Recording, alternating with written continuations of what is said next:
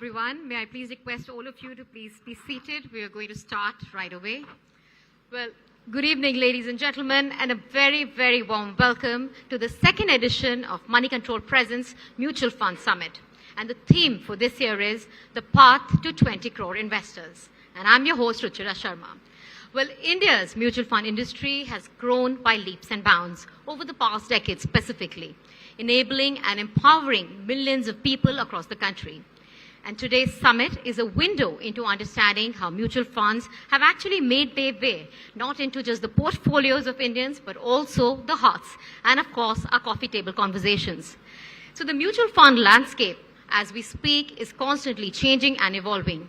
And changing along with it are multiple levels and the contours of the industry's money sources and route of investments and money destination.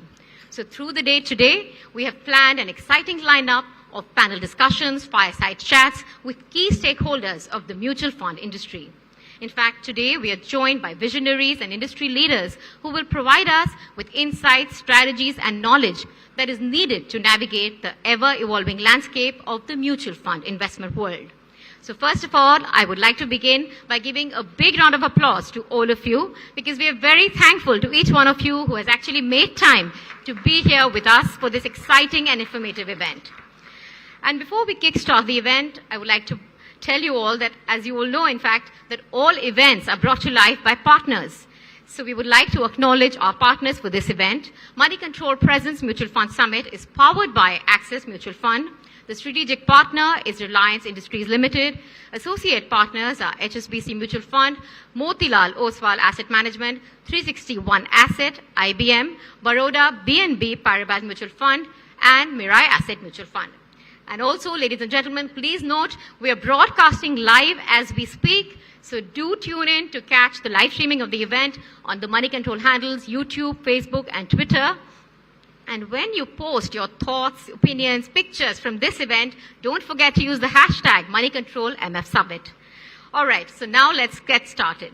Well, imagine a time maybe about a decade ago when mutual funds were just considered a niche investment option. Well, now, as you all know, that they are a very important financial cornerstone for families across the country. And our mission here today is to celebrate not just this achievement, but also understand, analyze, and explore how mutual funds are the way to seamlessly integrate themselves into the lives of 20 crore investors in the next 5 to 10 years. It is a journey that has unlocked the doors to wealth creation and financial security for countless households. So as we gather here, we have a distinguished lineup of experts, thought leaders, visionaries who will share their insights, experiences on their remarkable journey. So coming specifically to the Indian mutual fund industry, it has witnessed a major revolution from rather modest beginnings in the early, before the decade started, to moving on to becoming a cornerstone of financial empowerment. And today we will explore this whole universe of mutual funds. And to kickstart the summit, I would like to invite our chief guest for the evening. With over 25 years of extensive experience in banking and financial markets, he has held key positions at distinguished institutions, including Standard Chartered Bank, Deutsche Bank, and Citibank. Prior to this, he also served as an associate professor at the Jain Institute of Management and Research. Additionally, he has shared his expertise as a director on the board of prominent entities like Yes Bank and Max Life Insurance Company. His valuable insights have further been sought after as a member of the various advisory committees established by SEBI and RBI. Well, ladies and gentlemen, it is my honor and privilege to introduce our chief guest for the evening, a luminary in the world of finance, Mr. Ananth Narayan, whole-time member of SEBI, to come on stage. Please come on stage, sir, and deliver the keynote address for the evening. Please give him a big round of applause.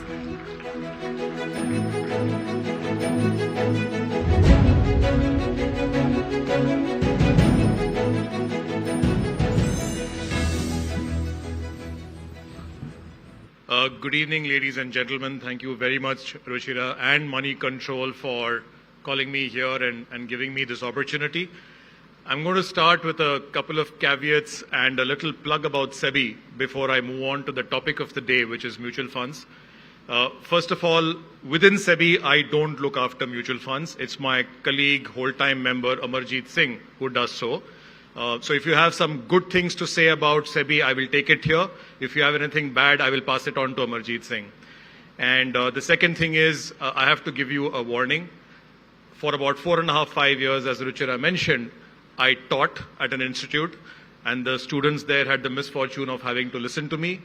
From my teaching experience, once I get the mic, I don't let go of it. So expect to be here for a while, and the sight of people sleeping does not deter me. Now, a very quick plug about SEBI. Look, something that we remind ourselves every day within SEBI is that the SEBI preamble, the SEBI Act 1992 preamble, talks about 3 pillars which form the mandate of SEBI, right? They are investor protection, market development, and market regulation.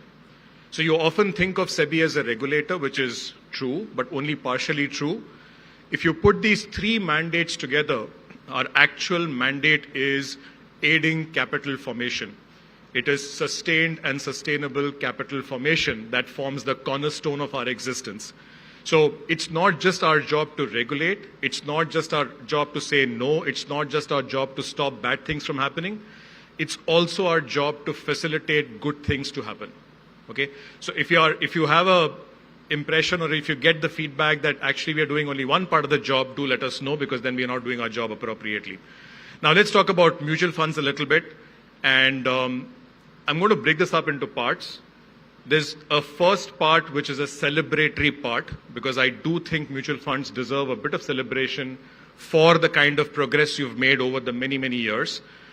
But that celebration has to be exactly for a few nanoseconds, because the road ahead is still very, very long, both in terms of opportunities and in terms of threats.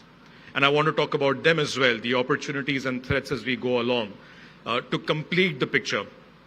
Now, in terms of mutual funds and the celebratory part, there are various aspects where I think you as a community have done phenomenally well. Just start with the numbers, and these are numbers you are very familiar with, but it's still worth reiterating. As of March 2020, your AUM was about 22 lakh crores. Today, I believe for September, you've come to almost 48 lakh crores, which is a phenomenal growth, right? In terms of number of investors who invest into mutual funds, unique investors, removing all the deduplication, etc., across folios, you had about 2.2 crore investors as of March 2020. Today you have, I'm told, 4 crore investors as per the data available with SEBI, which is again a phenomenal growth over the last 3 years. Now it goes beyond that. I have to say this, even wearing a SEBI hat, I think you guys have been a fantastic ambassador for the securities market ecosystem as a whole. So you should not just take pride in the numbers that I mentioned in terms of AUM and number of investors, etc. But even if you see the otherwise financial inclusion that we have seen, especially into the securities market ecosystem, so you know, for instance, that the number of unique demat accounts that we had as of March 2020 was about 4.2 crores. Today it's about 8.9 crore unique demat accounts. Okay, we have another metric in SEBI, which is within the SEBI universe, if you include all our regulated entities, therefore the conduits to the securities market ecosystem, for the first time in September 2023, the number of unique participants via the SEBI regulated entities entering the securities market ecosystem crossed 10 crores for the first time. It's a phenomenal achievement, and it's been a very, very good growth over the last few years. So take a bow. You've all been part of this journey, and it's an ongoing journey. But I have to underline this, that celebration remains only for a few seconds, because we've got a long, long, long path ahead of us. And this is in both in terms of the opportunities and in terms of the threats or the challenges, right? And often opportunities and challenges go hand in hand. The same factor is both an opportunity and a challenge depending upon how we respond to it. So let's take a look at some of the opportunities and challenges right away. In terms of financial inclusion, while we celebrate 4 crore mutual fund investors, while we celebrate 10 crore investors through the SEBI ecosystem into the securities market ecosystem, here are some other sobering facts. the number of accounts that we have where PAN has been linked to Aadhaar as per CBDT is 51 crores. So if you look at that as the base, as the target audience, 4 crores or 10 crores tells you we still have a long, long way to go in terms of financial inclusion, right? Likewise, if you look at the size of deposits in the country, in the banking system in the country, that's now 200 lakh crores. So when we look at the amount of retail participation through mutual funds, etc., we still have a long way to go. By the way, the numbers are as follows. In March 2020, individual AUM, that is individuals putting money into mutual funds, was about 12 crores. Today, it's crossed 26 lakh crores. 12 lakh crores has become more than 26 lakh crores. Within that, if you look at retail, pure retail, not high net worth individuals, pure retail, where the folio sizes are less than 2 lakh, that number has gone from about 4 lakh crore to 12 lakh crore. Again, a fantastic growth over the last 3 years or so. But nevertheless, compare that 12 lakh crore with 25 lakh crore of savings accounts, with 32 lakh crore of currency in circulation, and it tells you the size of the opportunity that lies ahead of us. Again, another metric which you're very familiar with, the B30, beyond 30 cities that you cover in the mutual fund ecosystem, that used to be about 4 lakh crore of AUM till in March 2020. Today, it's about 8 lakh crores. So we still have a long, long way to go, again, in terms of the sheer size of the opportunity, both in terms of financial inclusion and in terms of expanding the reach. So that's clearly a big, big opportunity. The second area where I think we have a big opportunity, and you have to play a big role there, is investor education. This is a vast area, and it's for all of us together. Every single stakeholder has to take part in this. But think of it logically. If you want financial inclusion to happen, if you want this 10 crore number or 4 crore mutual fund numbers to go into 20 crore, as this program talks about, you need more and more education so that people feel comfortable coming into the securities market ecosystem. Now, one particular aspect of financial market education and literacy that I think is super crucial is working a lot more on explaining the concept of risk. You know, one concept we've got well is the concept of return. So for instance, when you say over the last 10 years, Nifty has given you 12.8% compounded annual growth rate returns, that's something that people understand. People have understood that if you compare equity with gold, with real estate, etc., what are the relative returns from a historical basis? So people understand returns. People are yet, I think, to imbibe risk as a metric. We made a small start in terms of using riskometers, that color-coded. We try to make it as simple as possible. But there are better ways to measure and explain risk. Now, the moment we say risk is equal to annualized standard deviation of log normal returns, we lose 99% of the population. But we do have numbers of volatility to measure risk. What we need to be able to explain is what is a 15% annualized volatility? What does it mean in terms of what the investor feels in her bones? What does a 30% volatility mean? For instance, Apple, a great stock within NASDAQ, which has shown fantastic returns over the last 10 years, if I remember correctly, around 25, 26% annualized returns. Do you know that it has an annualized volatility which actually competes with Bitcoin in terms of actual volatility? So, why is that number and understanding what that number means very important? Because that number actually tells you beyond returns, what is it that you're likely to feel in your bones as you see the value of your portfolio go up and down? You have to correlate it with that. The second corollary which comes out of a risk acceptance and risk measurement is the next education, which is that, for instance, if you buy one particular stock which gives you a 15% annualized return with a 30% annualized volatility, is that the best investment opportunity? and then your efficient market hypothesis will tell you that's not the case. For a 15% annualized expected return, you can construct a portfolio of assets, of investment assets, which give you that return at far lower volatility, at far lower risk. A great example is Nifty itself. Nifty as a whole has a volatility over the last 10 years of about 18% or so. Individual stocks are typically 30-35%, which is why you as mutual funds are doing such a great job. You're actually providing a portfolio risk and therefore reducing the volatility in many ways. This explanation has to go of understanding what is risk, being able to communicate that the way we communicate return, and getting people to therefore appreciate how do you reduce risk.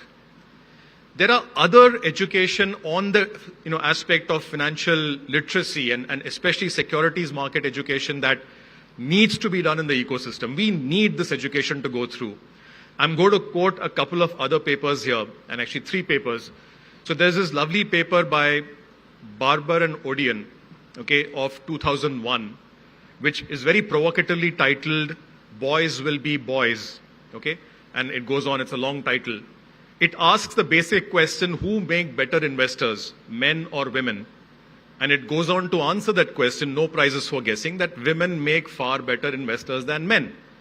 It actually does a research of 35,000 accounts in the broking ecosystem in the US in the 90s, goes account by account. What it finds is that it's not because of gender alone, by the way, it's a catchy title. What it shows is that the more you trade, the more you lose as a retail person, and therefore the less you make. This paper effectively finds that women have less confidence, they are less sure about what they are doing. I'm not saying this, the paper says this. And because they are less sure, they trade less, therefore they lose less. Men, on the other hand, think they know wrongly, therefore they trade more, therefore they lose more, and therefore they make less. The difference between single women and single men annualized in the US in the 90s was 2.5% per annum, as per this paper. It's a peer-reviewed research paper. So there are plenty of other papers like this. The other lovely seminal paper, which many of you wealth managers must be talking about, is this Brinson Hood Biebauer, 1986, which effectively shows that the variation in return across various portfolios can 90% be explained purely by asset allocation. Choice of security, timing of security, etc. accounts for less than 5% of the variation in the returns of a portfolio. If you put all this together, what it tells you, be clear about what your risk appetite is. Construct an asset portfolio which ties up with that risk acceptance and sit on it. Do nothing.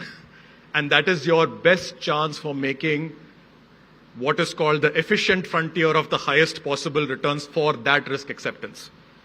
This is the kind of education that we need going through to people so that they have to rely less on finfluencers and other charlatans who are giving them get rich quick tomorrow kind of philosophies and getting them to induce them into the market.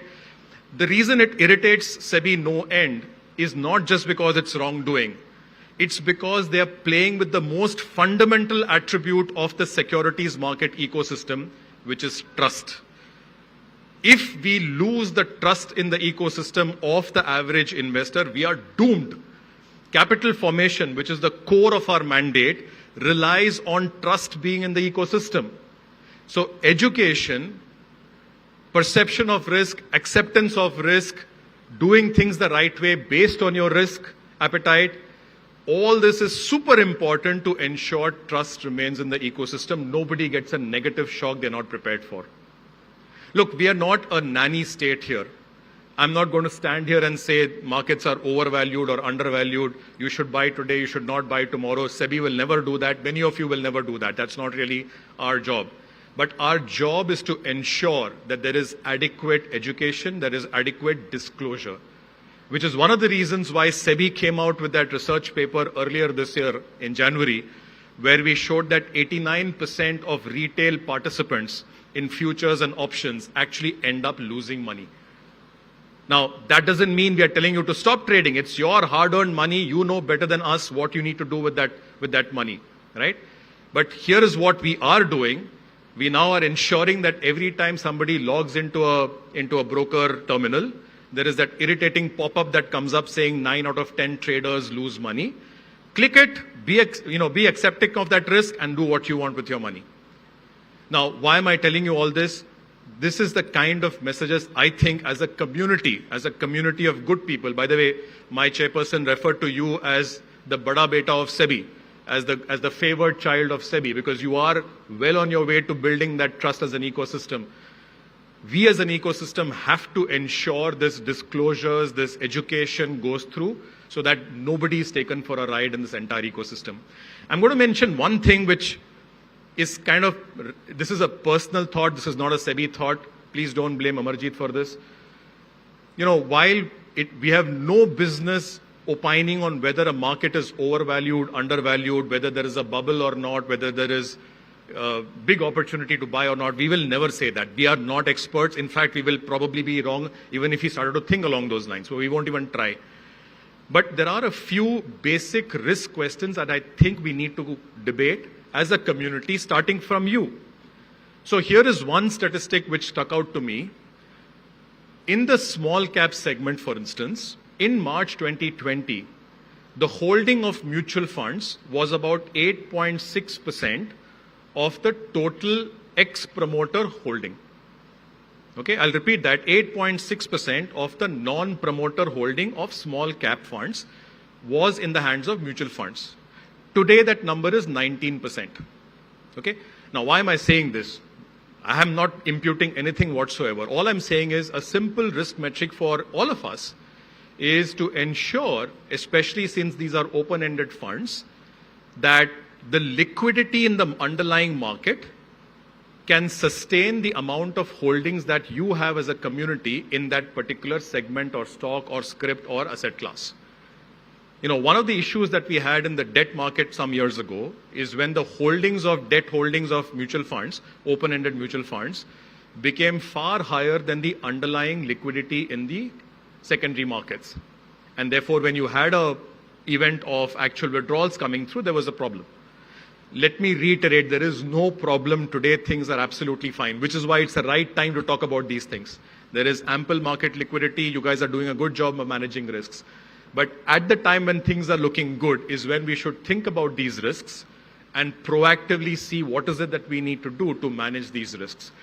At the very least, if we have to disclose and make sure that the investors are aware of these particular kind of risks, I think that should be done as well. Now, I'm going to leave with a couple of other points for pondering in terms of challenges. One area where we rely on the mutual fund community a lot is in the area of distribution. So when you have mutual fund distributors and we have ARN number holders, it's almost 1.5 lakh ARN holders in the ecosystem today. That's managed by AMFI, that's managed by the mutual fund ecosystem, right? And the ARNs, the distributors, are part of this ecosystem which I praised earlier. You guys have done a fantastic job collectively. There's no questions asked. All the numbers that we saw, all the financial inclusion that we saw belongs to this entire community. But here is one thing we should be aware of. We talked about asset allocation, the need to diversify, right? Distributors, by definition, get paid by the commissions they earn on the products that they sell. By definition, the incentive system is not necessarily geared towards ensuring that the best possible asset allocation from the client's perspective is maintained, right? Now, we have checks and balances for that. We have a code of conduct which requires fiduciary responsibilities to be maintained, etc. Implementing that has to be maintained at all points of time. So here is my request to you as an ecosystem. Please ensure that this ecosystem, which is doing well, a great job of distribution, continues to have robust checks and balances which ensure that there are no perverse incentives building up in the ecosystem which sell products basis the commissions being earned rather than what is appropriate and suitable for the customer, especially the retail customer. I personally get very nervous when I see commissions being handed out to relationship managers, etc., based on how much volume of a particular product has been sold. The only metric in my view, and this is a personal view, as a regulator we should not have a view, as in my personal view, the only metric that matters is taking care of the interests of the client, the best interest of the client. And that has to be somehow actually be implemented. Last point, I already have 50% of the audience sleeping, so let me quickly end here with the last point, which is you guys are the smartest people I know in the securities market ecosystem. Okay? And the amount of depth of knowledge that you have, because you speak to individual investors, you speak to issuers, you speak to people who are there in the market, you speak to brokers, the other regulated entities, you know a lot of what's happening in the ecosystem. Here's my request to you. If you see something, say something. And I go back to this point about needing to retain trust in the ecosystem. You're not doing chugli on anybody. You're not snitching on anybody. What you're doing is, if you see egregious practices which potentially have the potential of endangering the trust in the ecosystem, it is your duty to come out and speak. SEBI, unfortunately, is often like the old Hindi movie, police wala, who comes in the last scene after the climax is over, with the gun and firing in the air. You guys are the heroes who are there on the ground, who know what's happening. I know you're doing this in parts, but my collective request to all of you is, if you see something, say something. So I'm going to summarize here. Look, as a regulator, we are in the business of facilitating sustained and sustainable capital formation. We are not just a regulator. We want to see this ecosystem grow. Kudos to the mutual fund ecosystem. You've done a fantastic job. The numbers speak for themselves. Financial inclusion, financial spread, financial literacy. One thing I forgot to mention, financial stability. In FY22 and FY23, we had 1.8 lakh crores of FII outflows going out of the country. And especially in the period between October 21 to July 22, when you had tightening of the US, bond markets, and you had the Ukraine war, etc., you had, I think, about $30 billion of FII outflows at one point of time. The inflows coming into equity markets in mutual funds more than compensated for that through this entire period. For the first time, we had such gigantic outflows of FPI, investments, and we didn't even notice compared to the rest of the markets. Now, I'm not saying that means we don't need foreign savings. We need foreign savings, make no mistake. All I'm saying is, at a time when the global markets are uncertain, when you have, dollar index going up, when you have bond yields elevated, when you have commodity prices very iffy, it's great to know we have resilience within our financial savings ecosystem, hopefully that can support our capital formation process. So you've done a great job so far, but do not rest on your laurels for more than a second. You're only as good as your last quarter. The slate is reset. You have huge opportunities and you have huge threats in front of you and challenges in front of you. I think we have a lovely opportunity for our country to achieve our enormous economic potential. You will play a crucial part in the capital formation which aids in that particular process. It's for us to ensure that we nurture that growth, and I'm sure a few years later when we come back again, we will come back and celebrate, but a lot of hard work to be done in the meantime. Once again, thank you so much for Moneycontrol for giving me this opportunity.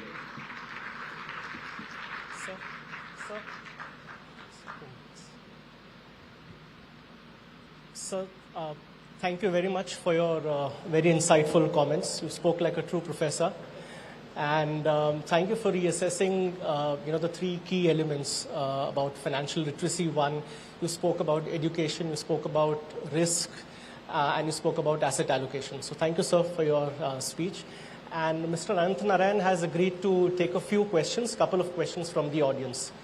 It's a very rare opportunity that you get to interact with the regulator. So we can take 2 or 3 questions. Yes, sir. Can we have the mic over there?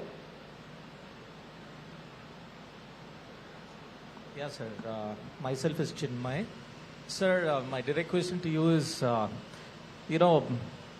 been here in this industry as an MFD for almost 30 years now. I have liked this industry like anything. Sir, if every time we have to change and the things around don't change. Where do I take inspiration from? So, could you expand that question a little bit? Sir, every time if I change and things around do not change, then when do I take my inspiration from?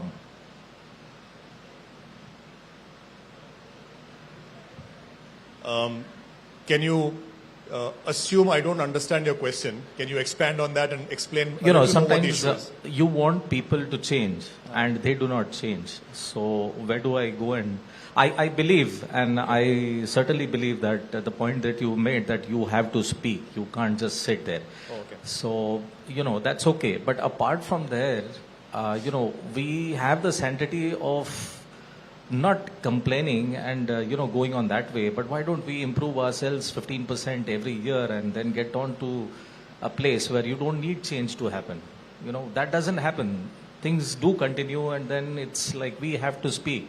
And once you speak, it's always the black mark on the white shirt. Okay. So, first of all, I would start off by saying you as a community have changed a lot over the last few years. So when you say that things are remaining the same, at least as an outsider looking in, and I've been an investor for many years, if I see the amount of new things that you've brought on board, I think it's been quite a lot. For instance, this entire philosophy of SIP, which has grown so much, which has gathered so much steam. I believe now there are 7 crore folios in SIP, 16,000 crores almost every month, 2,000 rupee sachet, total sachetization of financial savings. That's a lovely, innovation that you've come out with over the years. Likewise, I mentioned, I think there are 1.5 lakh ARNs right now, including yourself, who are again doing a great job, all in all, of distribution. In terms of new products, I see Radhika here. So, for instance, the Bharat Bond ETF, which was brought out a few years ago, I think that's been a great success story as well. Now, here is the lovely part. We are a growing nation. Whether we like it or not, we are very different from what we were 10 years ago. And whether we like it or not, we will be very different from what we are today, 10 years hence. Now, I think it's an extremely exciting time to be in this community. So in terms of, for instance, new products that I can think of or new opportunities I can think of. For instance, in InvITs and REITs, we barely have, 5,000 crores in mutual funds currently, less than 2% of the outstanding of InvITs and REITs. True. I think as a class, things like InvITs and REITs, municipal bonds, etc., their time will come. And when their time comes, you as a community will have to step up to that plate and make it grow. Another example, debt markets. 2018 May, before ILFS, etc. happened, the mutual fund community had about 6 lakh crores worth of dated corporate bonds on their books. Today, that number is lower than 6 lakh crores. Now, we have ways to go in terms of actually growing that debt pile as well. Likewise, when you talk about ESG as a asset class that require, we are part of the early warning group of the FSDC subcommittee, where we try and measure what is the actual financing required for ESG purposes and what is the actual financing going through all our regulatory bodies. There's a huge gap. So whether it's infrastructure financing, whether it's ESG financing, there's a huge ask here. Now, that's on the demand side. On the liability side, as I said, if you have 4 crore mutual fund unique investors today, and the actual PAN Aadhaar linked numbers are 51 crores. If you have, 8 crores or 12 crores worth of retail assets on mutual funds, whereas savings accounts alone are 25 lakh crores. There's plenty of space to grow. This is a growing space, make no mistake. There of course will be challenges. And because we are growing at this rapid, frenetic pace, we can't expect a smooth transition either in terms of policy or in terms of actual happenings on the ground. A 17-year-old showing growth spurts and hormonal changes cannot show the sagacity of a 60-year-old when it comes to growing the market, right? We will both come together. So my only request is, and by the way, I think we're already getting there, especially with AMFI and the mutual fund participants, etc.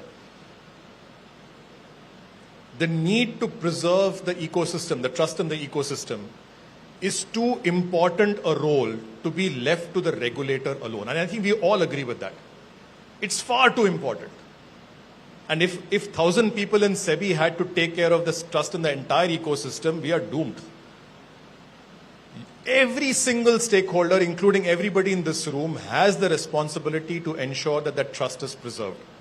Which means if you see something wrong, please say something. Right? How you do it, how we develop the ecosystem for doing it, I think we have very good channels of communication between the industry and SEBI right now. And it has developed over the last few years.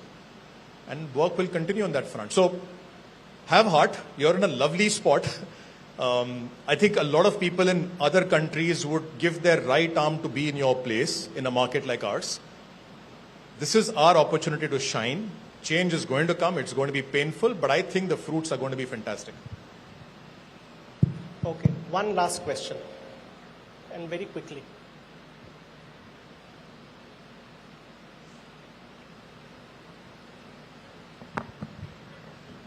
Hello.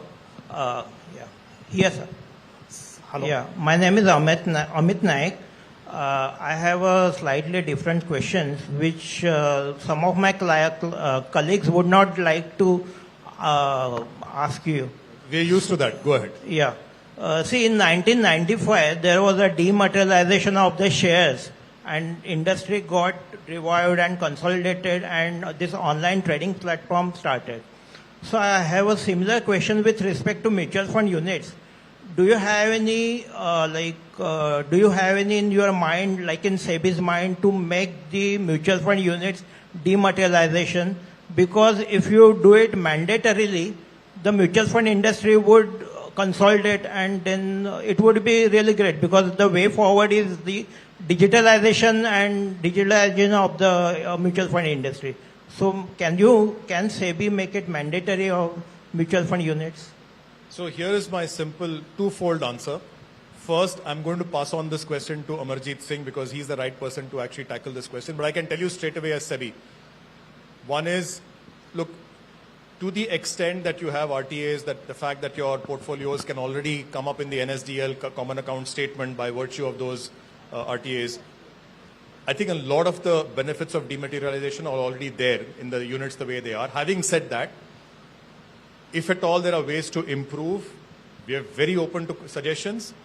As a regulator, we are extremely consultative. We have the Mutual Fund Advisory Committee. We have public consultation papers. We take every single query, response that comes to our public consultation, we take on record. By the way, we are subject to the 3 Cs as well, CBI, CAG, CVC, which means every response that comes has to be tabulated and taken care of and acted upon. We are consultative. If you think there is a merit in going in this particular path, please come through the right channels. Please make a representation yourself. Very, very happy to consider. We are always open for ideas. Okay, thank you. We can take a couple. We can take one more question. Yeah. Actually, this gentleman was in queue. So he can also come. Okay. Please, you can. My name is Sandesh. So mutual fund industry increased by 33%. So what is contribution of financial market? Hello. What is contribution of financial markets? Yeah. Are you saying that there's no contribution of financial markets, or are you asking what is the contribution of? No, government, Indian government, what is contribution? Oh, okay. What is the? Okay. So look, again, this is we can have a separate chat over a cup of coffee on this. But let me put it this way: for an ecosystem to grow the way it has, every stakeholder has to play a part. And I mean every stakeholder: mutual funds, distributors, AMFI, brokers, exchanges, SEBI, investors, media, all of us, right? We will grow together or sink together. That's the reality. I think everybody is playing a part. In many of the new ventures that you're seeing, including in terms of InvITs and REITs, including in terms of, getting new products off the anvil, things like this, ETFs, etc., coming off the anvil, there's been a lot of participation of many stakeholders, and I think that will continue. As far as capital formation as the ultimate goal is concerned, we are absolutely all on the same page. I don't see any difference of opinion on that. If there are suggestions you have for specifically SEBI, please do send it to me. No problem at all. So last question. Sure.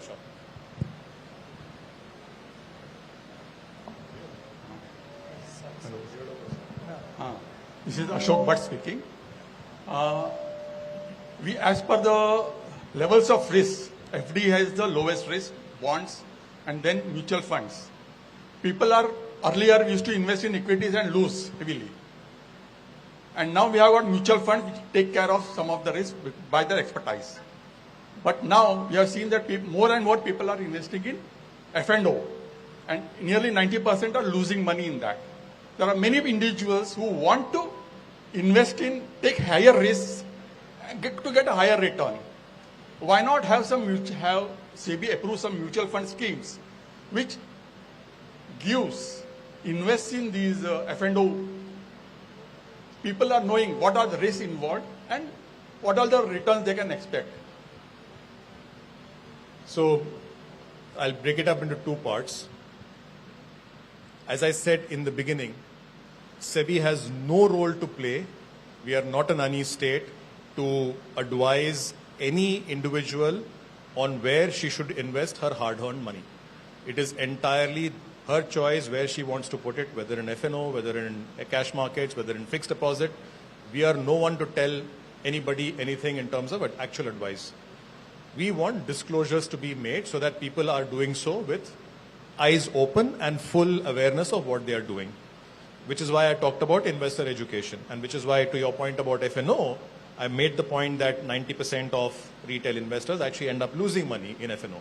This is a point that people should be aware of. After that, it's their requirement.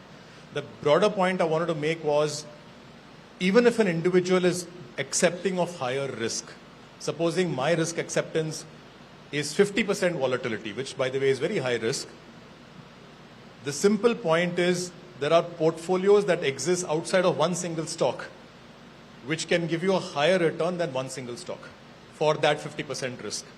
That's the whole point about that asset allocation and matching risk and return requirements to get the best possible portfolio. On mutual fund schemes per se, there is a process. Mutual funds have every right, if they see adequate demand for certain kinds of products, there's a way in which they do a dialogue with SEBI, with other stakeholders to see if such things can be launched. If there is adequate demand for such, I don't have to do anything. We have a free market here of people who are acting reasonably freely. If they see a requirement for a particular kind of a fund, I'm sure the demand will come up automatically. There'll probably be a race amongst them as to who will come first with an adequate product. Yes, we will want to make sure that the risk and therefore what they're getting into of that particular product should be adequately emphasized. We have a riskometer right now which gives you a color-coded picture. If you do go into an F&O based product, we'll probably require a deeper green, a deeper shade of red somewhere in the riskometer, but we'll find out a way to actually portray that risk. That means SEBI doesn't have any problem in mutual fund promoting such schemes. SEBI has a process of having a dialogue to figure out what is the requirement, etc., etc. The industry leads the path on what they want. As I said, we are a disclosure-based regime. As long as the risks are adequately disclosed, we are not a nanny state to say, do this and don't do that. We want true to label, we want no misleading, we want no mis-selling, we want no unsuitable products being sold. Within these parameters and with disclosure, we have no problems with any kind of products. The rest, the industry knows how to take care of itself. They're very smart people sitting out here. Okay, thank you very much. Thank you very much. Thank you, sir.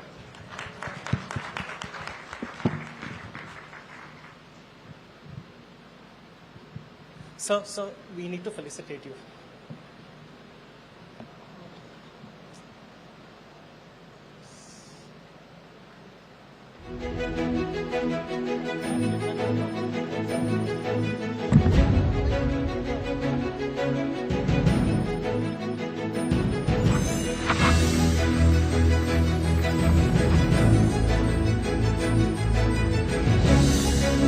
Thank you so much, sir. Some great insights, great metrics. And I loved all your points. Only one I don't agree with about the women not being so sure about their decision, but I'm going to take that up later. But moving on to our next panel discussion.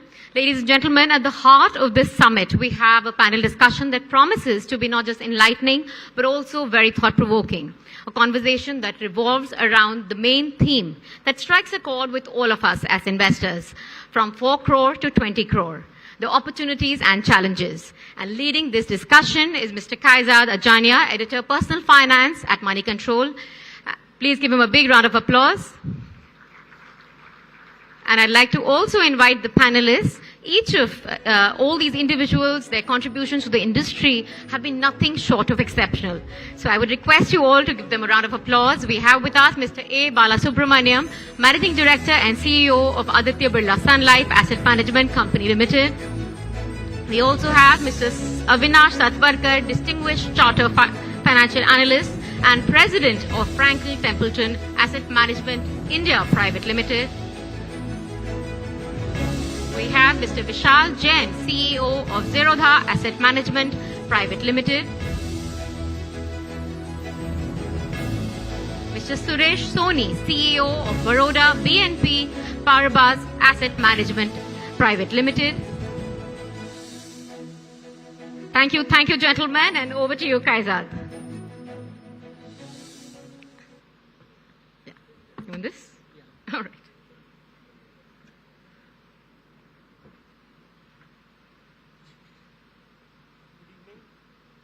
Hello. I'm not audible, I think. Audible? Can you hear me? Yeah. Okay, now you can hear me. Good evening, and welcome to the first panel discussion. Just to set the context, as Ruchira has already elaborated, but just to add my 2 cents, the mutual funds industry, is at a very, good spot right now. We know that last year, the industry crossed its psychological barrier of 40 trillion. Today, the industry is around 46 trillion, and already the sights are to reach 100 trillion in the next few years. We can debate when it will reach, how long it will take, but one thing we all agree upon is that the industry will reach 100 trillion in size sooner or later. That's a given. But, the key challenge and the key question that we're asking is that in this growth from 46 trillion that we are today to 100 trillion that we aim to be, how is the growth of investors? How many new retail investors are going to come? How many fresh investors are going to come? How many retail investors are going to be in that 100 trillion pie? So that's the question we're asking today because, we have about, the industry has about 4 crore investors in mutual funds. And as far as stock markets are concerned, there are 8 crore unique client codes on the stock market. So that's, the opportunity at the very least that the mutual fund industry is looking at. So what are the big opportunities and what are the big challenges is what we are going to be discussing in this panel. And we'll keep asking this question throughout our panels as we go along. So Bala, let me start with you as the senior most statesman on the panel. Give me one big opportunity and one big challenge when you go from 4 crore investors to 20 crore investors. I think one big opportunity is coming from what you just mentioned about 8 crores equity investors, maybe about 14 crores demat account holders, and mutual fund unique customer is 4 crores.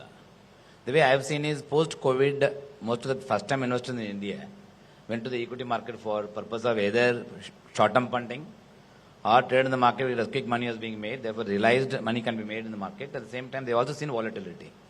Now they have also understood, my own belief is, they have also understood the diversification importance, which the mutual fund provides.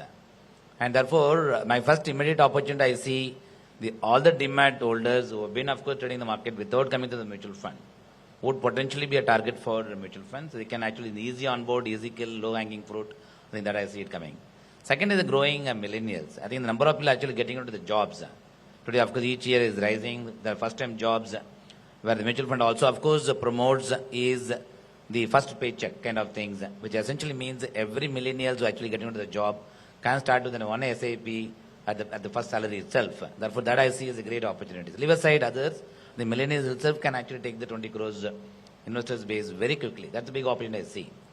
As far as, of course, the challenge concerns, the last 3 years, of course, the growth has been pretty fast. I think the growth came very fast, and people have said only one-sided rally. We have not seen actually the market getting stopped, right? The worldwide, the same scenario, and India also have the same scenario.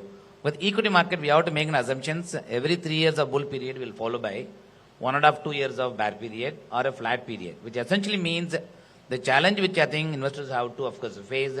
There will be a period of certain period, the returns will be either zero or the negative. At that point of time, people cannot just get worried and then say, no, I'll move away. And that's something I would see as a challenge. But fortunately, so much of enough education has gone from the industry together as also I have feel. that educating investors, staying invested in equity market through a volatile period is most important. Therefore, we address them. At the same time, the new generation have not seen a significant volatility in the market, which is what my own experience is. Whenever the market volatility sets in, it can rip you apart. That also cannot ignore it. Therefore, that period, how you manage things, I think would remain extremely critical from a challenge facing point of view. Avinash, he's saying that obviously, millennials who are, or people who are joining the job for the first time, that's one big opportunity. Also, the people who have entered stock markets in the last 3 years, and also Bala spoke about the fact that, many of these guys, many of these young boys and girls haven't seen volatility the way we have seen. So, there, as Mr. Narayan also was saying, you heard his speech earlier, right? I mean, education, trust is also there, but risk is also there. So we understand the concept of returns, but we don't understand the concept of risk. So what's the big opportunity and challenge that one big opportunity and one big challenge that you see?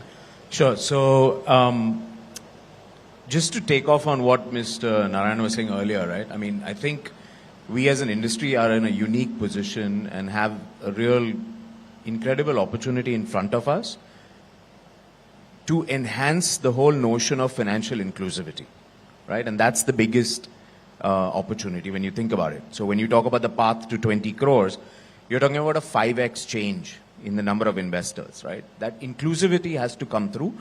And how is that going to come through? It's going to come through getting in more, broadening out that base of investors.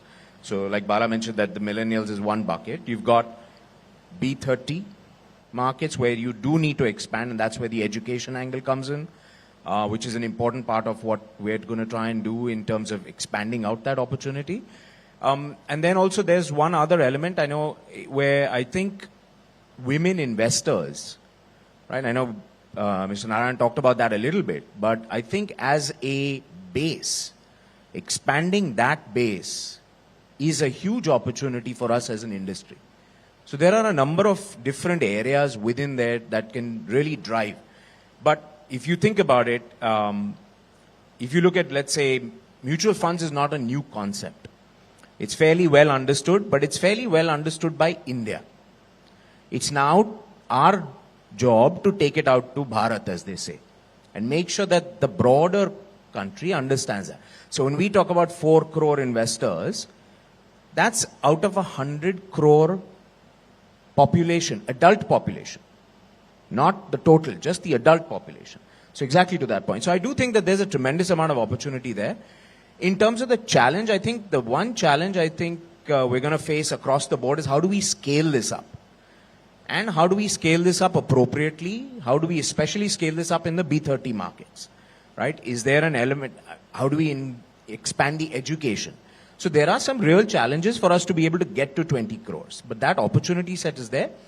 And also, I think where you're talking about understanding risk. I think there was a comment earlier that equities have done well. Previously, as an individual, you didn't do as well. I think that understanding, that appreciation of what risk you're going into, right? So there is a fair appreciation, I would say, of equity risk. But exactly to Bala's point, right? There's, okay, if you've had 3 good years, now you're likely to get 2. We have got to stop thinking in that cycle. We have to start thinking in longer term cycle, because wealth doesn't get created by playing the markets. Wealth gets created by staying invested in the market. So both sides of the coin. Absolutely. You need to understand. Absolutely. Just one more question before I go to Vishal. But, both of you all have spoken about financial literacy, and both of you all have spoken about the need to educate India and Bharat. Financial literacy has been Bala, you can back me up on this, but, financial literacy has been the need to literate, the need for these investor education programs that mutual funds have been doing. They have been around for donkey's years. I mean, since 2006, 2000. I remember Mr. Hoshang Sinor had also said when he had taken over as the Amphi CEO, and he had spoken about adoption of districts by fund houses, that you adopt those districts and then you focus your investor education towards that one. Now, this was in 2008, I remember, after the Lehman crisis. We're sitting in 2023 and your count of investors is just 4 crores, whereas you should be multiples of that. So, as either of you can take this question. I mean, in the mutual funds industry, when we speak about financial literacy, is there a need to reimagine how you educate people or how you do these investor education programs rather than just being a tick box approach? So I think, in fact, the mutual fund literacy program has not been a tick mark item for the last 3-4 years. Of course, it started off as a tick mark item, no doubt. The moment mutual fund say kitty was created under the AMFI umbrella, as well as the AMC, and a specific focus in it was given that mutual fund say, hey, should be, of course, become the talk of the town rather than mutual fund subject to market risk. I think both have to go hand in hand. At the same time, you need to also believe that, yes, these instruments will do very well in the long term from investor return point of view. At the same time, you need to understand the risk. Today, if you look at the weightages being given to the SAIHE and risk, both are equal. To which and risk? SAIHE, mutual fund SAIHE, as well as the risk associated with mutual fund. Both are actually equally given importance there. Having said that, I think Avinash mentioned about, Avi mentioned about the B30. So that one big milestone they achieved. Smaller market today applications are, the number of pin codes in which applications are coming is also rising. At the same time, the mutual fund, the literacy, have to be now taken to the youngsters. Today, youngsters, of course, get to learn about mutual fund investing through the various online platforms, so on and so forth. Now it has to be taken to the school level. That is, I think, next initiative that I think probably will take is take this education at the school level. As they get graduated from 10th to the 11th, they must be reasonably have a better understanding of investing in the mutual fund from their own longer term career point of view. Make those students be aware about investing for the long term. At the same time, make the parents also aware about investing for long term for their own children point of view. This some initiative I think will also be taken by the industry very soon. We will see it next 2-3 months. I think it's each step that we are taking. But I must also mention here is no more a tick mark item. It has become a very serious, deeply involved activities. And given the fact that we now see this advertisement in about 13 or 14 languages in a simple English or maybe a simple local understanding in which you can give no jargons are being used. This, in my view, is a big progress the industry has made. Okay. Vishal, you are a new fund house, Zerodha. You have already a captive investor base in terms of your demat accounts and all that. Now you have a long road ahead because it's a new fund house, and but in a way it's like you're back where you started so many years ago, trying to sell ETFs. Because you were a part of Benchmark Mutual Fund. At that time, obviously, we knew that Benchmark was way ahead of time. But no matter how great the fund, and personally, it was one of my favorite fund houses, and I'm not supposed to say so, but it was. But let's face it, the fund house didn't go anywhere. ETFs were not understood by investors. So, now in 2023, how are you going to sell this concept to investors and taking forward the financial literacy? I mean, do you think enough has already been done, or do you think you still need to reimagine? Or, as some people say, you might just go to the same set of customers that are there with your Zerodhas and you try and convert your trading account people to buy ETFs. Or are you actually trying to get new customers into your fund house? So, I mean, thanks, Kezat, for inviting me. And again, I think the objective is that the number should not be 20 crores. It should be, as Mr. Ananth Narayan said, it should be 51 crores. Because, as Avinash said, you have 100 crore, adults in the economy. We keep talking about the fact that, India is going to become a $10 trillion economy in the next 10 years or so. And you can't become a $10 trillion economy if people are not participating in the economy, right?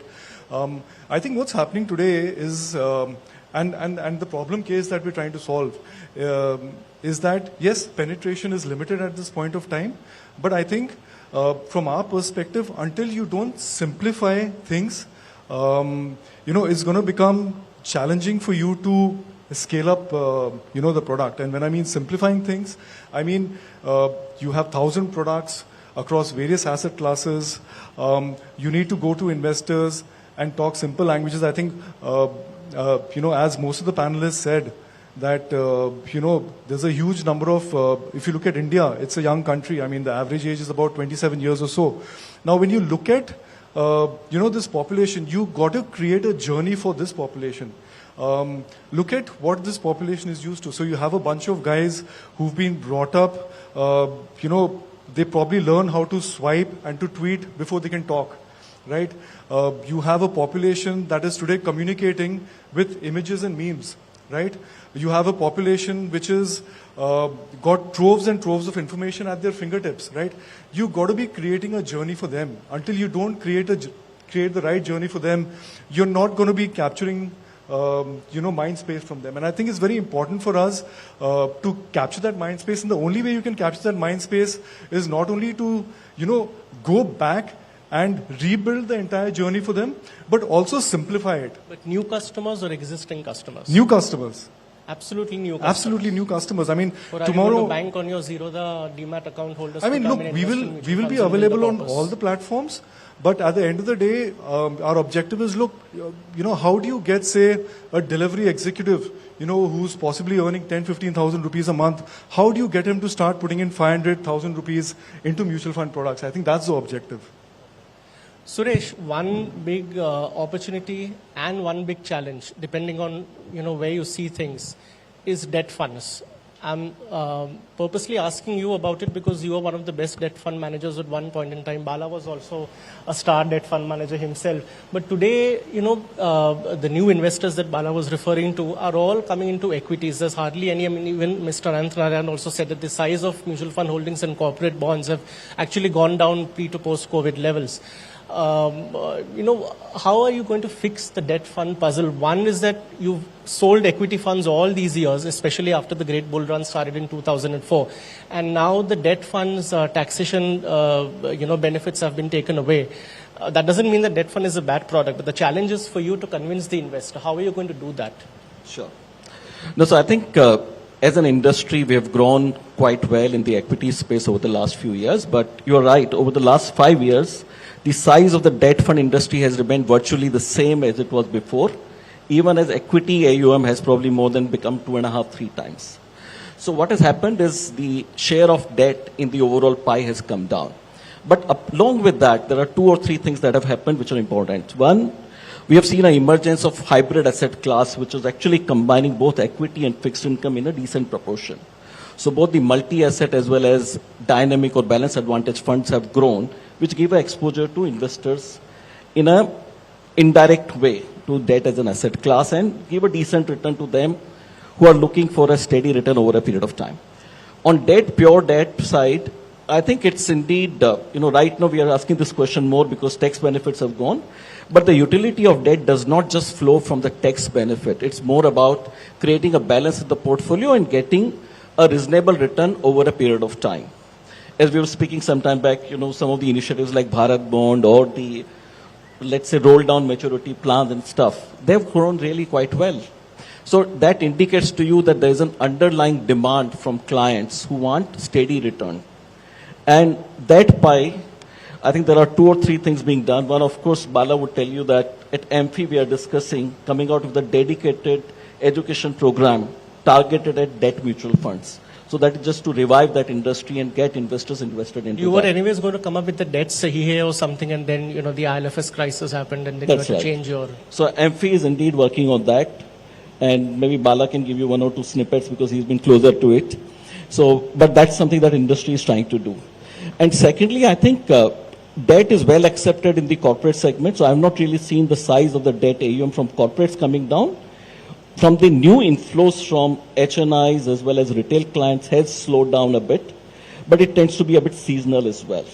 So, sometimes what happens is when you have a one-way movement in the market, people want to chase the latest trend. And this is something that will probably even out over a period of time. But what I am also told that mutual funds are also not interested in selling debt funds now. I won't say that about us, and I won't say that about people sitting on this panel. I think most of us would want to grow that asset class as well. See, debt, I think the reason why this asset class kind of makes sense is twofold. One, the size of opportunity there. If you're really comparing with the bank deposit of 200 lakh crores and mutual fund, debt fund industry of around 13, 14 lakh crores, we are only about 6% of the investable amount there. And also the B30 towns that you all are talking about. I mean, look at the profile, look at the risk profile of the people who are there in small towns. I mean, if you want to convert bank FD holders or the post office deposit holders, you need to have don't you think you need to have a solid debt fund strategy to sort of push them instead of going and selling equities? Absolutely. And I would want you also to write a little more about it. And we as an industry will do a little more about it as well. But the reality is, the flexibility that mutual funds provide in debt fund is unparalleled, as well as the building blocks that it gives you from getting exposure across, whether it's for short term or for relatively longer term, is brilliant. It just needs to be brought out a little more. And irrespective of tax, there would still be a demand for it. Maybe if you don't mind, I'll just add something on that in terms of fixed income, right? If you look at the product set itself, I mean, why has equities done very well for our entire history is also because of the structure of our market, right? I mean, we talked about the fact that our population is incredibly young, so we've got a demographic dividend. Now, when you have a younger population, you are naturally going to gravitate towards more equities, right? So, having a larger percentage of equity ownership is not a surprise. No, there is a difference between larger and zero. As in zero in debt is... I think the percentage of people that have zero is probably going to be low. But also, when you look at inflation, equities is the asset class that can actually provide a hedge against inflation. Fixed income very rarely can do that. What it can do at best is to provide you with some element of maintenance of purchasing power, right? It's a cushion. What you're seeing now is going to, especially where rates are right now and where the likelihood of rates being, I think debt is going to be an important asset class. It moves back into the camp of being an income generator for you, right? So it goes back to education. I mean, what you highlighted is absolutely true, that the ability to move let's say, I mean, with Jan Dhan now, you've got 78% of the population having bank accounts. That is not financial education. Once you've got a bank account, once you've got a savings account, what do you do with it is what's going to be important, and that's the next slide. And the easy transition is to debt mutual funds. So I think this whole debt taxation issue, while it looks like a short-term kind of blip and has put a little bit of a dampener, the fundamental reasons of why you own debt in a portfolio have not changed. Yeah, but the question is about you guys communicating this effectively. Absolutely. And so it's convincing education. the investors too. Absolutely right. Absolutely. Just to add to that, so we are taking one initiative at the industry level, which I think what Suresh mentioned about. We have been discussing about promoting debt as an asset class in addition to equity. Equity asset class is a must from a longer term wealth creation point of view, beating inflation and so on and so forth. But debt will act as cushion. But timing wise, if you look at today, the rates, what is the analogy is being given, or maybe the narrative is coming is, rates will remain higher for longer, which essentially means an experience on fixed income schemes will be relatively better than what you are seeing when the interest rates are low. And second is, most of the people, of course, do invest in fixed income schemes, into fixed income product of the FD. Definitely, the mutual fund fixed income schemes can also act as an alternate to FD or maybe in addition to FD. I'm not saying FD and these two are completely different from a accrual versus mark-to-market point of view. Definitely, whether it can be part of the consideration, yes. The way mutual fund equity became successful, because it became part of the consideration of every citizen of the country. And the same thing we would create as far as the fixed income concerns. Ultimately, we'll leave it to the asset allocation pattern, which either the distributors will advise or the investor will choose to be there. That's for the advisors and the distributors. Correct. But at least the effect, I mean, the push needs Push to be is there being somehow. planned. Once the SEBI approves, I think we will take off. Okay. Money control exclusive? Money control will, no, not exclusive, will together. Collaborate. We always collaborate in everything. Okay, Bala, I think we are running out, completely run out of time, but I just want to ask you one question.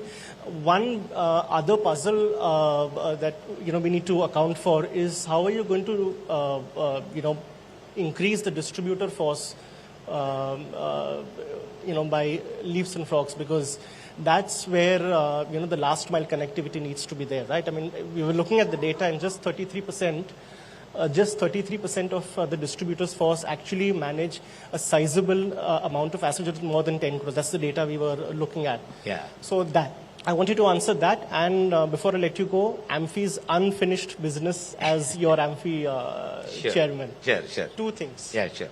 So as far as the distribution expansion concerned, first time ever in the industry, we took out money from the AMFI kitty. There is a kitty of members contribution kitty which is available.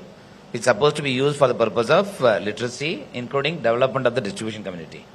Last year, we took out about 8 crores, we spent money, which called Kare Shuru, which basically tell people actually to come on board as the distributors, and that's where you can build your career for the future.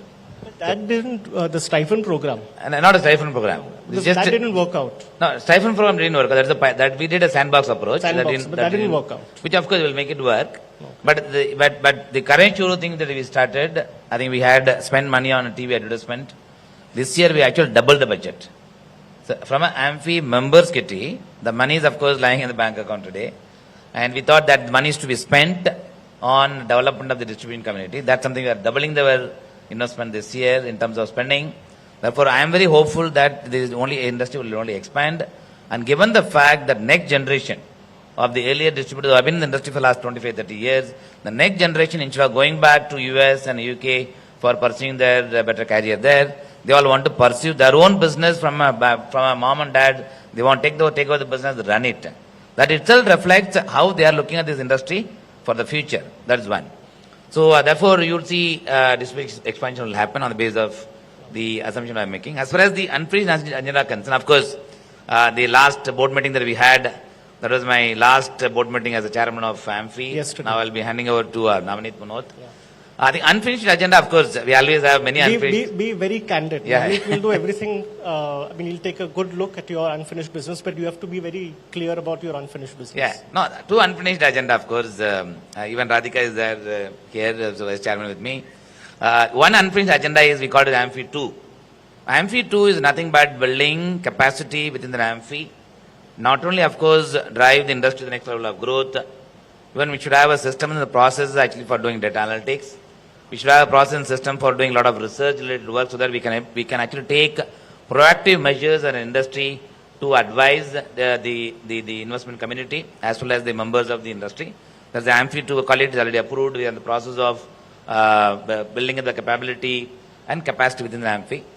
Second, my own belief is unfinished agenda is, of course, there has been expectation that industry has to have some bit of an ethical committee. Given the fact that industry players are growing, and whatever mistake you would have done about 25 years back when we were young, I don't think it can be ruled out by the new youngsters doing the same mistakes in a different form and a different avatar in today's world. Therefore, giving a proper guidance and giving a proper resolution for everything that could happen in the industry, we thought about creating an ethical committee to just ensure that even members, as they have the zeal of growing business, they don't make mistakes. They follow certain processes, which is the most important. At the end of the day, all of us actually are carrying the fiduciary responsibility of managing the investors' money. Therefore, the trust and the faith have to be maintained. That means the industry also have to know about everything that they have to do above the board. That's something we are actually setting up. Has work already started on ethical that? committee that we will set it up. That's one unfinished agenda. Has it already started? Process already work started. Has started. Yes. So that's something we will set it up very soon. Okay. Yeah. Okay, thank you. Thank you so much, gentlemen, for a lovely discussion. I wish we had more time to discuss, but we're completely out of time. Can we have a round of applause for our first panel?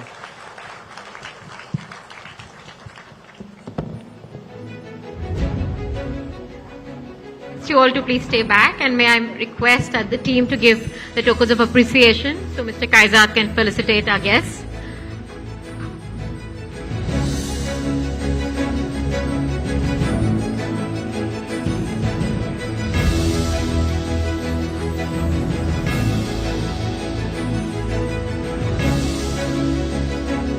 Please give them a big round of applause, ladies and gentlemen, for an insightful discussion with many candid inputs.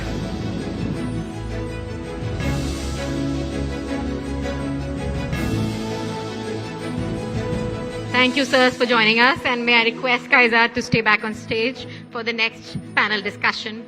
Well, ladies and gentlemen, as I mentioned before, we are live on Moneycontrol's YouTube, Facebook, and Twitter handles. So please share your pictures with the hashtag MoneyControlMF Summit, and you can tune in onto these handles to watch this event live. Moving on, as we continue our journey through this summit, our next stop is very, very interesting, and that is the CEO panel of the evening. Well, in the world of finance, perception can be just as influential as reality. And our earlier speaker spoke about this as well. And that is the moot question. Does the mutual fund industry have a serious perception problem? For that, we have Mr. Kaizad, and I'd like to invite our esteemed panelists on stage to dive into the theme and share their valuable insights. May we have on stage Ms. Radhika Gupta, MD and CEO, Edelweiss Mutual Funds. Please give her a big round of applause. Mr. Kailash Kulkarni, CEO, HSBC Mutual Fund.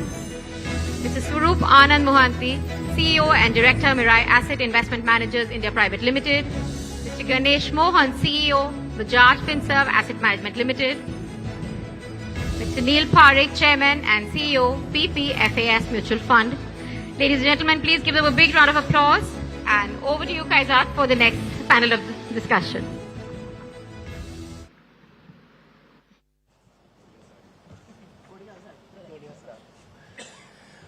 Okay, so we continue on the path of 20 crore investors, and we'll now get into a little bit into nuts and bolts of the industry's future from here.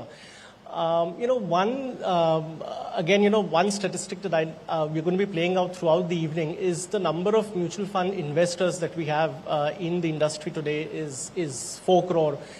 The number of stock market investors, 8 crore. We couldn't get the exact number of FD investors, but we have the FD term accounts, the number of term deposit accounts, which are about 25 crores. So in a very crude way, to assume that one person has 2 fixed deposits, that pegs the number of fixed deposit investors to about 13 crore or so, but it's a very crude assumption, and I agree with that. When we are talking about an industry like mutual funds, which is so well regulated, which has come up so well, and we've even heard, good things about the regulator now patting the back of the industry, saying that hamara beta, bada beta hai, and it's done so well. Why is the number of investors in mutual funds so low at 4 crores when it should have been ideally at 8 crores or 10 crores? So when we asked around, when we speak to experts like you all, the feedback that we get is that, people have some kind of a perception issue about the mutual funds. Either the mutual funds are too risky, or, there is a trust deficit at different points in time, or, if you want to create wealth, you need to go to the stock markets, etc. Radhika, you're okay. Oh, I thought you were cheating. Oh, okay. No, I'm not cheating. So, we are, going to sort of address some of these perception issues and taking the industry's views as to how they're going to battle this perception, as they're going to be taking on more and more investors in this journey from 4 crore to 20 crore investors. Swarup, let me open with you. One perception, and a very, very common perception, and what Bala also attributed that, is that so many investors who have come in the stock markets in the last 3 or 4 years. You can see the number of demat accounts which have opened with such velocity. They were opened during and after COVID times. Somewhere there is a perception that if you want to grow wealth, it's better to go to the stock markets rather than go to the mutual funds. It's a very, very common perception. And so how is the mutual fund industry going to battle this perception and give better experience to investors? Thank you for having me. Sorry, I'll have to be the devil's advocate on this one. I think we have to change if we have to battle this. We are very judgmental. If you ask me, opening a demat account is wrong, direct business is wrong, F&O mein paisa lose ho karta hai, Dream 11 is a bad thing. See, these are financial assets, right? Money will go wherever it goes. Whether it comes to us or not is the biggest question. Our job is now to cater to a very different demography. Let's look at 2 data points. One is the RBI, which has been discussed in the last panel. Nearly 65-68% of the present investing population invests in bank deposits and cash. That's the risk profile of the person. At this moment, we are selling small caps to that risk profile. We'll only get that much. Till we don't, and I'm very happy that that was talked about, a hybrid was talked about. I think Radhika is here, and we saw the change that was beginning to happen with Bharat Bond and Target Maturity because we were catering to that risk profile. Everything changed when we stuck our neck out and said mutual fund sahi hai. That was the first time we took an aggressive stand. If we go out and said, yes, debt sahi hai, to debt hamare paas bhi aayega. That's where I think the perception internally has to change. Now the other one is the YouGov data, which says the millennials, some part of millennials is coming to us, but the Gen Z is not coming to us. They are more taking to digital gold, if you believe, and of course F&O and the other products. Are our products suited to them is something which we have to. Now when we get caught, it's an internal Mirae thing. We're trying to develop a micro cap thing. Our product is telling, sir, thoda risky hai. Our job is to talk about risk, then leave it to the other person. We should not be judging risk because they are already taking risk. That's where is the perception issue. We have to be more open in our products, and I'm happy the passive side is doing. No, passive is bad. A lot of people tell me that. Industry in 2019 was just 2% in folios in passive. Today it's almost 15% as passive. So we shouldn't be resisting change. We should be accepting change. In fact, playing ahead of change is where my submission is. Radhika, another perception that the industry has always had is that it chases AUM. You know, in 2018, when SEBI came out with the categorization circular, there was a huge objective being sought to have been met over there, saying that, you know, one scheme per category we'll standardize, you know, how mutual funds look like. So your large cap scheme, my large cap scheme, his large cap scheme should look the same. And there should not be duplicity. After that, there was a small window left in ETFs and index funds and thematic funds and sector funds. And you know how many of those funds have been launched by the industry in the last 3-4 years. So is this perception true, or can the industry do something about it? I expected a prickly question from you, but this was extra prickly. Well done, Kezad. Good ball. So does the industry chase AUM? See, every business is in the business of growing, okay? But we are a fiduciary business, so we have a responsibility to grow responsibly. I think a lot of blanket statements, unfortunately, are made. MF industry has a perception problem. I will answer that question later. But I don't think everyone goes out and chases AUM. You know, I give the analogy of a restaurant that if I was in the food business, I would open multiple restaurants. I would launch multiple cuisines. One of us might say, I'm only an Italian restaurant. I know, for instance, Neil launches very few NFOs, very few. We do quite a few. In fact, my sales head is sitting here. I don't think I work him enough. We really do too few NFOs. Some of us make that choice, some of us don't. But I think finally investors have to make the choice, right? Just because a restaurant or a food business is having a launch every week doesn't mean it's okay for your diet. Radhika, come on. You can't compare a mutual fund to a restaurant. No, I'm not. I am saying people will do. You know, if a new AMC is launching in the business and they choose to do 5 NFOs, they choose to do 5 NFOs. I think the genuine onus lies on the advisory community who really advises investors that what NFOs make sense and what don't. I also think, you know, I agree with what Swarup says. There are no blanket answers. Not all NFOs are bad. You know, some NFOs are very good. Some NFOs are very bad. If you ask me as CEO of Edelweiss MF, I am on the side of doing less. I actually believe the industry has enough products right now. If we stopped, this is a controversial statement, if we didn't do a single NFO or create a new category as this industry for 10 years, we would probably do a service to ourselves, because what we would focus on doing is, we have a lot of Legos. We would focus on packaging them and offering them better to our investors. So if all of us did that, would be in good shape? I think so. We have more than enough products. We have everything from an overnight fund to a micro cap product. We have debt products that mature in 2023 to 2037. We have every possible sectoral fund. So genuinely, if we didn't launch a product for the next 10 years, very good. We really should be focused on how people use these products as solutions. You know, you mentioned Dream 11 users. I tweeted a statistic today. We have 40 crore OTT users in this country. We have 30 crore food delivery users. Now, if you can pay for a Netflix subscription, you can start an SIP into a fund. I think if we just focused on pitching products and solving consumer needs, we'd be very... There again comes the thing about investor education. How are you going to get the untapped people? And Ganesh, I wanted to get your view on that.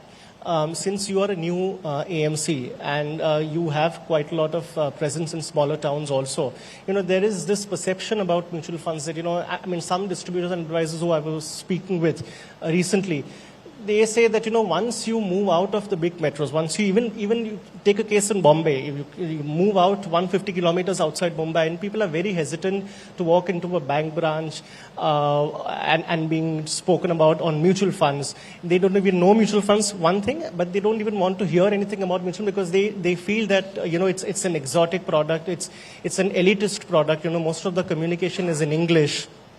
So that's the least of your problems. I mean, even in Bombay also, even in big cities also, you still have people who have never heard of mutual funds. They invest in chit funds. I'm talking about the labor class, the worker class. So do you have a strategy or do you suggest the industry has a strategy to sort of tap these untapped people? So I think the scale of the problem is quite immense, Kaizad, right? Today, if you look at it for the mutual fund industry, I would say the B30 cities typically would account for maybe 20-25% of the AUMs, right? If you look at the FD volumes in B30, that's about 65 to 70% of the total FD volumes of the country, right? So it is not that the wealth of India lies only in its cities, right? It is clearly distributed quite well across geographies. So as an industry that is looking to tap into and manage wealth of Indians, I think there is very clearly an opportunity in the B30 markets as well. What is also equally clear is distribution has not yet built up in many of these B30 locations. So the question is, how do you build that distribution? How do you use technology to expand reach beyond, let's say, geographic sort of constraints, right? That is one. And the second is, how do you provide the right kind of propositions, right? See, a lot of people in the B30 locations will need some kind of seasoned advice, but they also need the right kind of products. So, for example, why is it that at the shorter end of the debt products is only catered to institutional segments, right? Why is it that only CFOs should have access to liquid funds? Why is it that overnight funds cannot be used by retail investors, right? Can we have simpler ways by which these kind of products are delivered so that an ordinary person can also have, he has access currently to the same products that a top CFO has in the country, but they're not being used, right? So how do you make that match happen, I think is really the challenge in front of the industry. That's my question to you. How are you going to do it? When you are going to go to newer towns, how are you going to convert mutual funds from being an elitist product, from a classy product meant for the upper classes or something, and get down to the level of the investor and make them understand this risk and return, not just I would say that MFs are seen as an elitist product, right? If you look at the ticket size of an SIP, it's probably around 2,500 to 3,000 rupees. So it's not really an elitist product. It's definitely not for the HNIs, and the retail segment is really driving this segment quite extensively, right? So, but I think there is a lot more still that can be done, right? And I think it's really about two things that the industry can probably work on more, which is how do you use technology, right? And there are many ways in which you can use technology to expand your own product set beyond, let's say, physical constraints, right? So how do you have investors invest through different platforms which are enabling them to transact very seamlessly using technology?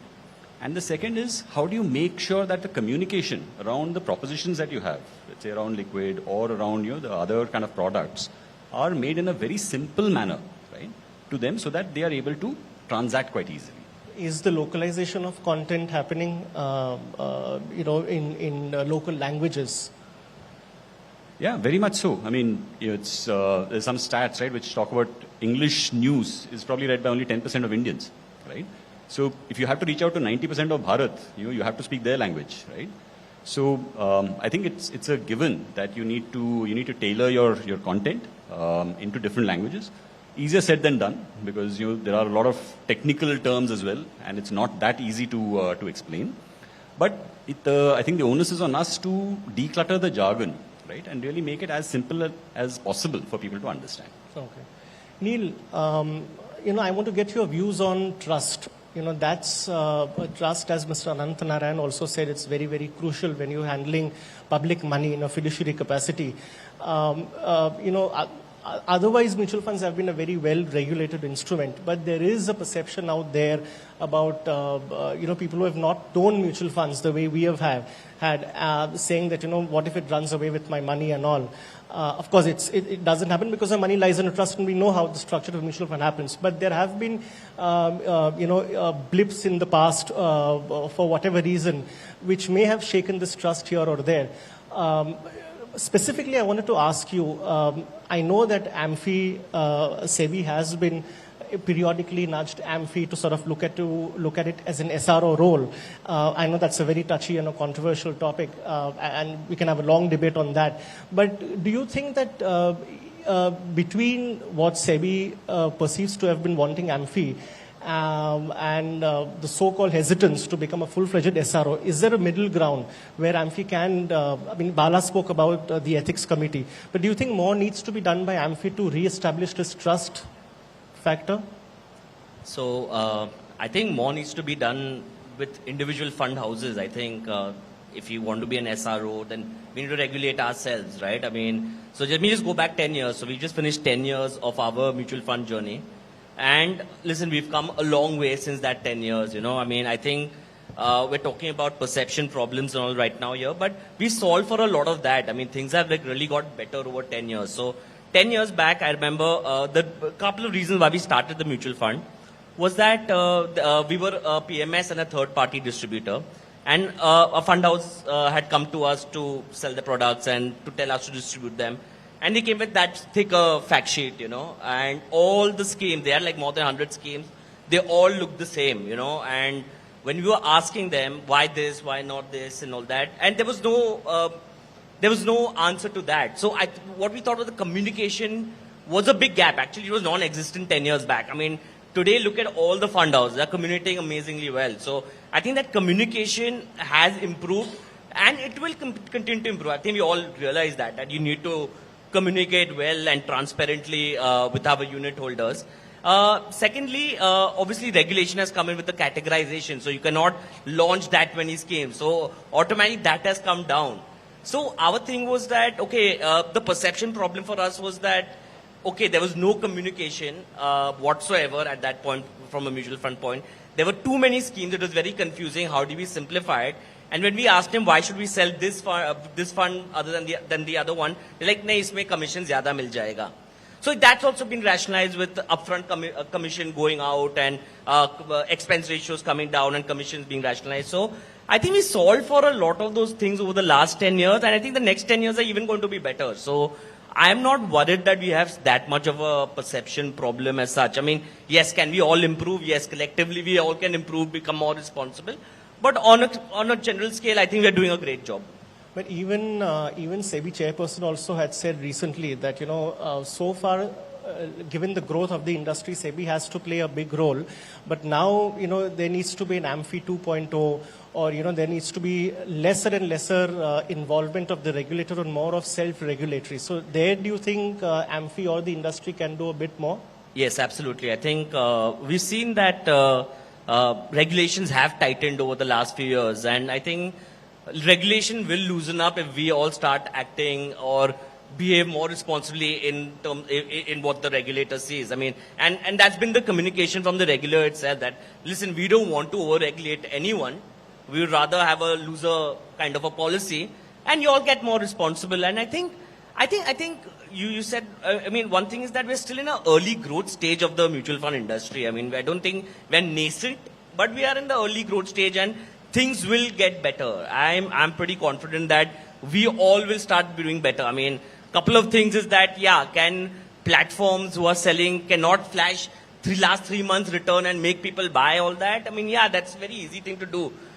Can banks not have a very aggressive sales target so their salespeople will sell coconut oil or hair oil to a bald person and curb mis-selling? I think those are things that can be solved, and I think we will solve those things when we go forward.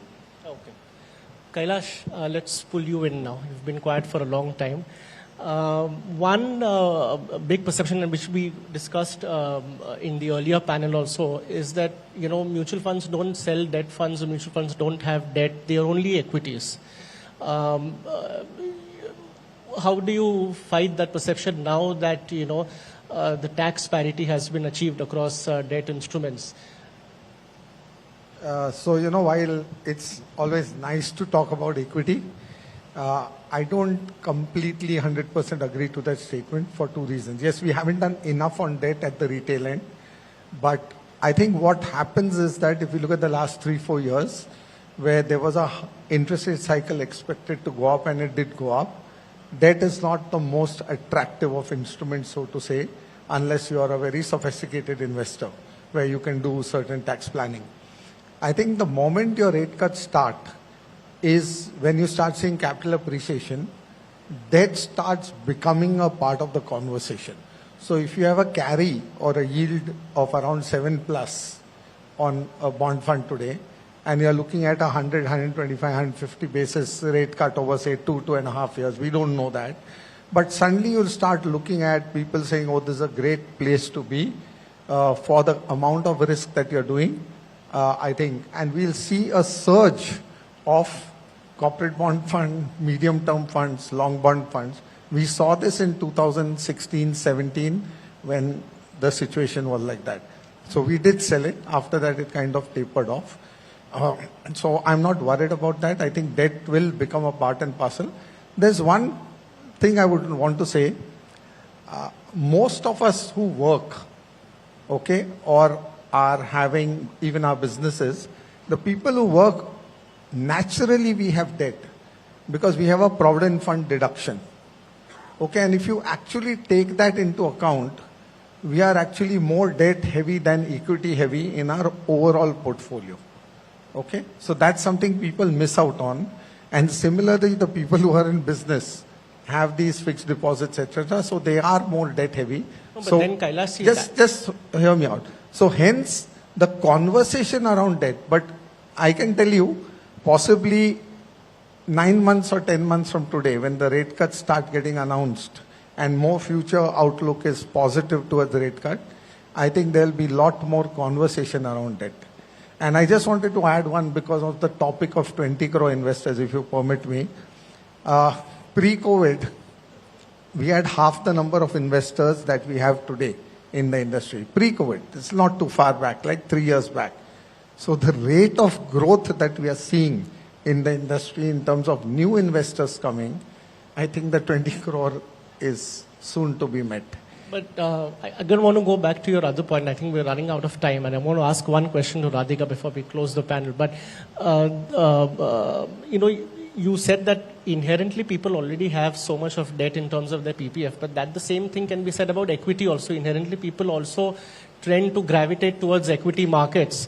So you're not using that excuse to not sell equity funds. So how can you use the excuse of PPF to not sell debt funds to investors? But if you look at the percentage allocation of debt to equity for most households in India is skewed towards debt. And hence you try and put in more equity to them. So that is why the conversation around equity happens more than debt today. That's the only reason that I'm just bringing to the table. Okay. Nothing more than that. Okay. Point taken. Radhika, one last question for you. See, today, even in the recent past also, keeping aside your SIP inflows, and today the figure came 16,000 crore a month, so that's a record figure for the mutual funds industry. But other than that, two things I just want to point out. One is that 50% of the money actually goes away out of the mutual fund industry within 2 or 3 years. So the matter of longevity is still not being drilled down to the lowest possible level. And number two is that money also, inflows also come in when the markets are high. That's when the conversations happen. But when the markets are low and in a prolonged bear phase, other than your SIP inflows, people don't really actively put money. So how are you going to change that perception to make mutual fund a genuine long-term asset wealth builder in your portfolio? And actually, it's good you're ending on that question, because that is genuinely the perception that you have to change. I mean, you are saying only SIP. I think the one thing we should be celebrating is that we have a 16,000 crore SIP book. I sometimes get called SIP Wali at airports. I'm not even kidding.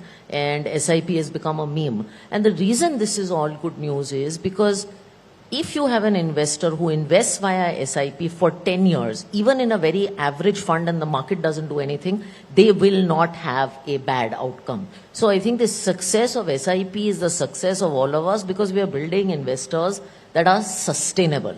Now, I think the first question you asked is a very important one. I do believe the market has become more and more short-term. This whole point, I think Neil brought it up about chasing 1 month performance, 3 month performance. I mean, all of us know secretly that if we have a fund that is in the top 1 year in its category, it will get money, even if its name is Radhika is a nice person. The irony is that where this is happening is in the fintech platforms. And the fintech platforms are the ones that are growing and growing and growing because it's a cheaper way to sort of set up a mass distribution. And the reality is, I don't want to single anyone out. I think all of us as fiduciaries are responsible for behavior and driving better behavior if we are stakeholders in this industry. I think Chairperson has also said that we are long-term stakeholders. So we have to, it is very easy to sell what is glamorous, but we have to do the right thing. I think one thing that all of us can do, and media included, Kezar, is that we have a lot of very short-term conversations about markets.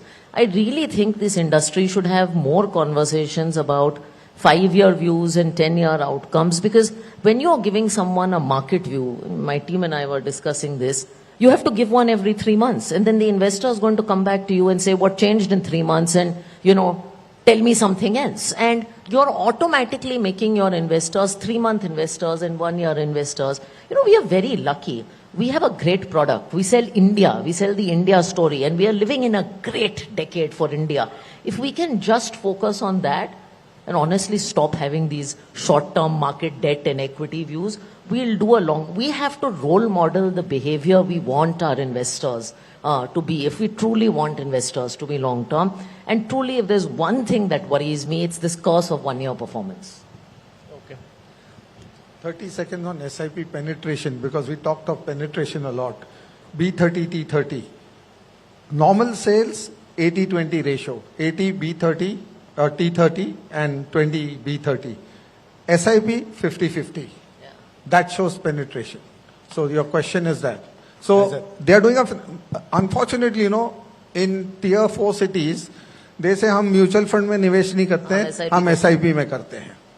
And Kezad, one more stat. One thing that will help is an increase in the population of distribution. There's a study that we did. If you look at the money that stays beyond 2 years in our funds, and I'm sure it's the same across industry, it's 14% for direct, it's 35% for distribution assets. So if we focus on growing the community of distribution and advice, we'll do a long service in keeping people That's the big challenge in front of the mutual fund industry as to how to grow the distribution. And this is why we should grow it, because it holds assets for the long term.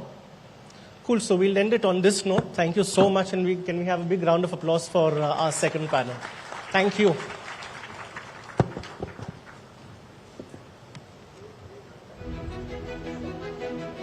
And may I request you all to stay back for a quick round of felicitations.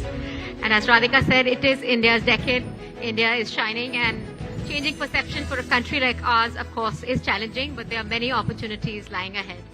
So please give them a big round of applause for a round of felicitation.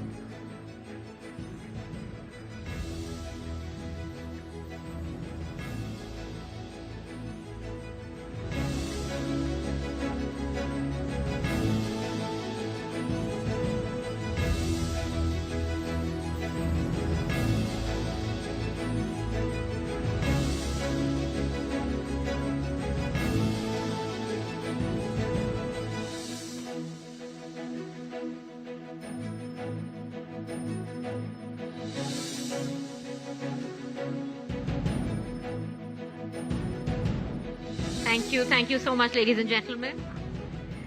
And let's hear from all of you. How many of you have actually gone and shared pictures, moments, or insights using our hashtag? Can we have a show of hands? Anyone? All right, well then it's time for you to start doing it. Before we move on to our next part, what we've decided for you, I would like to tell you to share moments, insights, ideas using our hashtag. And as we journey forward to the next destination, we have a very interesting and special presentation by a very special guest, Mr. Umesh Kumar Daila, Head ETF Sales, Mirae Asset Investment Managers India Private Limited. And the topic is also extremely interesting. It is Factor Investing, Time is Ripe. So ladies and gentlemen, I'll be handing over to Mr. Daila. Please give him a big round of applause. Can we have you on stage?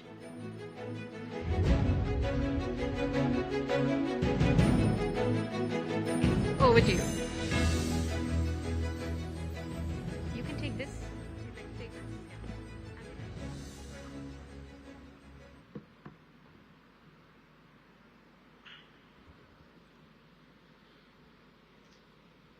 Thank you. Thanks Moneycontrol for having me here. Today I'll talk about something which is being discussed in the market a lot between the investors, between the advisors, which is more about passives. And within that passive space also there are few things which are being discussed. The way markets are evolving, the way investors' behaviors are evolving, I believe the choices are also evolving from investor side, and that's where the smart beta investing comes into picture. Now, before I start, I'll just quickly take you little back, and I'll just tell you that smart beta is nothing new for the industry or for investors. Late 70s also investors used to use this kind of strategy, though name was not there. The smart beta name was coined by Towers Watson. And then I think, if I'm not wrong, 1975 was the time when first index fund was launched, and 1990 was the time that first ETF was launched in Canada, and 93 was the time when US had first ETF. But smart beta ETF got launched in 2003. The first smart beta ETF was launched in 2003 in USA. So that's how the journey of smart beta has evolved from where, from a basic, especially in a country like India where investors are now, and we are talking about 4 crore investors to 20 crore investors. And I think the investors who are evolved and who have already exposure into mutual fund, they are already looking for such, unique ideas and themes where they can enhance their portfolios, returns, as well as they can capture the market tide. So I'll just,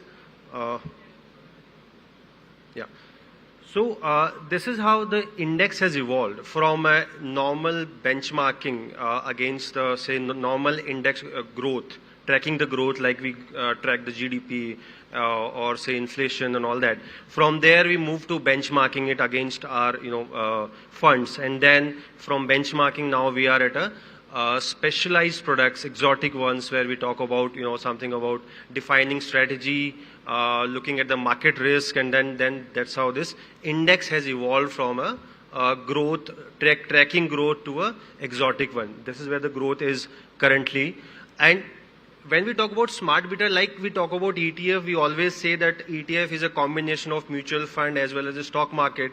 Similarly, the smart beta is a combination of both. One side you get your active side exposure where fund manager tries to beat the market in terms of getting the factor exposure, and obviously the fund manager's ability to choose funds or stocks from that perspective, and also it gives you some kind of rule-based approach, so it's basically combination of passive as well as active side of the management because of the theme is such.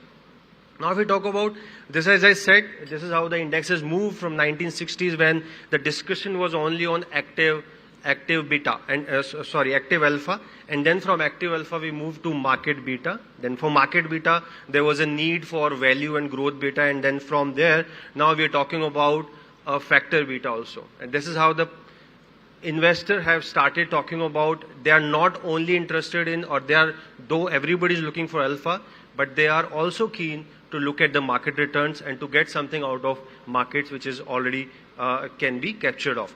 So if I talk about global, say, smart beta space, so global smart beta space right now, currently there are 1,280 ETFs already listed on the smart beta space globally, with around 2,655 listings.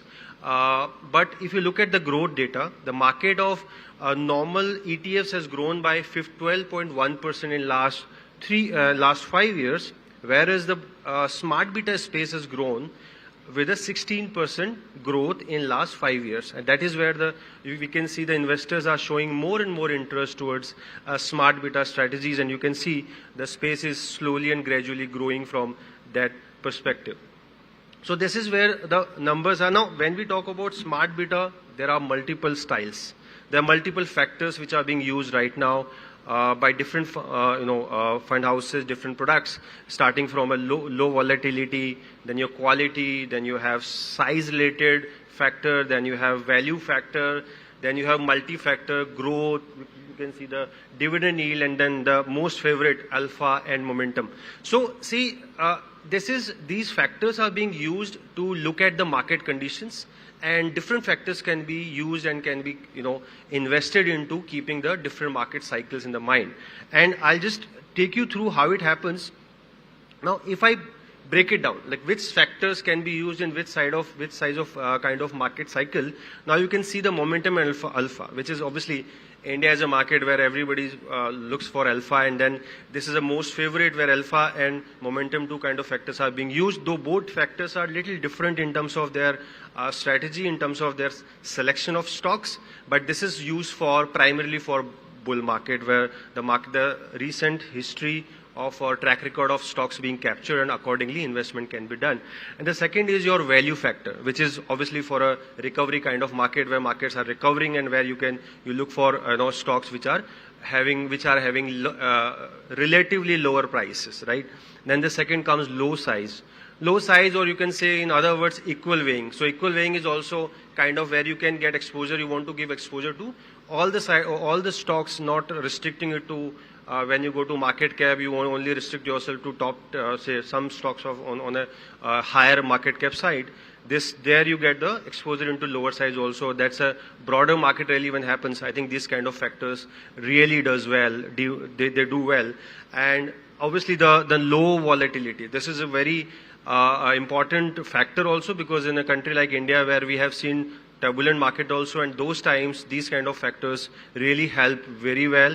And then comes the dividend yield, because in a country like India we have stocks which have very strong dividend yield, and from that perspective this factor captures those stocks which are high on dividend yield and can enhance your portfolio returns by using that dividend yield space. And then the last one is the quality one, which is basically for a stable or say you can say in bear market, this kind of factor works well, where value is something you can look for. So this is how, if we have to define these factors, which factor works into which area, this is how we can broadly define these you can say factors.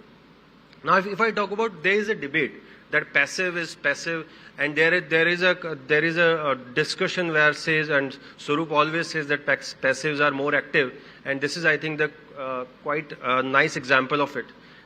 We just took one example of alpha factor, which says that in the different years you can see the sector allocation has moved, and that is where the activeness in the passive is quite evident here.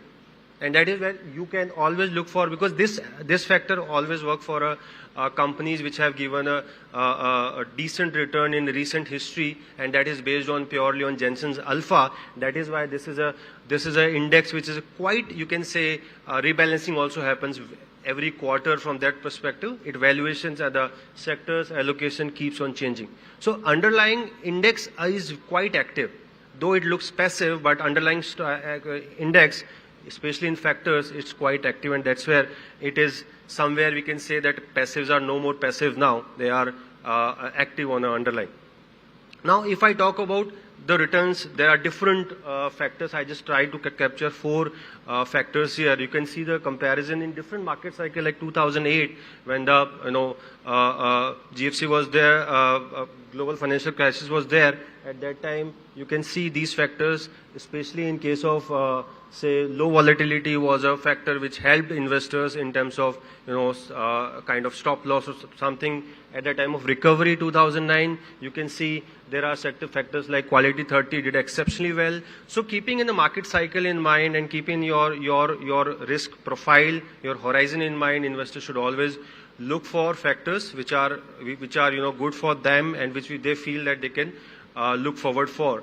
So that is where these kind of returns we can always look for. Now I'll end my say discussion saying that where we are in India. Now in India, if we talk about, we have close to around 7.5 lakh crores of AUM, out of which 5.7 lakh crore is ETF AUM, right? If we talk about number of investors, there are 2.3 lakh crore, 2.3 crore investors are already have participated in the passive space, out of which around 1.7 crore are ETF investors. This is quite significantly growing. If I talk about last 3 years, the ETF investors has grown by 400%.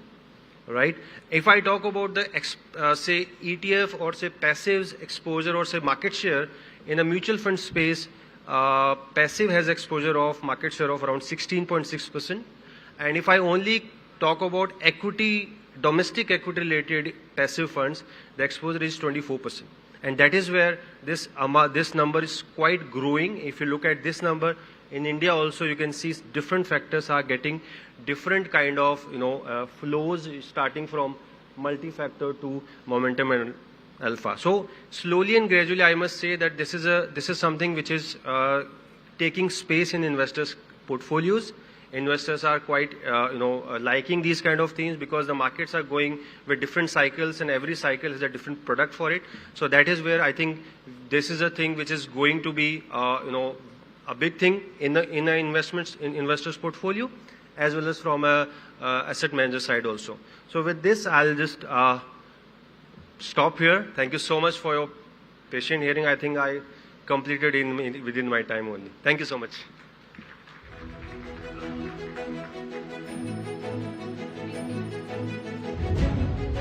Thank you, Mr. Daila. Can we please have the team to send a token of appreciation for Mr. Daila, and can we have Mr. Kaizad to come on stage to give him a token of appreciation?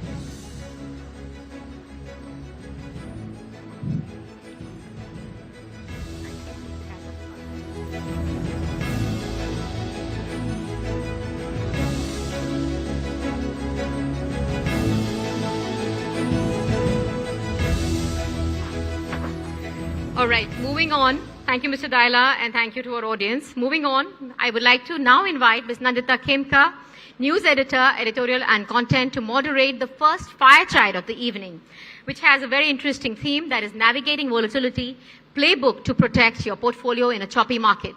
And a guest is also none other than Mr. Akhil Chaturvedi, director and CBO of Motilal Oswal Asset Management Company. Please give them both a big round of applause. Over to you, Nandita.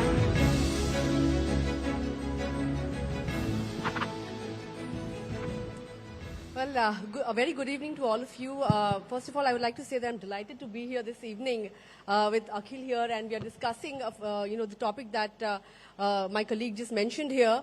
How to protect your portfolio at a time when the markets are so volatile, to ensure whether or not, or to ensure that you get risk-adjusted returns in times of volatility. Let me begin by saying that 2023 has been a historic year for the markets. Of course, from lows of 17,000 or thereabouts, we've hit 20,000, in a matter of 6 months. But of course, the kind of up move that we've seen, it's been characterized by bouts of volatility. We are at a time when, we are in the era of high interest rates, high inflation. We are just recovering from the aftershocks of the Russia-Ukraine war. And now we have, a new war brewing, of course, in the Middle East, which has, of course, led to short-term volatility in the market. So let's take this discussion forward as to how you can insulate your portfolio from such short-term volatilities going forward. First of all, given the kind of up move that we've seen in the market, how would you, or where would you expect the markets to end the year going forward? Would you say that, the rally has more legs, or would you say that, brace for more volatility? You never know which way we could move from here.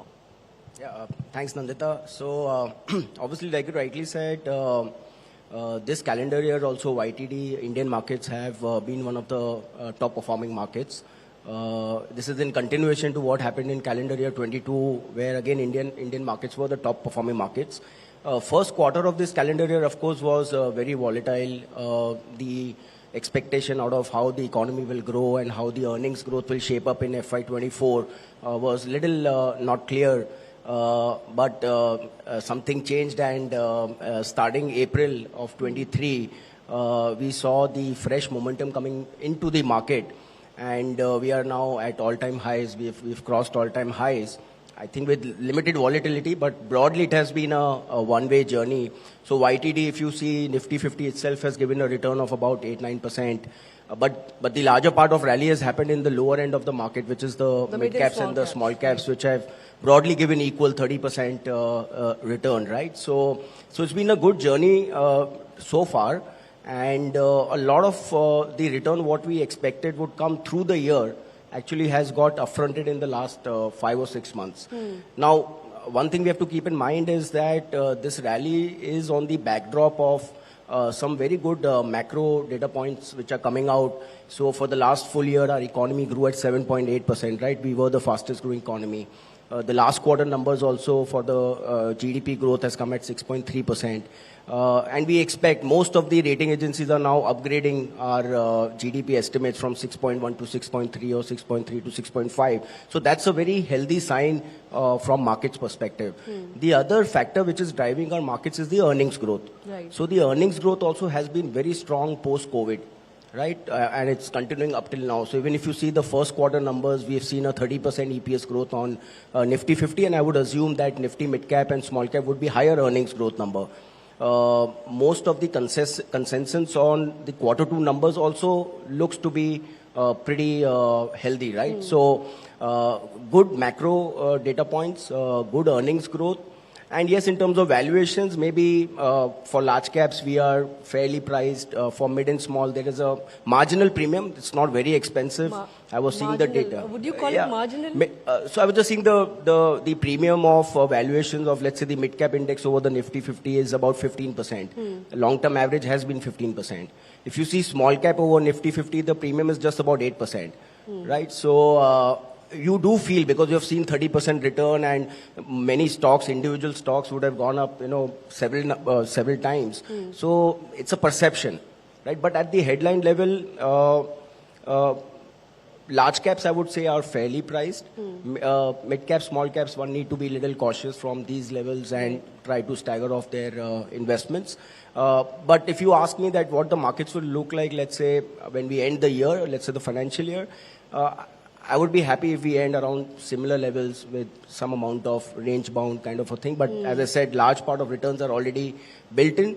But for long-term investors, I think one should not really worry about what will happen in the next 6-9 months. And if at all, for any reason, more specifically, we thought that this year will go smooth, but you have a war again, exactly. Right? Although it's not yet impacting the markets in the initial days, but we did see some bit of volatility of and course, some bit of sell-off coming in on yes, Monday. It did, mostly but then a knee-jerk one, but you never know. If it spreads to other nations, then... So at headline level, if we are at similar levels, and let's say in the next 2 quarters, we see nominal earnings growth and the price is broadly intact, then the valuations will ease off. So in terms of investment strategies, if I may ask you, would you look for something that's cheap right now or something that's working? Because something that's working may not really come cheap at this juncture. So how would you go about, investing in this current scenario? So from our standpoint, obviously valuations are very, very important, extremely important. But by DNA, we are growth investors. So first, we chase growth.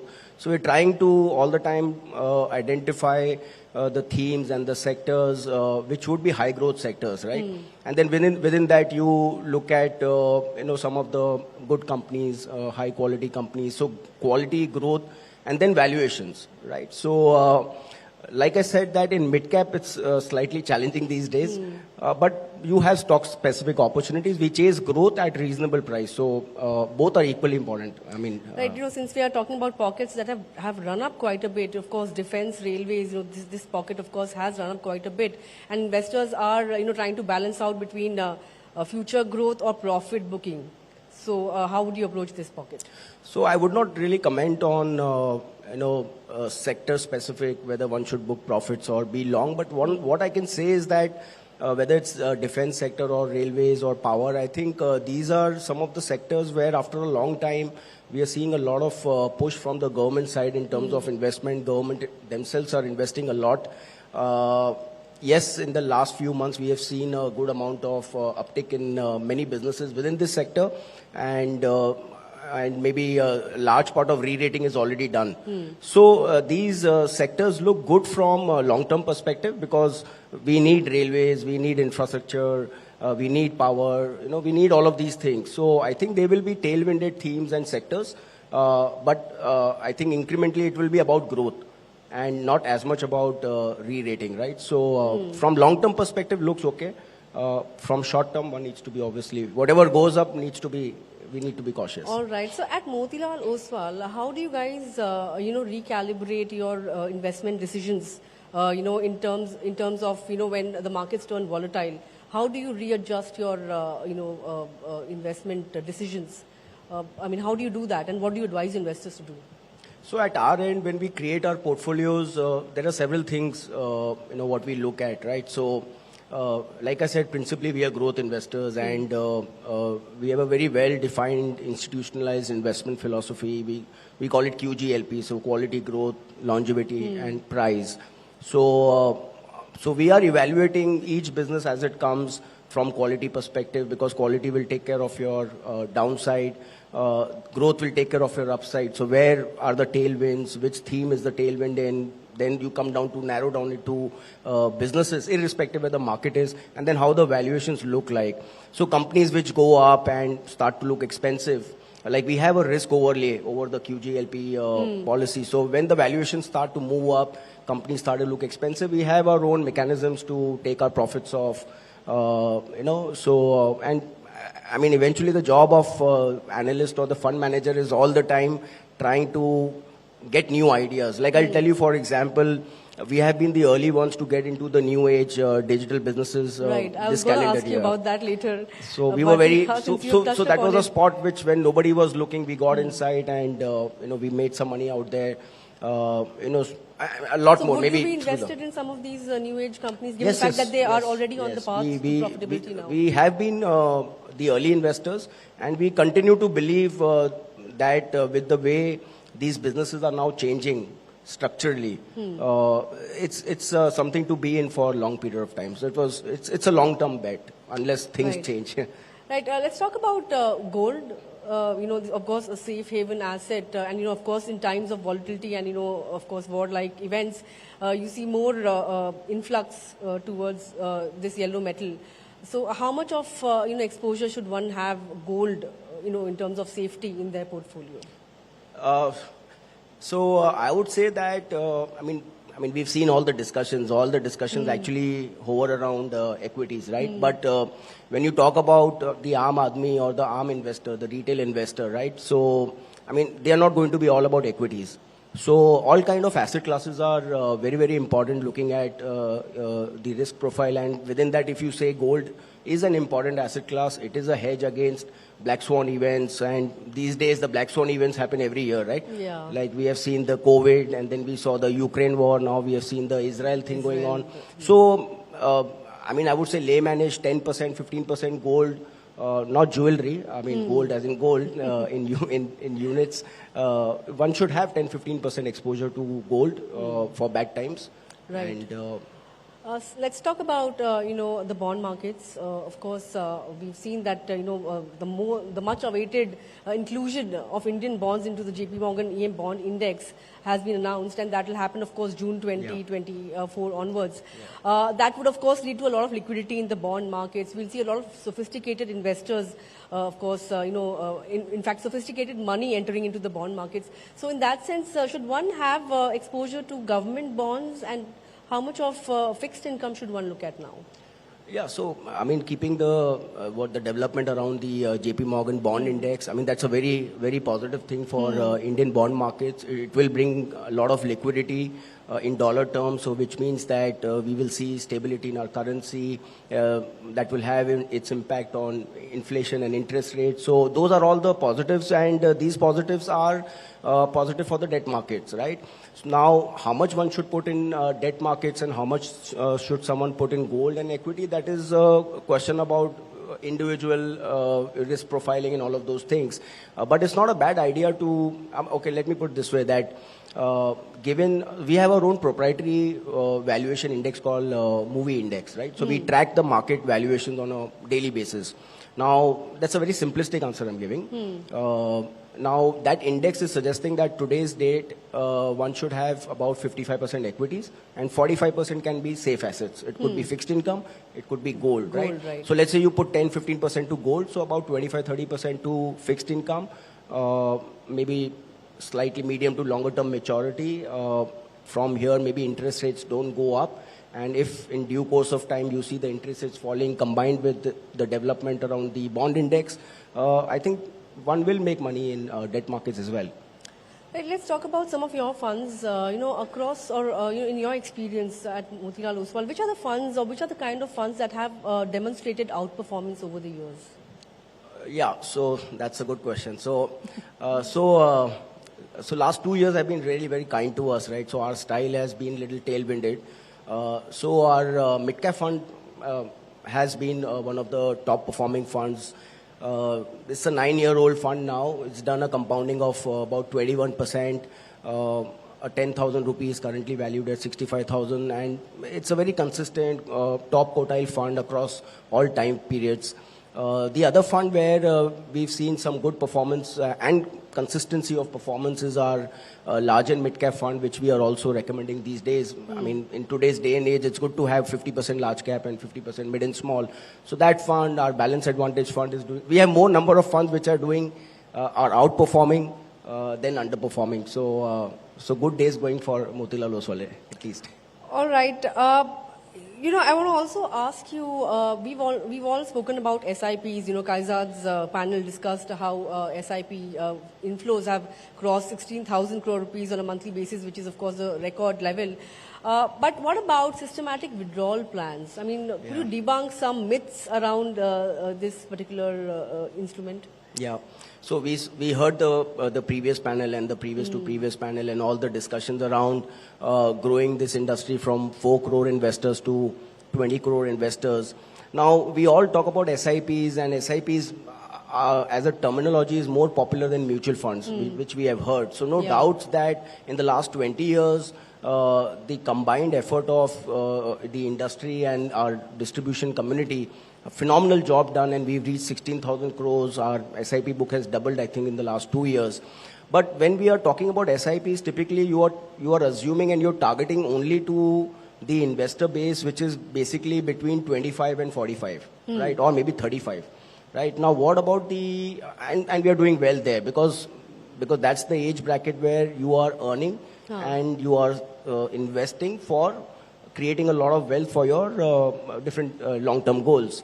Now, over the last 20 years, and I've been in this industry for 23 years, so we have seen mutual funds evolving, we have seen SIP evolving, we have seen features like SWP, STP, dividend transfer plan, so many plans and so many great features are available, but the entire concentration is only on SIPs. So sometime back, we were just sitting back and we were thinking that how about, catching this segment, which is the SWP. Because, yes, we are a young country, but we also have people who are now close to retirement or who have retired, and they are sitting on pot of wealth. I mean, and large amount of pot of wealth would be in fixed income actually.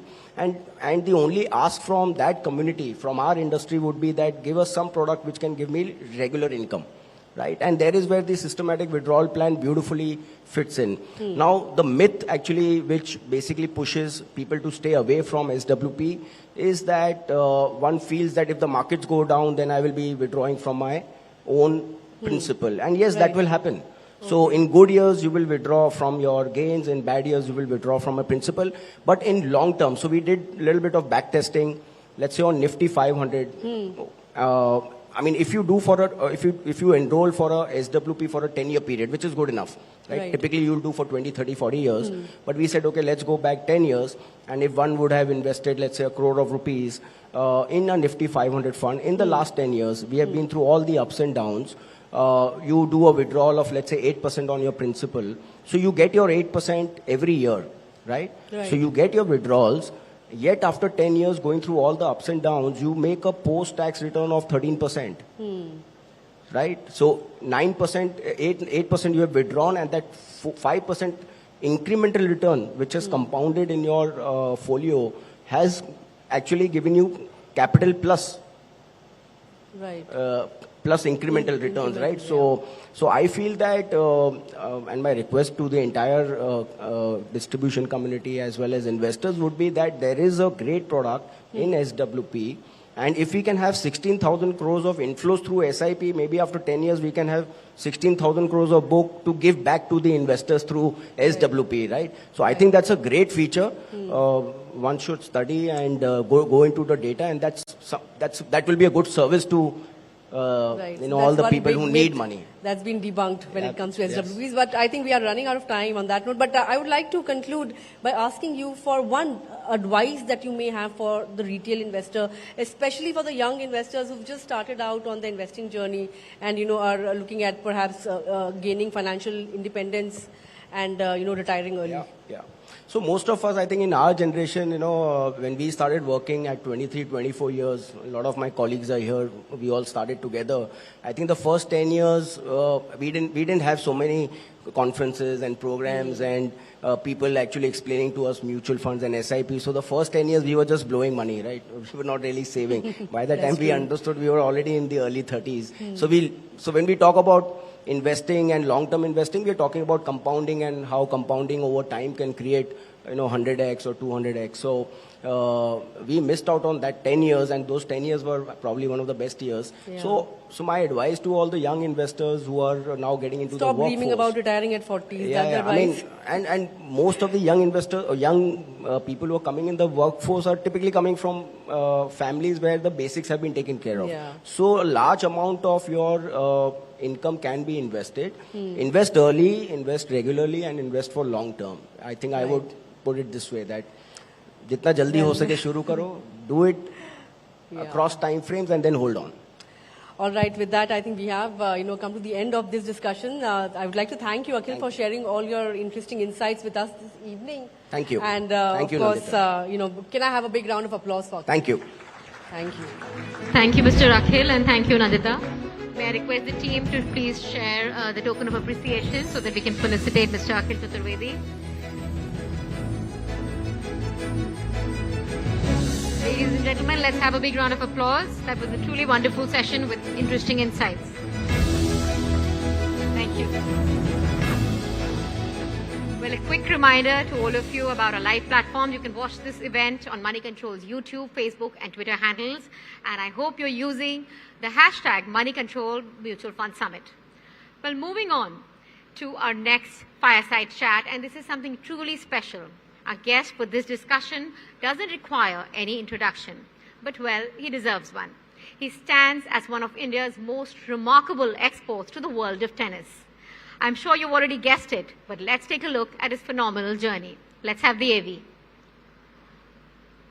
Third and bronze medalist representing India.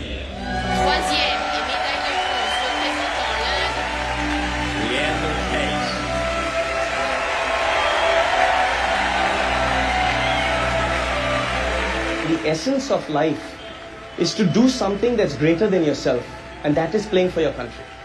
I think that when you play for 1.2 plus billion people, it's a great sense of responsibility. My dream has always been to put India on the map.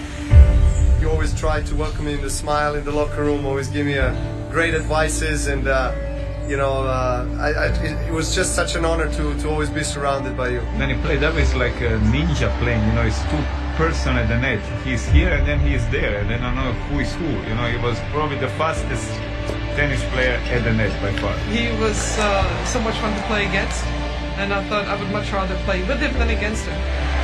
Simply brilliant. He anticipates so well. One of the best bowlers in the world. So fast, so accurate. He reads the game well. He's great for the crowd. He has great energy. Court awareness. It's unbelievable.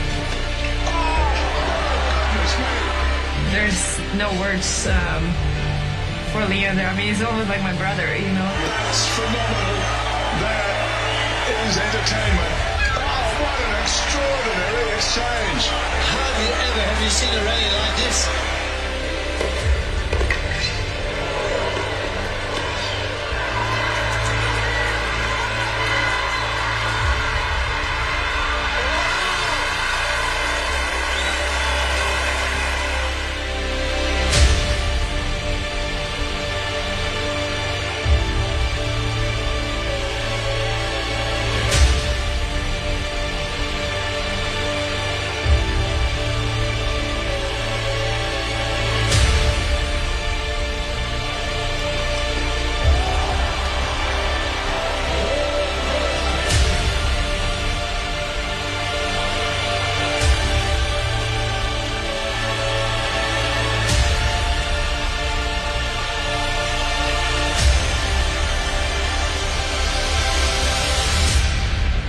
go in there and enjoy the hard work day in and day out is something that I take very seriously, and very proud to be an Indian and play for the country every time I step out.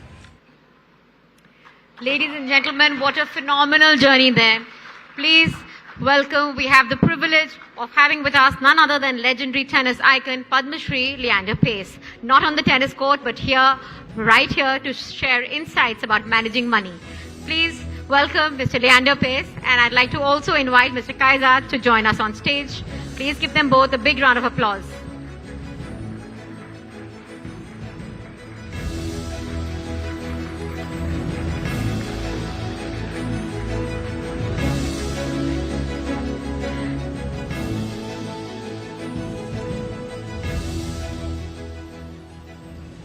So we weren't sure whether we would say this one day or not, but Leander Paes, welcome to Moneycontrol. Thank you so much. Good evening, everybody. It's a pleasure to see such happy, friendly, eager faces. I've been watching all of you live upstairs, and just like I normally wait in a locker room for a tennis match, I've been waiting for all of you upstairs to get down here. It's a pleasure to be with you. Same here, Leander. And, there's one small bit that perhaps got left out in the intro, but, Leander Paes has been nominated. He's been the first Indian to have been in the contention for nomination for the International Tennis Hall of Fame. And I'm very happy to announce that just now, a few minutes ago, he's won the fan vote to have been... that is one of the processes that takes place when one is inducted into the Hall of Fame. So that's one big hurdle that we've crossed, Leander. And congratulations to you. Congratulations to all of you. As I've said, I may have won 18 Grand Slams, but it's got every Indian's name on it. I couldn't have done it alone. So. And first Asian male and first Indian to be in the race for the International Hall of Fame. That's an acknowledgement for Leander's great tennis career. Thank you. So congratulations, Leander. Leander, so we'll ask you just a few questions on money and, your relationship with money and tennis. And I want to start right where you started in your Calcutta days. You're a born and brought up typical Calcutta boy. Tell me how was it growing in Calcutta, and how was it growing in a family of athletes? Your mother has been on the national basketball team, and your father, Dr. Weiss Paes, was also an Olympian hockey player. I think he played, 1972 Munich Olympics. So how was it growing up in a family of athletes? I mean, any pressure to become an athlete yourself, or how was it? It's quite unique when you wake up in the morning for breakfast and you're not the best athlete on the table. I grew up to a mother who is 5 feet nothing, and she captained the Indian basketball team. Tremendous intuition, tremendous talent, raw talent for speed and for understanding balance of the body movements. My father, on the other hand, was 6'3", and he was the center half of the 1972 Indian hockey team that went to the Munich Olympics. Now, a few of you all remember, quite unique that we're talking about it today, but Palestinian terrorists had taken Israeli athletes hostage, and the Olympic Games in Munich were shut down for 4 days. The Indian contingent team were living bang opposite the building of the Israeli team, and that's how the 10,000 athletes in the Olympic Village are housed. Well, the windows were boarded off, the televisions were removed from the rooms, the newspapers were shut down. No civilian could get into the Olympic Village, and no athlete could get out. The games were shut down for 4 days, and not sure what my parents were thinking, because I was conceived in those 4 days. I was born in June 73 with the genetics, as you see. Both my parents were in peak performance, and hence I am a big believer in genetics. It's one of the reasons why I'm interested in today, because I believe we Indians are very cerebral. And we are very cerebral because our focus is on academics, our focus is on business, our focus is on, even the best corner shops in the world, let alone the doctors and lawyers, all come from India. The best bankers come from India. It's all genetics. And I feel like growing up in a household of athletes, our passion for the human mind, the human body, the human spirit is vast in knowledge. I'm very thankful to my parents for that knowledge. And लोग पूछते थे बचपन पे कि औकात क्या है Wimbledon जीतने के लिए, पहला खेल के दिखाओ. तो आज कह सकते हैं कि 6 बार तो जीत चुके हैं. So I'm pretty happy with with my career, and I'm very blessed to have the parents I have. Very grateful to them. Good, good. And so, Leander, when you were growing up, how was it like, starting to play tennis at such a young age, and especially in a country like India, where we know that tennis is an expensive sport? I mean, it's not like you can pick up a bat or you can pick up a ball or a makeshift bat and a ball and try and play gully cricket. You can't play gully tennis, right? I mean, you have to be a member of a club, or you have to, your equipments also cost a lot. So what was it like starting to play tennis in an environment in a country where tennis is an expensive sport, is a privileged sport? It was rough. Because I grew up as a footballer. My mother's Bengali, my father's from Goa, Portuguese, and football was my main sport. And one 22-inch in diaphragm football would take care of 22 players. Here you have to buy a tennis racket, you have to buy tennis shoes, clothes, a tennis court. Back in the 80s, we didn't even have international tennis courts in India. We always played on either lawn or bajri. Down south in Madras, which is now Chennai, we played on cow-dung courts, which there's not even one professional tournament played on that surface. So it was rough growing up as a kid. Also, as you rightly said, tennis is such an expensive sport. So when I gave up my dream to be a football champion and to take India to the World Cup, I embarked on another sport that I was not good at. So football was your first choice? Football was, is, and always will be my first choice. Tennis was just a calculated choice. Because you did pretty well as a tennis player, so it can't be hard to believe that it's your second But don't choice. believe that video, it fools you, you know. I mean, everyone is like, wow, you can dive to your left, wow, you can dive to your right. It's only because I don't know how to hit a backhand. That's why I'm diving. Okay. So, then when you started playing tennis at an international level, how do you, and this is not just for you, but even for any tennis player, but you can give your example as to how you started planning your calendar year, because most of you all who are here, if you all follow the tennis calendar, I just want to set the context. The tennis is not much played in India. It is played overall globally. So, you have to travel. First, you start your season in Australia. Then you go to America, which is South America, North America. Then again, Europe. And then you go back to the States. And then you come back to Asia, China, and Shanghai, and everywhere. So, there's a lot of traveling, a lot of money planning to be done. So, how do you plan your tennis career to get the best bang out of your buck? Is it worthwhile going all the way over there and then seeing that the prize money is not worth it, so I won't play that tournament? How does that feature in your scheme of things? So on the 12th of May 1986, Kehzad, I actually gave up my dream for football and chose tennis. My father laughed at me for 6 minutes, but then I turned to him and I said, find me the best tennis academy and give me 52 weeks, and then I will be able to tell you if I can do this or not. Now, some of us are born into legacy.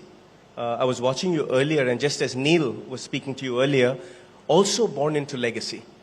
So when you have that sense of responsibility that your parents have bled blue, your parents have played for the Tiranga, your parents have represented 1 billion people, there was no other choice than to represent the country. Could have I become a doctor? I would have loved to. Could have I gone into computer sciences? It would have been really easy in school. Could have I just stayed at home and ate mom's food, gone to, the club, spent time with my friends, spent a birthday home, celebrated all my friends? It would have been easy. But I left home at the age of 12. I went to South India. I spent 5 years there learning tennis. I woke up at 4:30 every morning, was on the tennis court at 5 o'clock. We finished the night with 7 hours of tennis, 2 hours of fitness. We were doing schooling as well in a regular school. So by the time you got home at 10 o'clock at night, you were exhausted, so you fell asleep. But to come back to the exact conversation at hand, which is money management, back in the 80s when I started, Indians weren't even allowed an international bank account. There were no foreign credit cards. There was no foreign currency. You could only carry traveler's checks, so at that point I think it was like $300 US equivalent. My coaching at that time, my coach charged me $1,000 US a day. So if I had my coach for 100 days in a year, that was $100,000 US. That's a lot of money. I remember in my 19th year, Kehzad, I was in a place called Wolfsburg, Germany. I was $150,000 in debt because my coach at the time was coaching me, training me, and he believed in me. So he said, when you win, you can pay me back. But that meter was ticking all the time. And I'm giving you a concept of how an athlete from India thinks. That meter is constantly ticking. So I invested in my body, I invested in my talent. I did not have a father who was born into money. He worked really hard as a doctor and as an athlete. I had a mother who worked really hard working at ICI and also playing for the country. But from the age of 11, I've had to manage myself. And in Wolfsburg, Germany, in the third week of November, I did not have more than 20 francs in my pocket. So I could not afford a hotel room. Today I speak confidently in front of you, but back then I was a shy boy. And with 5 francs of that 20, I bought the locker room attendant a cappuccino and befriended him and said to him, I need to sleep in your locker room. He understood. He gave me 3 towels. The first towel as my bed, the second towel as my pillow, and the third towel, he said, at 5 o'clock in the morning, I'm going to wake you up. You have your shower and get out of my locker room at 5:30 before the other athletes come, or I'll lose my job.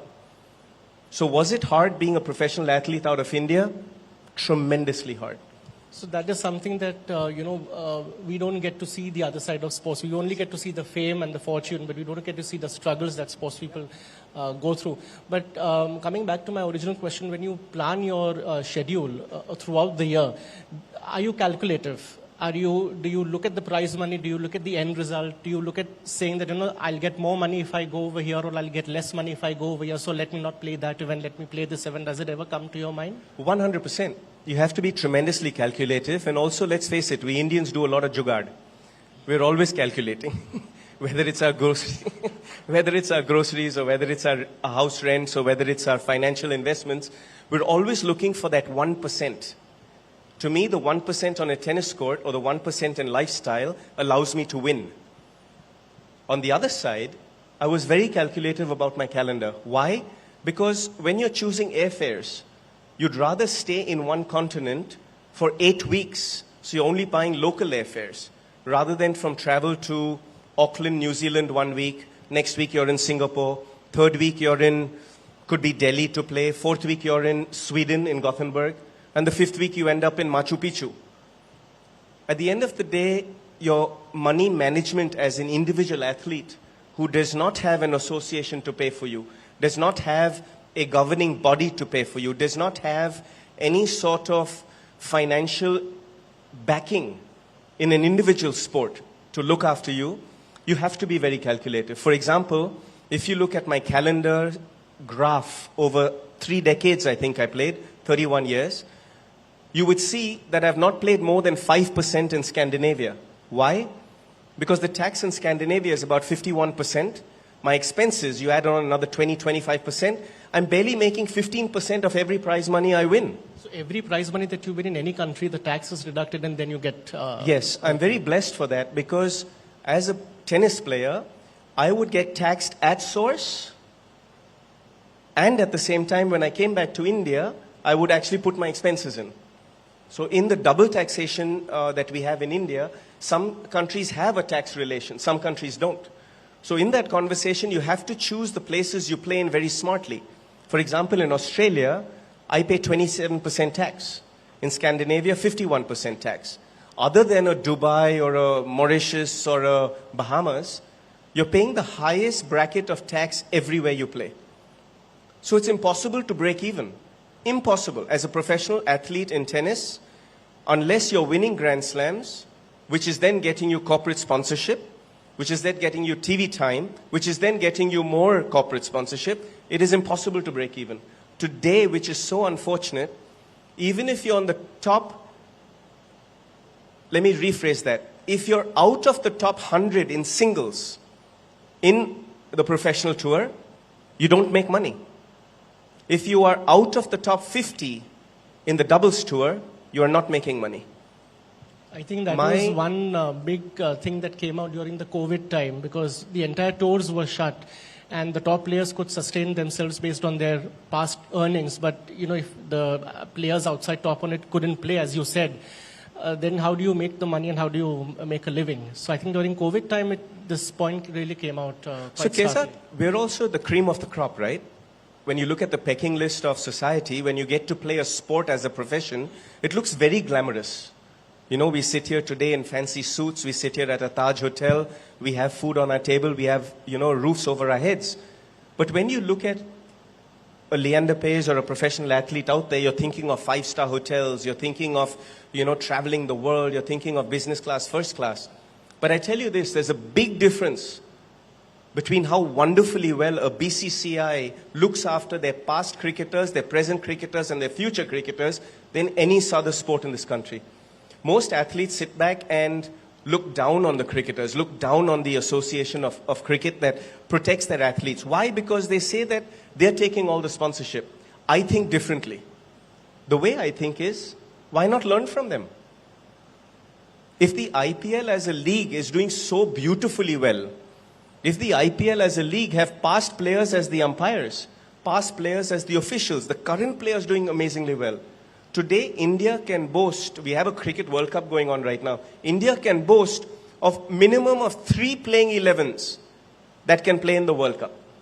If you look at teams like a Bangladesh or like a Holland or like a Canada or like a Zimbabwe playing, I guarantee you we have 3 if not 4 teams that have playing 11 that can play in this World Cup. So I think, for me, I have tremendous respect for cricket. I have tremendous respect for the BCCI and what they've done to promote cricket around the world.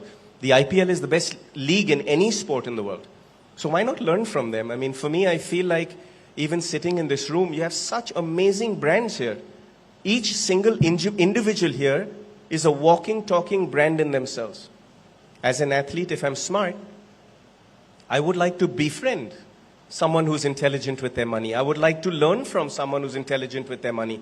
Not just in terms of saving taxes, but if you actually look at it, right, India is the present and the future, in my humble opinion, in equity mutual funding. In my opinion, the next 3 to 5 to 10 years, the story is in India. And I believe in that. So how do you, that brings me to the question, how do you invest your prize money? Where do you invest?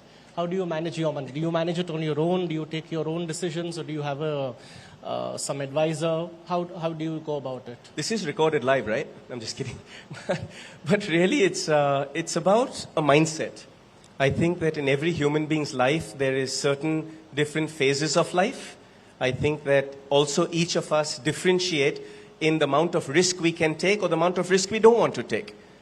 I humbly believe there's a huge difference in managing money and in making money. So as an athlete who comes from a middle-class Indian background, who played gully cricket, gully football barefoot, slept in a locker room, did not have any money to pay the coaches, but got them to invest in me and came good with all of it, thank God, otherwise I'd be in a huge debt at the moment. But making money is a very interesting concept because you have to take risk. For me as a brand, I had to put myself out there, make my friends across the globe, because I'm lucky that brand Leander is a global brand. And those international corporates or those international businessmen are looking to also ride on the Indian story. When you look at Indian companies, they're also looking to ride on the international story. So then I become a conduit between the two. It's all about human equity for me. So you take risks when you play tennis, but do you take risks when you invest your own money? No, I don't, because I've seen a lot of what's happened to past athletes as well. For me, when I was younger, in my teens, 16, 17, 18, till I was 23, I was really running in debt. And I felt the heat of that, because I didn't have parents who had huge bands of wealth to promote it, but I had parents who had great love for me. So I knew I had a cushion of love, but not money. So hence, I worked really hard, and from 23 to 43, I was blessed with a very long career. I made my money, and I invested 50% of it into real estate. Why real estate? Because as an athlete, as you said, every morning when I wake up, I had to invest my time into my physical fitness, my mental fitness, and my emotional fitness to perform on the field. I did not want to wake up one morning and realize a stock went down by 1 or 2% and suddenly my backhand becomes shaky. I did not want to wake up the next day and my stock rose 3% and suddenly I get so excited that I serve a double fault at Wimbledon finals. I did not want that. I was very happy investing money and making a 10% capital gains into real estate. I was very happy with that. So over the years with the travel, I've invested smartly into real estate. But then came COVID, and I finished a 31-year career, and I suddenly sat back and said, oops, liquid cash. We all struggled for it, right? I think COVID taught a lot of us great lessons about having liquidity. If you look at what's going on in the world today, I think the world is in a very vulnerable position today. We've got a war between Russia and Ukraine. We've got a war breaking out right now with what's happened with the Hamas and Israel. We got our own issues in India with our borders in the northeast and in the north. So the world is in a very vulnerable position. I mean, I just was watching the news, and they say that even American hostages have been taken in right now. So I think it's very important to have liquid cash freedom. LQF for me is so important because we saw what happened for 2 years. A lot of us lost our jobs. A lot of us lost our savings. A lot of us really struggled. I lost 68 of my family and friends who passed away during COVID. And in that, I'm sure that a lot of people sitting in this room, if not everybody sitting in this room, faced a lot of hardship. So what I am doing at the moment, my partner, she's really, really smart when it comes to equities and funds and money management. And she, has been born into a lot of money. So she manages a lot of money. And she's always having this debate with me that, liquidate some of your real estate and put it into equities. Liquidate some of your real estate and put it into, a good fund manager and things. So yes, I believe in the Indian story. But my humble belief is that if I make about 12 to 15% every annum, then I can double my money probably every 4 to 5 years. I believe that having a really good fund manager is very important. And I believe that there are some great legacies in this room. And I go back again to Neil in the legacy that he's made, because I think he's a very, very smart man. His father was someone who inspired me a lot. And I learned a lot from him. I follow him a lot. And in that, I think it's very important to have smart people do smart things. If you want to learn how to play tennis, guys, come to me. I'll teach you a trick or two. But if I want to learn how to manage my money, it's all in your room right here. Everybody right here. Come to Moneycontrol Mutual Fund Summit every year. Yeah. You get enough tips. Yeah. So, Leander, we are running out of time, but just a couple of more questions I wanted to ask you. There are many tennis players globally, who are so keen to save taxes that they actually change their country of residence. And Monte Carlo is one of the very favorite residents of many tennis players just because it's a tax haven. Did the thoughts ever cross your mind to sort of change your country or live elsewhere to save taxes? Because we've always seen you going and out of India.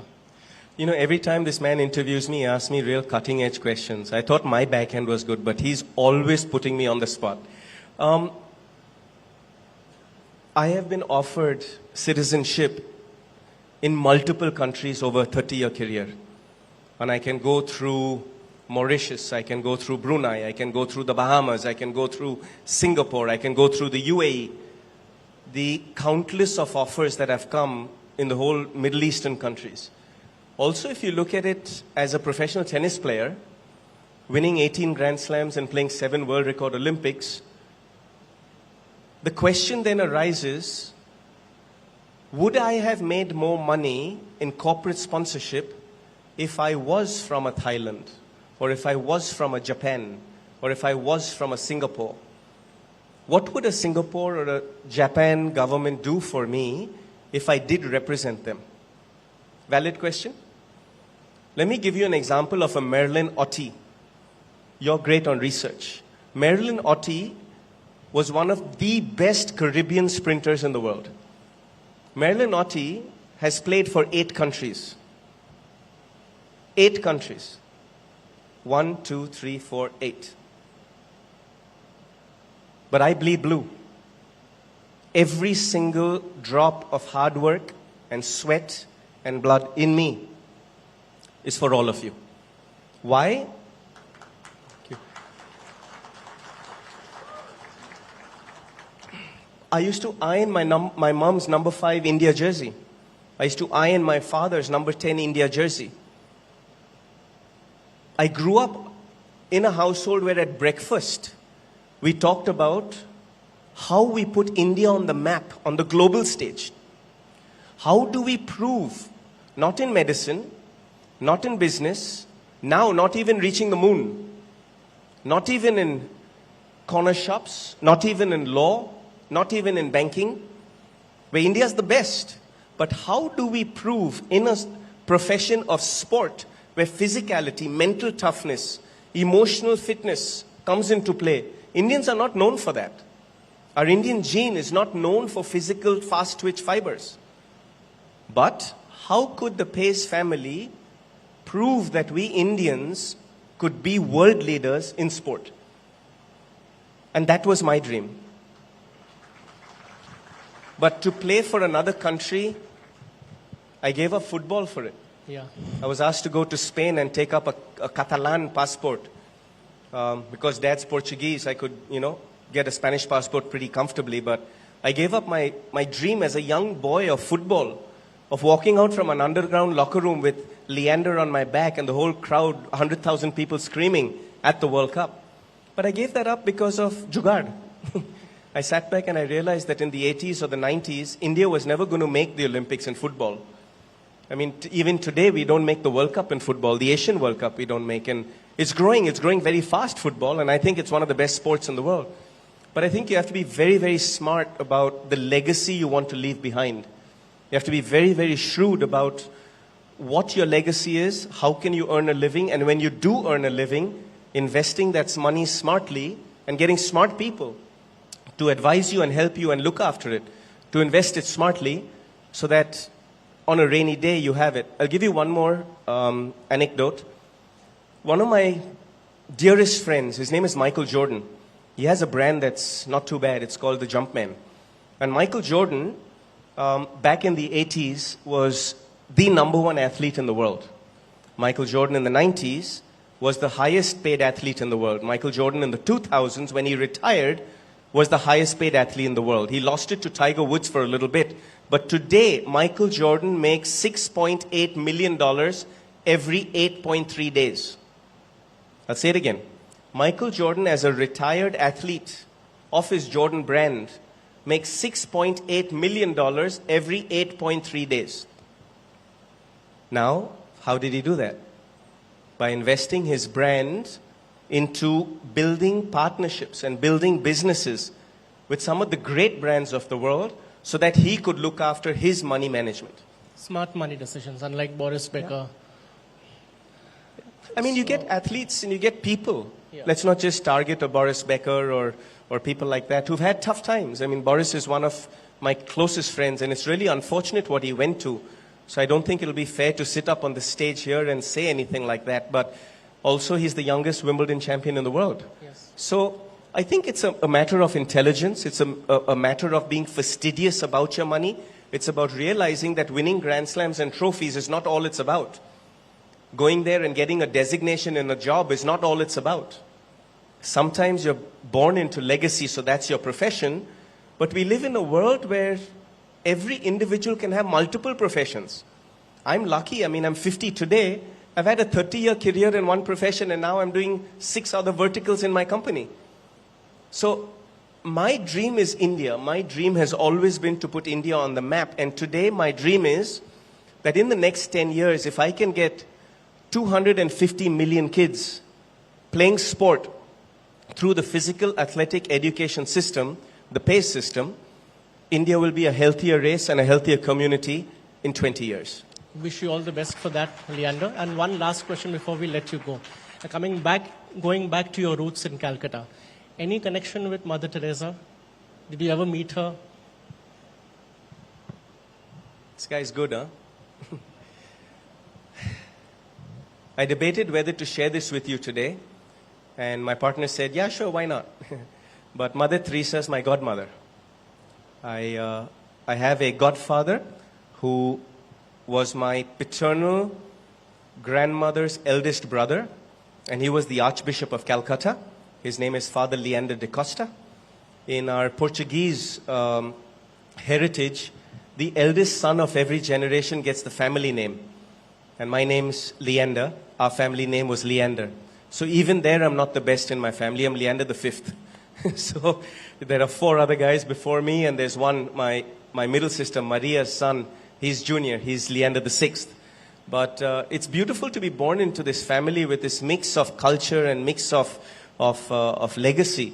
I think that a lot of us in India come from a lot of mix. And I think that's where the courage and the passion and the strength of India comes from. Not only are we the youngest country in the world, but we also are the most diverse country in the world. We also have approximately 745 million kids who are under the age of 29.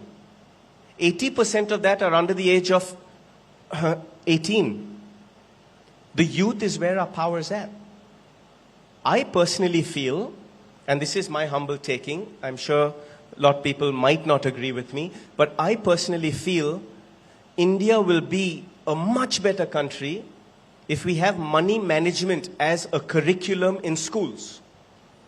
If we have money management as a curriculum in schools and colleges, every young child will learn whether they make 12,000 rupees a month salary, or 25,000 rupees a month salary, or 1 lakh, or 5 lakhs, or 10 lakhs, or a crore, or 10 crores. At every level, if children are taught to take 50% of that money and put it aside, out of that 50% that you've put aside, invest it in a nice portfolio managed by an intelligent person. And then with the other 50%, invest that into your body, into your profession, into your mind, into your lifestyle, that will allow you to have a better quality life. I think money management should be a curriculum in schools. Today, as a professional body, the ATP, which is the Association of Tennis Professionals, and the WTA, the Women's Tennis Association, have partnered with Harvard University to have a summer program or a winter program where the athletes can come in and learn money management. Today, Iga Swiatek, our world #1 on the women's side, multiple Grand Slam champion, also on a resume has Harvard degree. It's pretty cool. You know, I sit here literally coming from a different thought process because I wasn't born into money. I had to make money. I literally had to sleep in locker rooms. I got a big scar on my chest because I got mugged in New York because I had to rough it out in the late 80s, early 90s. But that doesn't mean every Indian kid needs to do that.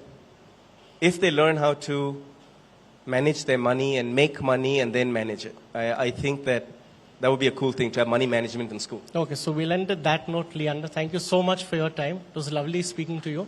Wish we had more time, but we have to wrap up the discussion now. Thank you so much, It's Leander. Always a pleasure with you, Keza. Thank you. Thanks, guys. God bless. Thank you, thank you. Please stay back on stage. We'd like to have Mr. Kaizad felicitate you, and thank you for sharing those heartwarming anecdotes. Please give him a big round of applause.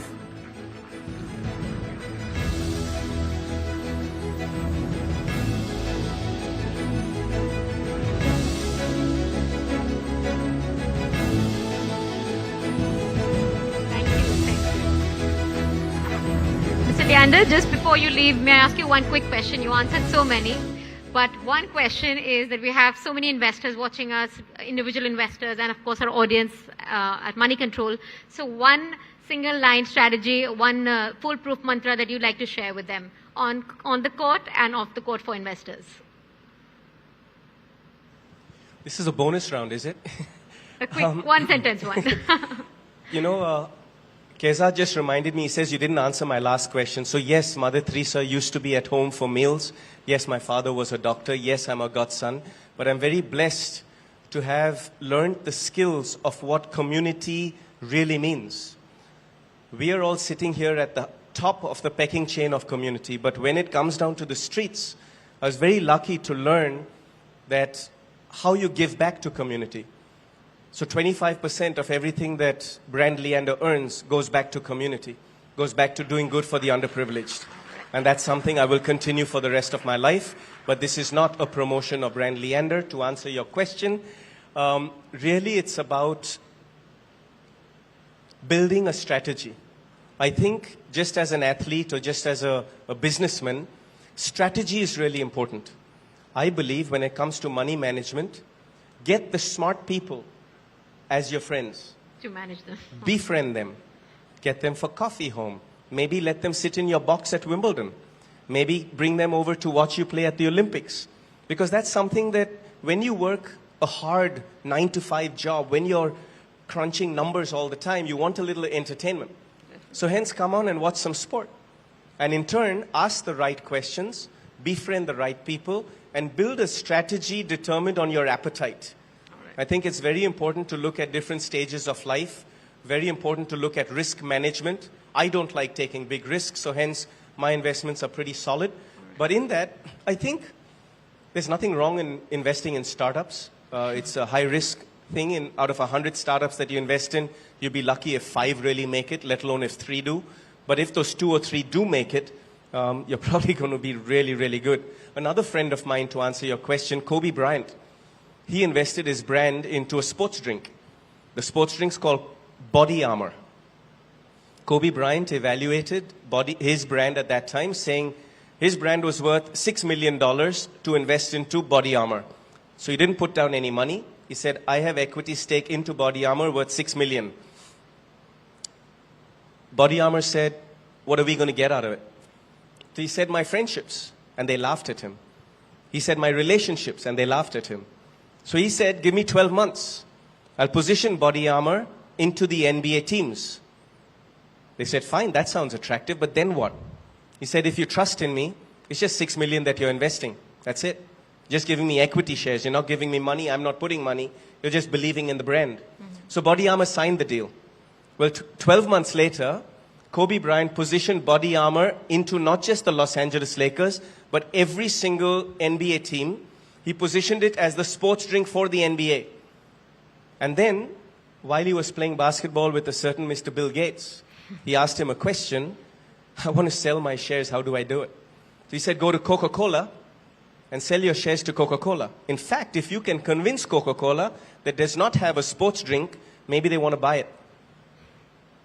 Vanessa Bryant, after Kobe's unfortunate death, received $400 million from Body Armor for his equity share of $6 million. That's smart money to me. Thanks, guys. Thank you. Thank you so much. Another very interesting anecdote and very inspirational. Thank you so much. All right, moving on, ladies and gentlemen. Now, thank you all for joining us, of course, at the Moneycontrol Mutual Fund Summit. And our next step takes us to yet another intriguing destination, and that is the Advisors Panel. So picture this, from the buzzing streets of India's metropolises to the serene landscapes of the heartland. Mutual funds definitely have the potential to weave financial dreams for all, from the glittering cities right down to the hinterlands. So today we will explore this theme. From India to Bharat, can mutual funds be successfulully distributed in the hinterlands of the country? And to navigate this interesting and enlightening conversation, we have with us Mr. Avinash Kaul, Assistant Editor, Editorial and Content at Moneycontrol. Please give him a big round of applause. And also our esteemed panelists. Each one is a trailblazer in its own right, and they are here to share their insights and illuminate the path of financial empowerment for all of us. So please join me in welcoming Mr. Manish Kothari, co-founder of Z Funds, Mr. Hemant Rastogi, CEO of Wise Invest Private Limited, Mr. Nilesh Shah, MD of Kotak Mahindra Asset Management Company Limited, and Mr. DP Singh, Deputy MD and Joint CEO, SBI Funds. Well, thank you, gentlemen, for joining us, and over to you.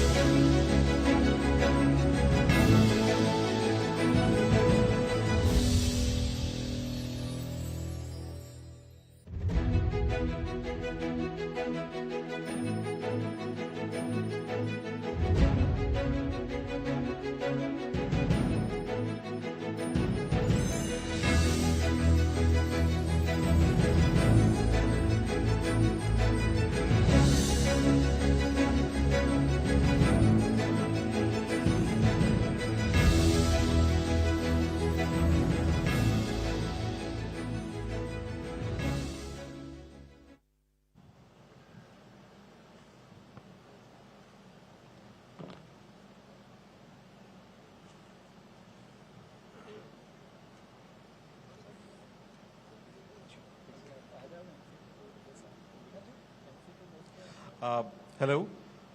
Good evening and welcome to the advisors panel. During the course of this summit, we have been discussing challenges and opportunities in front of mutual funds in reaching to that goal of 20 crore investors. Now, this panel here will discuss whether mutual funds can be successfully distributed into Bharat or hinterlands of the country. So now for long, Indians have been known for their love for physical assets, be it gold, real estate, or chit funds. Even bank deposits have a physicality aspect to it. People still prefer walking down to their local branch, in rural areas especially, to make that deposit. But what kind of inroads mutual funds have made into the hinterlands of this country? I would like to begin with Nilesh. 83% of the mutual funds AUM today comes from top 30 cities, T30 cities. So my question is the mutual fund, this wealth creation tool, limited to few areas? The growth is limited to few areas of this country.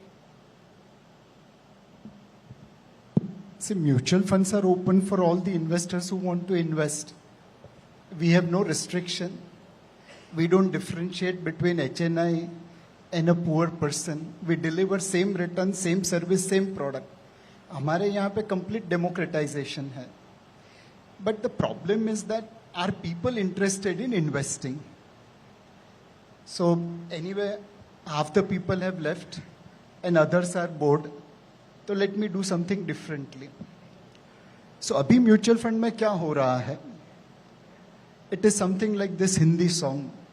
आप में से कितने लोग bathroom singer है? आशीष भाई तमें समझी सकसो. And कितने को बॉलीवुड अच्छा लगता है? बाकी लोग सो जाओ तो फर्क नहीं पड़ता. My strike rate will be still good. So this is mutual fund today. कोई जब तुम्हारा हृदय तोड़ दे, तड़पता हुआ कोई तुम्हें छोड़ दे, तब तुम मेरे पास आना प्रिय, मेरा दर खुला है, खुला ही रहेगा तुम्हारे लिए. अभिनव भाई 18 करोड़ ऐसे इंडियंस हैं जो क्रिप्टो में जाके लॉस करते हैं. 10 करोड़ इंडियन ऐसे हैं जो गेमिंग में लॉस करते हैं. 2 करोड़ इंडियन ऐसे हैं जो पीएसएल जैसी कंपनी में पॉन्जी स्कीम में लॉस करते हैं. और 7 करोड़ इंडियन ऐसे हैं जिन्होंने एफएनओ में ट्रेडिंग करके लॉस किया है. तो हम लोग उनकी राह देख रहे हैं. सुबह का भूला शाम को तो घर को लौट के आ जाएगा. और एक करूं? Please go ahead sir.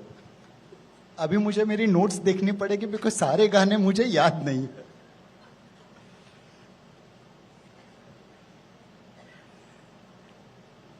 So to sell in Bharat, we need a level playing field. Today, investor disclosure, product communication, commission payout, it's very, very differentiated from one product to another product. वो Ponzi scheme वाला 2% return दिन का guarantee कर सकता है.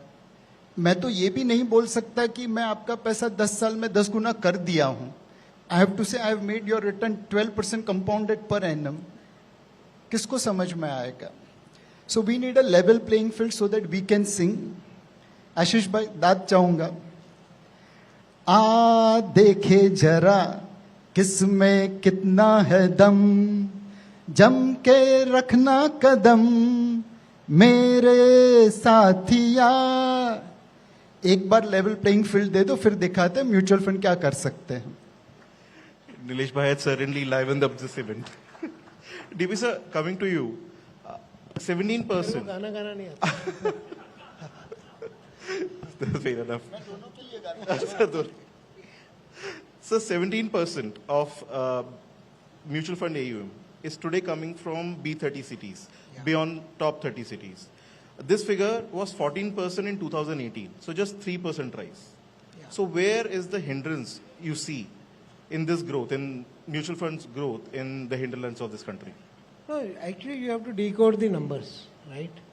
See, like Mumbai is an aggregator market. Whatever business is coming in Mumbai is not of Mumbai's this thing. If all the banks, all the corporates who are having headquarters here, if they are putting money in Mumbai, which is shown in Mumbai number, it doesn't mean that because this is the money, if banks are putting in money, this is the deposit put in by the people all across the country, right? First we have to look at the numbers. This is not 17% or 14%, this is much more. And even in the banking deposit also, you will see this difference. While so you said just 3%, I say it's 3% is a big number. 3% growth. You said 14 to 17%. So 3% growth is a big number. The journey has started. People have started looking at the business thanks to leaders like Nilesh Bhai and others who have been sitting in MFI, and they came out with the mutual fund sahi hai kind of thing. See, today with the organization like SBI, like our organization through the distribution network, we have reached to 94% pin codes of the country. 94% of the country mutual fund have reached. Only thing is, some of the places is just a tick mark. 5 application, 4 application, 3 applications. We have to grow it.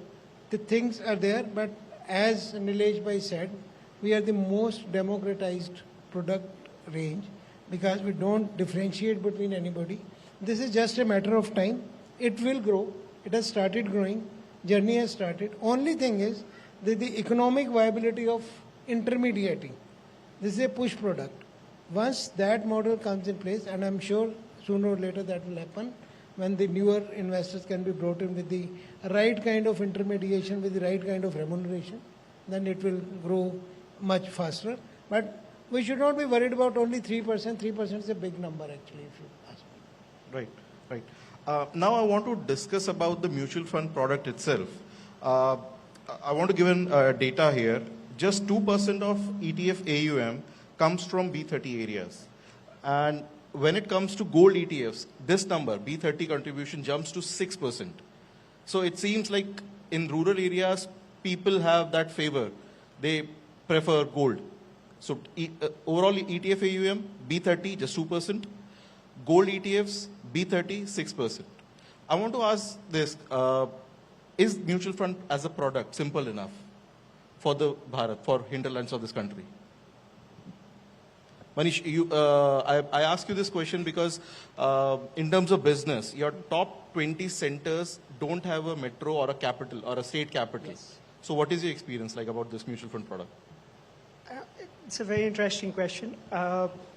Mutual funds are the simplest product, and adding to what Nilesh just mentioned, mutual funds are the simplest product, made complex by disclaimers. If you see most of the, and I'm not saying that, we shouldn't have disclaimers. We should have disclaimers. But if you see last few years, regulation has made mutual funds extremely, extremely simple. Today, when you buy a large cap fund, you exactly know what you are getting into, how much is the cost. When you want to take it out, how much will you get? No other product gives you that kind of simplicity. And that has probably helped us grow to a number of 4 crore investors. You spoke about gold. Now, I add a few other products. If you go to rural India, a large part of rural savings is parked in 5 products: real estate, gold, bank deposits, insurance, and chit funds. The commonality between all these products is not simplicity, but physicality of these products. Gold and real estate, where the product is physical, and bank deposits, insurance, or chit funds, where the intermediaries are physical. If we have to go to a number of 20 crore, I think we need many more physical presence intermediaries across the length and breadth of this country, across the bottom 500 districts of this country. Even, do you think investor education in itself is sufficient to take mutual funds to the hinterland? As a distributor, what role do you play in taking this product to the masses?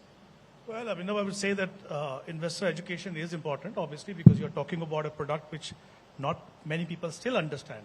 Even though we have seen investors, investing in great numbers in urban area and semi-urban area, but rural area also, it's not that they're not investing. I think if you see the fresh SIPs that are coming, there is a contribution even from the smaller towns or even from the villages there.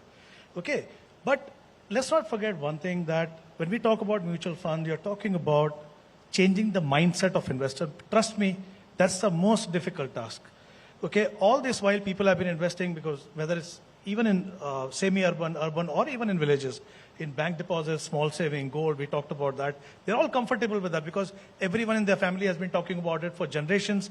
They've been taught that you have to invest in this. When you come into a market-linked product, it's a tough job. It requires changing the mindset. And also, I think the important thing is to manage their expectation, right? So it is, I would say, when you talk to me as a distributor as to what do we do, the most important part is, like I said, changing their mindset. Let them know that this is the investment that you're making. For example, I tell you a very simple thing.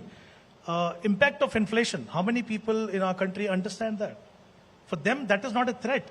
What is the biggest threat for an investor? Saying, I don't want to lose a part of my capital. I can understand that because that's your hard-earned money. You don't want to lose that. How many investors in India, barring those who started investing in mutual funds and understanding what it is, understand the risk of inflation?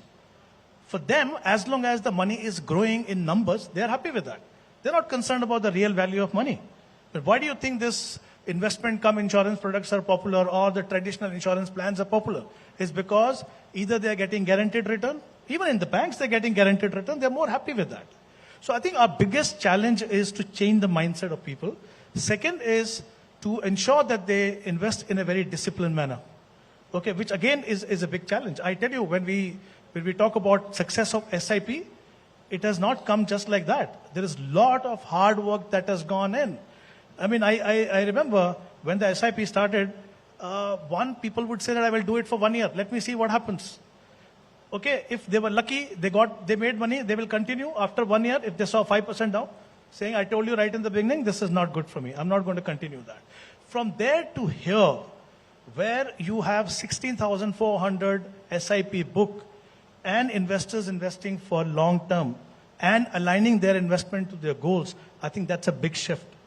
And when we talk about rural India, I think the same thing will happen there. It will take time. It has taken us decades to come here. I mean, we talk about participation of even rural investors. I can tell you, I started my career with UTI. I know from what kind of places we were getting money. Every time there was a rally in the market, you would see money coming from every nook and corner of the country. They will come at the peak, lose money, go back. So when we talk about 3% people have invested in mutual fund, to me, I think there are many more people who have invested, but with maybe not so great experience. We need to bring them back, and they will come back. It's going to be a process. Obviously, you need trust. The trust is there. You need distribution channels to be there, and technology, of course, has to play an important role. Today, I mean, if you really see, the rural India is the one that is driving the growth of internet in India, right? They're more comfortable doing transactions. Industry has done a lot. Today, you can do online onboarding of clients. You can do transactions. You can see your portfolio. I think all the ingredients that are required are there, and it's a matter of time that we will get there. But we all have to have patience. And important thing, like Nilesh Bhai said again, is that investors are very easily convinced with something which is more exotic. Okay, when it comes to something which is going to take time, even equity takes time for you to build wealth for you. They need patience. And I think investors need to have patience. We need to have patience. I'm sure we will see great results going from here. Right. You mentioned SIP. I mean, we have seen the success of mutual fund Sahi Hai, SIP Sahi Hai over all these years. But is it time to revisit the concept of SIP itself? Is it Nilesh Bhai and DP, is it an urban concept? Because salaried class people will prefer doing SIP, monthly SIP. But this might not be the case in the rural areas where there are small shops. So would you say micro SIP, daily SIPs, that needs to be pushed now? So there is an American saying, why repair something which ain't broken? SIP अच्छा भला चल रहा है, नजर मत मारो, चलने दो. But again, आशीष भाई, बात चाहूँगा. एक हिंदी गाना है, जोड़ी हमारी जमेगा कैसे जानी, तुम हो अंग्रेजी हम हैं हिंदुस्तानी. सो भारत में हिंदुस्तानी है और हम लोग सब अंग्रेज की औलाद है. Our communication is English. Now, Manish bhai, this is the feedback which I got when I spoke in Hindi. So one of the rural audience told me, "आप तो हिंदी में बात करते, समझदार है क्या?" So there is a liability also associated while speaking in Hindi. People think you are not intelligent because intelligent तो अंग्रेजी है. So but where is the sweet spot then in terms of communication? You said Hindi, there's an issue. English, obviously there is an issue. No. So there is a mindset change, as Hemant bhai mentioned. We have to keep on experimenting. You never know which one will succeed. But be a Roman in a Rome. So if Hindi works in Northern Heartland, let's do it. If Gujarati works in Gujarat, let's do it. If Bengali works in Bengal, let's do it. If micro SIP works, so be it. If daily SIP works, so be it. With technology, I can reduce cost of transaction. And with technology, I can also communicate the same thing in multiple languages as much as you want, thanks to Google Translation. So, जो लोगों को चाहिए वो हमें करना पड़ेगा because our product is the best. Right. When we talk about hinterland, the role of urban areas cannot be ignored. I mean, the 5 crore or 4.75 crore mutual fund investors, the much of the growth has come from the urban areas. DP sir, are you happy with the kind of inroads or penetration that mutual fund industry has achieved till now in urban areas? Not at all, not at all. In fact, I have been talking to the SEBI also on this subject.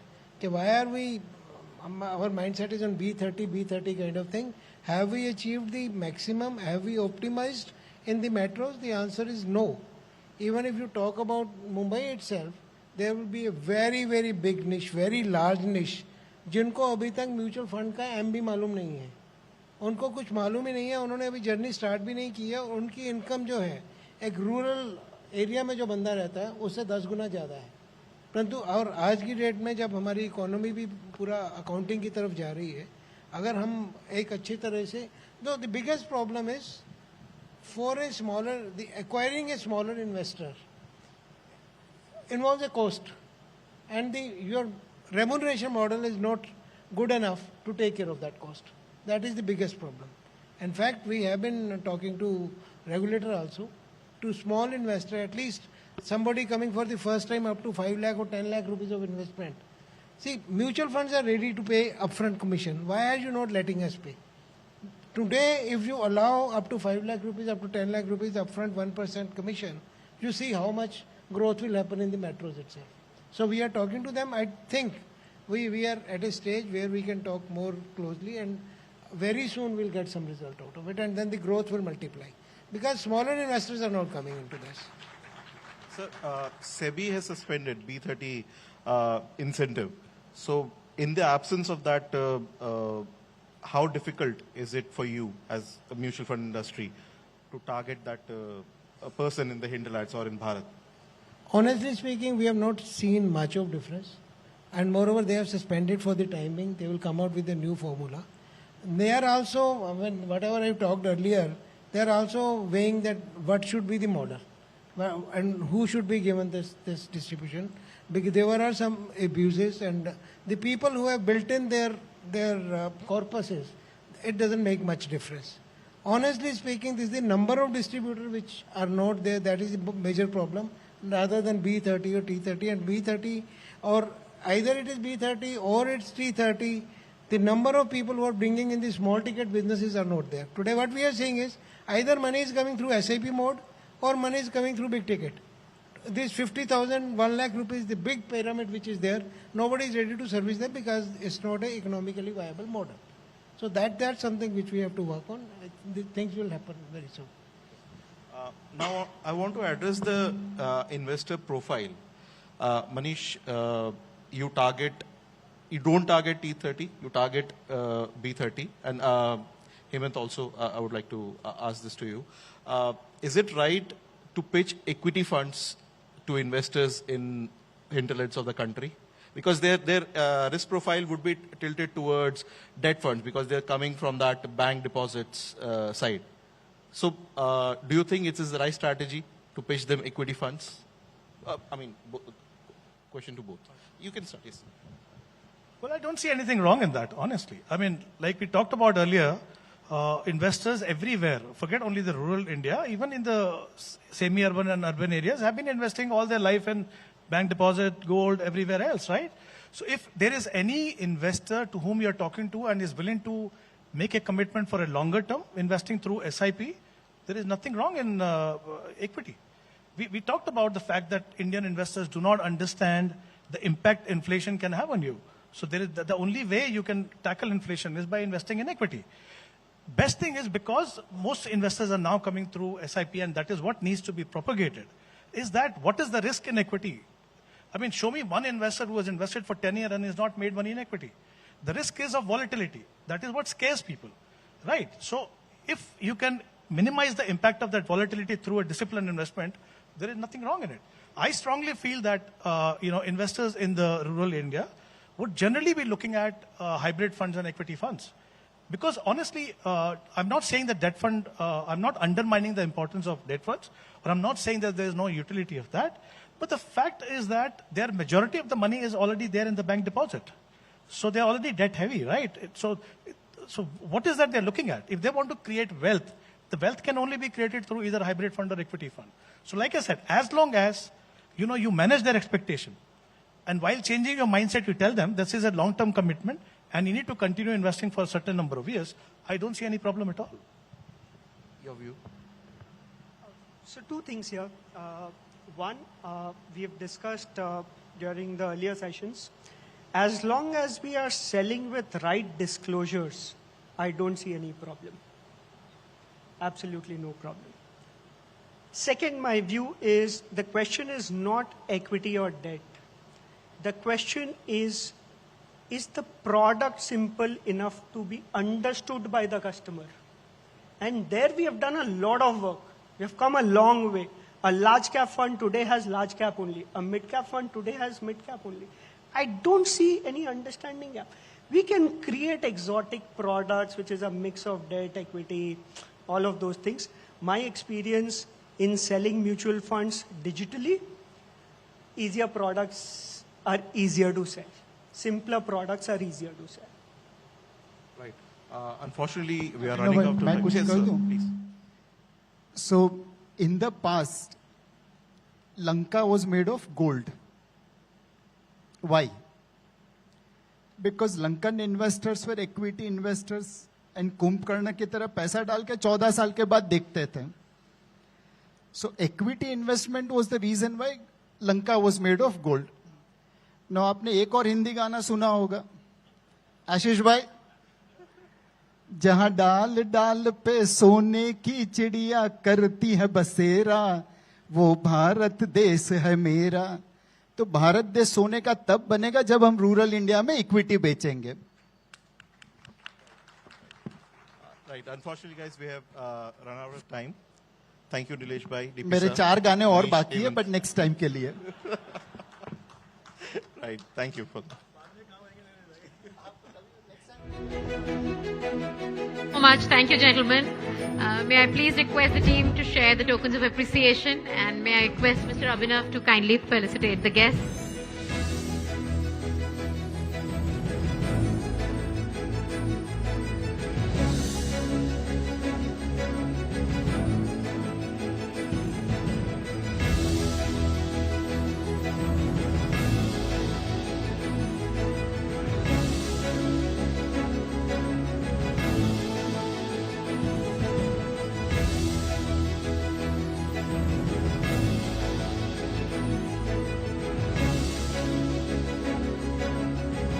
Thank you all for this very insightful discussion.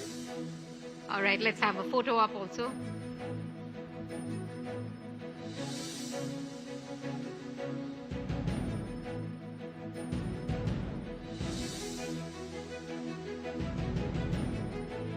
Thank you. Please give them a big round of applause, ladies and gentlemen. And now we have come to our final session for this evening, and that is the CIO panel, where we will dive deep into the theme, simmering economy, sizzling small cap, and stretched wall evaluations, where to find alpha. To orchestrate this captivating discussion, I would like to invite Ms. N. Mahalakshmi, Senior Consulting Editor, Editorial and Content, Moneycontrol. Please give her a big round of applause, ladies and gentlemen. And I'd like to also invite our panelists for this discussion, Mr. Ashish Gupta, CIO of Axis Asset Management Company Limited, Mr. Sandeep Tandon, the CEO and CIO of Quant Mutual Fund, Mr. Umesh Kumar Mehta, the CIO of Samco Mutual Funds, Mr. Sailesh Raj Bhan, CIO Equity Investments at Nippon Life India Asset Management, and Mr. I.V. Subramaniam, MD and Group Head Equities at Quantum Advisors. Mr. Anup Maheshwari, Co-founder and CIO, 361 Asset.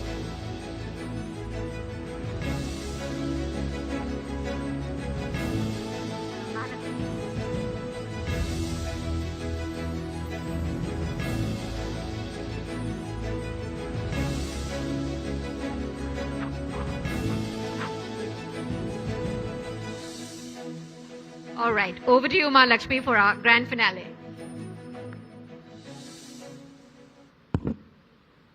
Does this work? Okay. Thank you so much, Ruchira. It's obviously absolute delight to be moderating the CIO panel. Obviously, these are the men who have the secret sauce to make us all rich. So, doubly delighted to have this conversation. So I'm just thinking where to start because there are so many entry points to the discussion today. First of all, we've had a fantastic run post-COVID, and I think a big part of the credit has to go to the investor who has showed faith in the mutual fund industry, and I'm saying this especially because this is a mutual fund event. And the industry has been a fantastic counter force. The reason why we have seen such resilience in Indian stock markets, even in the face of tremendous uncertainty, geopolitical tensions, higher rates, things that we have never seen before. And yet, there is this niggling nervousness that sort of, grips us, has been gripping us for quite some time. And a lot of these men will not accept on stage, but a lot of them privately also say that, but for the mutual fund mandate of staying invested more than 90%, some of us would have probably taken cash calls and would have lost out. That just, what we preach investors, the fact that some of the conservative fund managers have also practiced has made us tons of money. And I earlier mentioned nervousness because in all previous cycles, at least I as a journalist always heard that, जब पान वाला बोले stock के बारे में, जब आम आदमी स्टॉक मार्केट के बारे में बात करने लगे, तो that is the time to sell. But in the last 2 years, at least the first year of pandemic, I'll ignore, but in the last 1 or 2 years, it's dinner table conversation. Wherever you go, parties, outside, even when you're walking on the road, people are talking about stocks. Yet the market keeps going up. And even today, on Monday, we were frantically at the newsroom trying to figure out what is going to be the effect of Gaza. Our people are nervous. What's going to happen? And the only thought we got, and this was the unanimous view from all the people that we spoke to, professional fund managers, family offices, that if there is a fall, we will wait in the wings and make use of this as a buying opportunity. So the question is, 3 years of fantastic run, super resilience, have we become super complacent? So may I start with Anu? Thanks, Mahalakshmi, and it's great to be in front of everyone here with all the panelists. I think in terms of complacency, I think it's a matter always of perspective. We've said this time and again, there's enough evidence to prove that long-term investing in India works because corporates do tend to grow earnings over a period of time. And as long as earnings are growing, I think there will be bouts of overvaluation, undervaluation, but in the long run, you end up coming out pretty much okay. I think it's really a bigger call in terms of where India is headed over a period of time. I think a lot of us recognize that over the last 3 years in particular, there have been a lot of structural changes working in favor of India. A lot of positive tailwinds, things that we had really not thought of 4 or 5 years ago. And a lot of this has happened post-COVID, coincidentally. But with everything aligning, the big question is, what is the time frame? What is the perspective that you have? Do you start worrying about where markets are going to be 1 month, 3 months, 6 months from now? Or do you believe that, we're on a long-term journey of earnings creation, and therefore it makes sense to keep participating over a period of time? None of us invest all our money on a given day. Yet we behave like, this is pretty much the day where you have to take that whole decision. So the fact is, it's really a long-term game. I think India is a great long-term market, one of the few ones globally that you can find. And therefore, balancing out this short-run sense of complacency with a long-term perspective, I think it's all about perspective. So sure, there will be volatility along the way. But if you stick the course, there's enough evidence and more to show that you do end up, the odds are really high for you to make good money over any 5-year cycle of investing in India. So I just put the time perspective is what changes everything in terms of this discussion around whether we should be really worried or are we getting complacent. If you have the right time dimension, it's fine. Fair enough. Sandeep, what do you make of sentiment? Because like I said, this humongous retail participation coming through mutual funds and SIPs is definitely a good thing because, one, it fosters savings, there is continuity, there is all of that. And there is also this retail that is coming directly, which is, a bit of a frenzy. What do you think? Does it tell you some signals of overall what the sentiment is? What we used to think about as, just anecdotally, if too many people talking about stocks is a bad thing, is a sell signal, how would you interpret that today?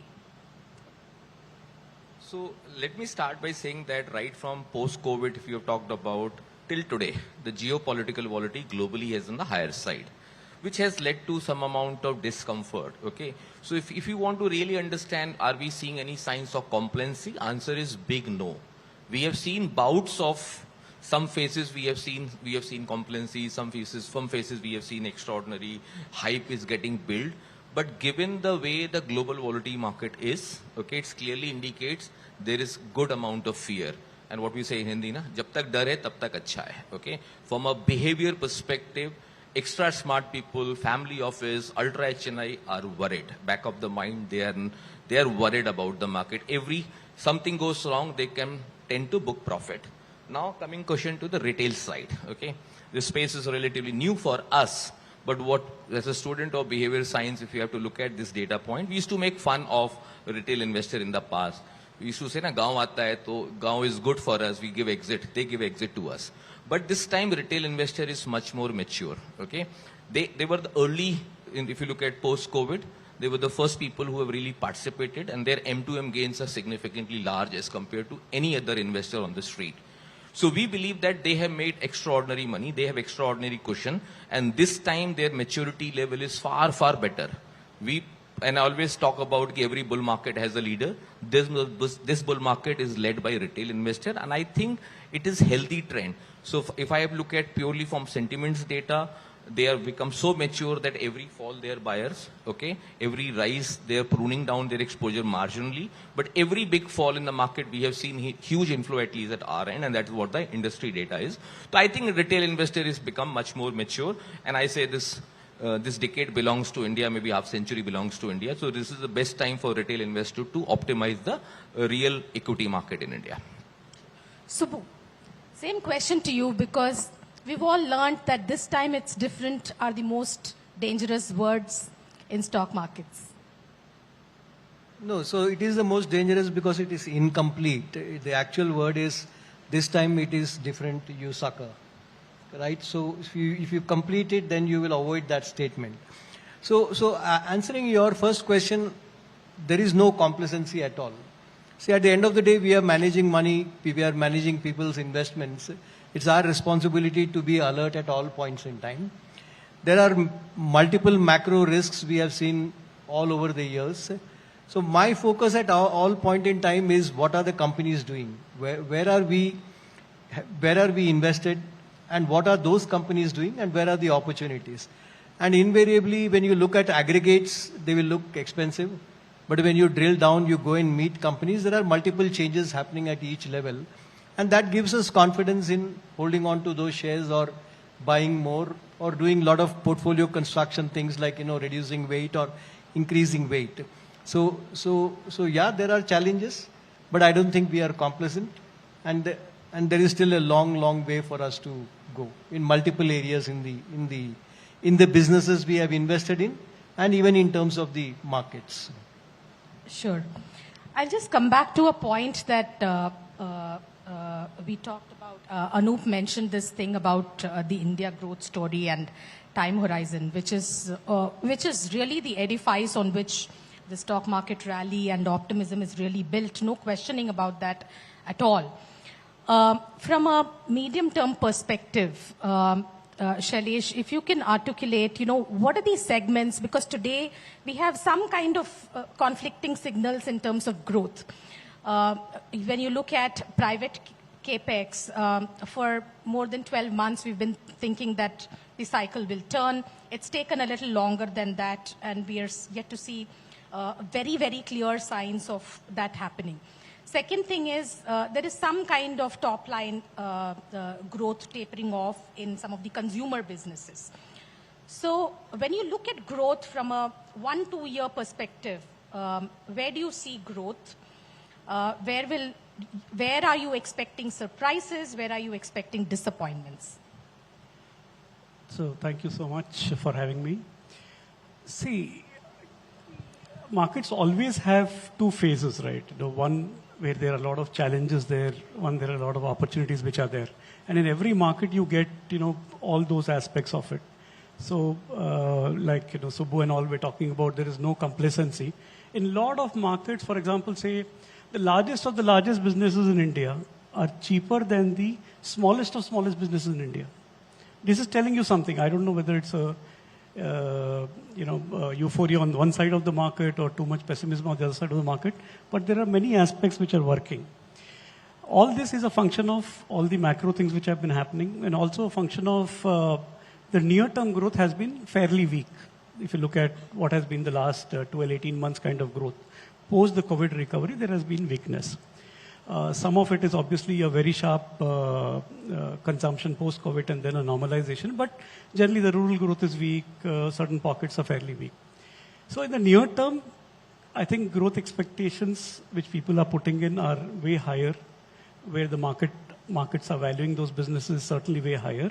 And there is a belief that there is a perfect outcome of either elections, a perfect outcome of growth.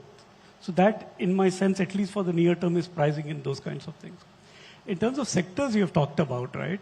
So let us look at manufacturing and engineering. I think possibly before investment capex has started, right? So the whole journey is still there. So the next 4-5 years, there is a big opportunity there. The problem is we are paying full prices. So for a company with 1,200-1,300 crore operating profit, we are paying 95,000 crore market caps. Yeah. So that's the kind of an issue we are today. So maybe we'll have a middling time in the near term. But sectors, business, all the larger part which Anup mentioned, I think it's all in front of us. I think you have to navigate the next 12, 18 months comfortably, choose a better risk reward within play, work on zero leverage as investors, and then stay put. See, the most difficult part is in a bull market, everybody's an investor. The problem is markets go down 20% on some bad news, and then how the person behaves. That is true investing. So I think that is yet to be tested on a large stream of new investors who have come about. So I think manufacturing engineering is good. Banks are solidly positioned from a quality of portfolio point of view at the moment. Maybe there's over-ownership, but they are, from a valuations, fairly sensible. The ignored companies of the last 3 years, or who were darlings of the previous 3 years prior to that, they're all to be forgotten blue chips. So there the valuations are fairly sensible.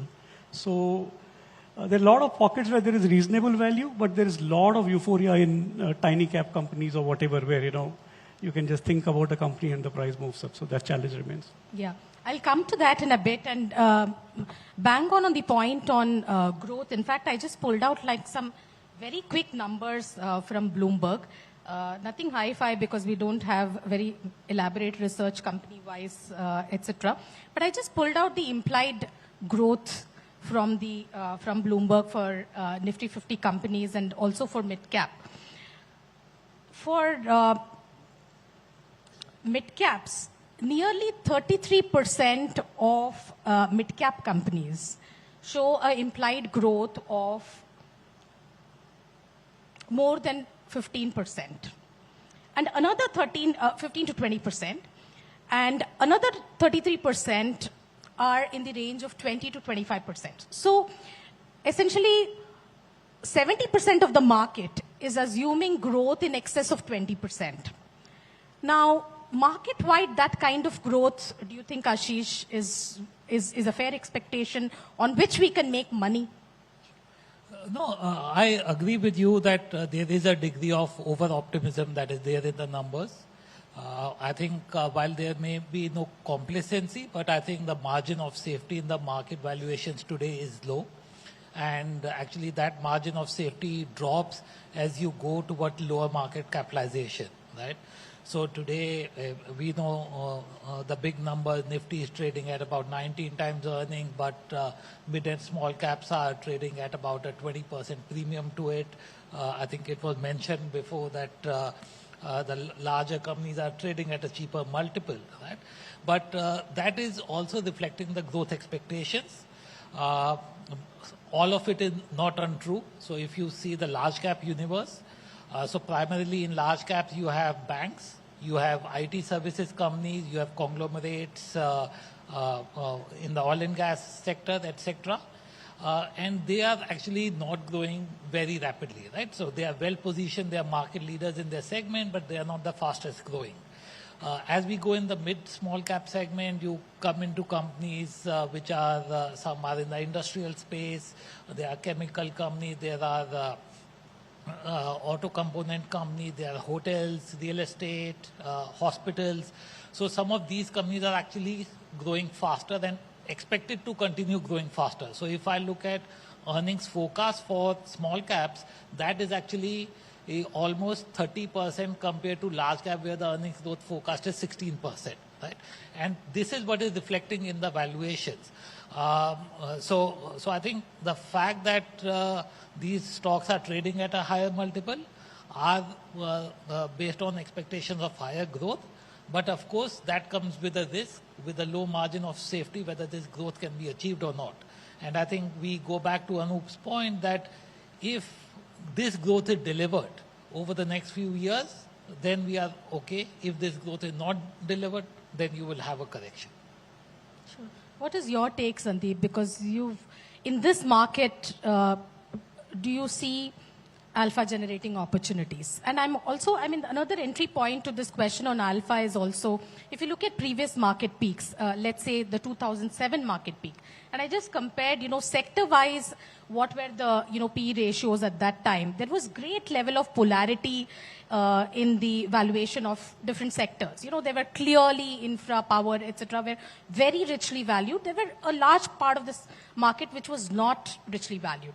Today, you see every segment is sitting on a higher platform in terms of higher level, in terms of valuations. So how do you, is it a challenge generating alpha? So instead of looking at just pure valuation number, you will not get this answer because on the valuation point of everything looks slightly stretched, okay? But the moment you start combining with other macro data or you look at the liquidity analytics or the risk appetite, which we look at very closely, then perspective changes. So let me give you a small example from the behavior perspective.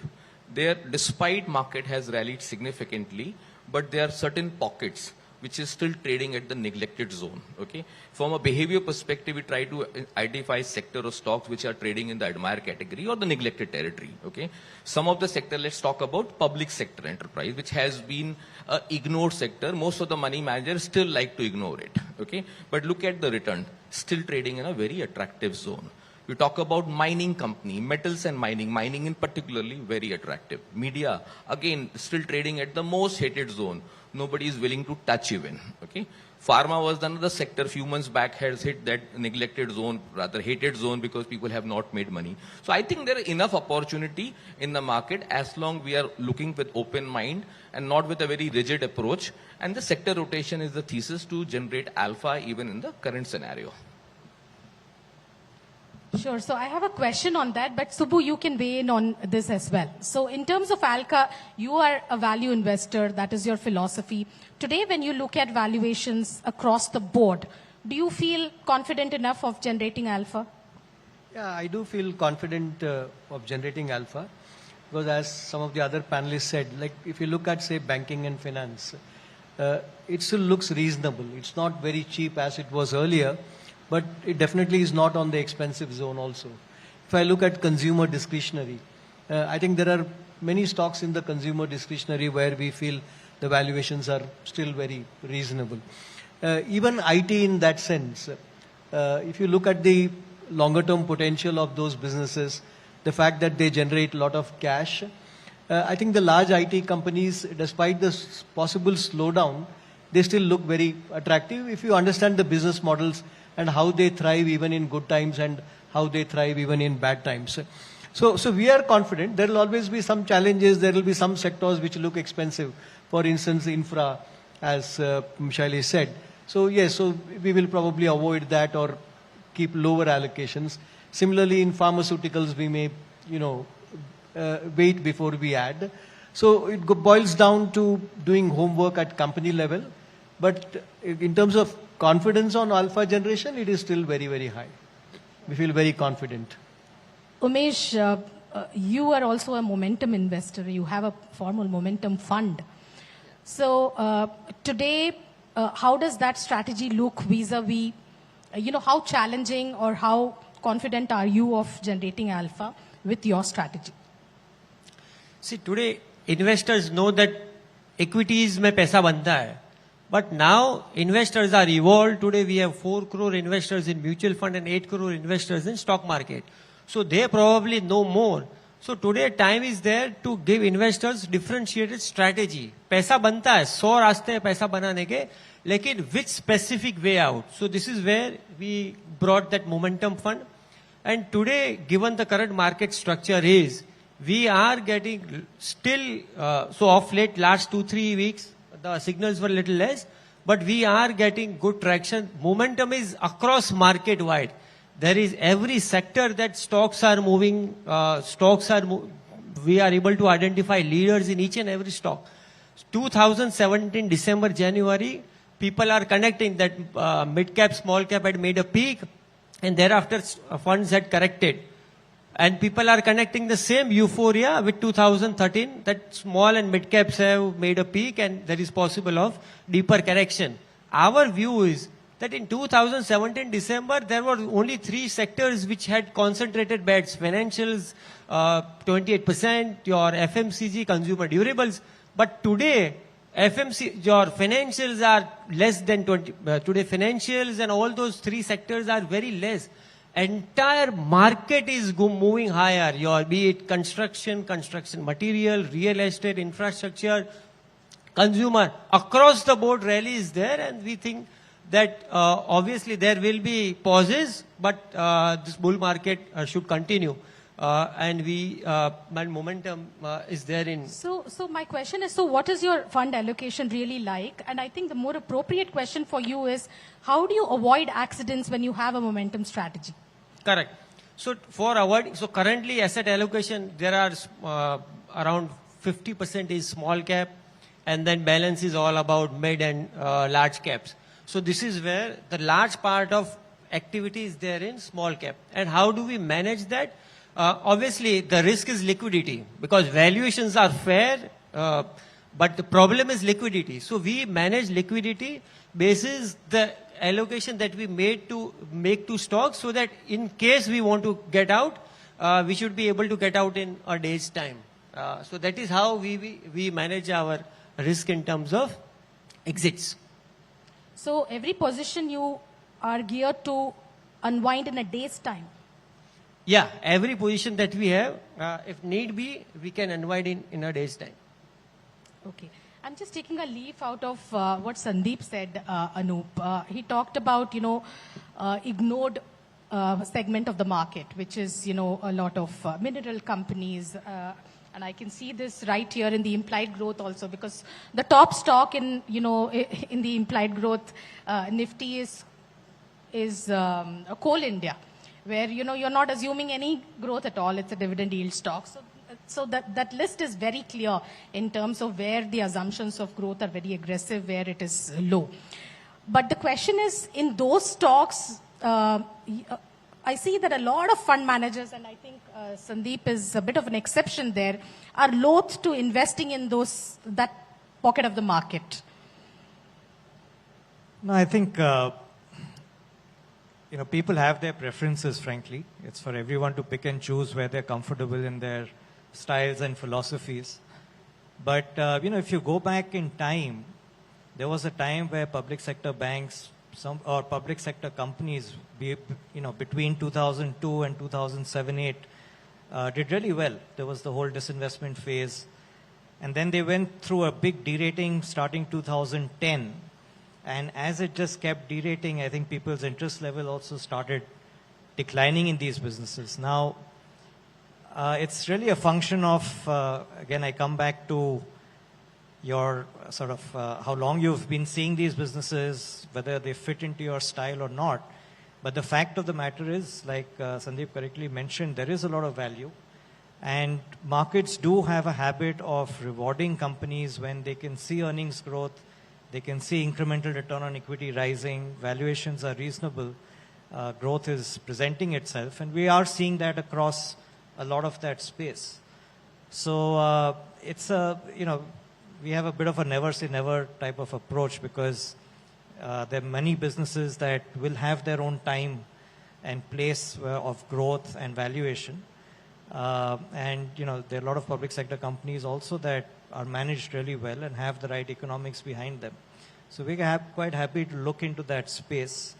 And we are seeing that re-rating phenomena going on there. So we've seen that in the past, we'll see it again, these cycles happen. Does this mean that today, the way the markets are poised, you need to, is there a need for people to, Subbu might take objection saying that you're talking about style drift, but is there a need for people to be a lot more flexible in terms of what I will not invest in, what I will invest in? Because some sections of the market that are cheap are truly the ones that a lot of people don't touch.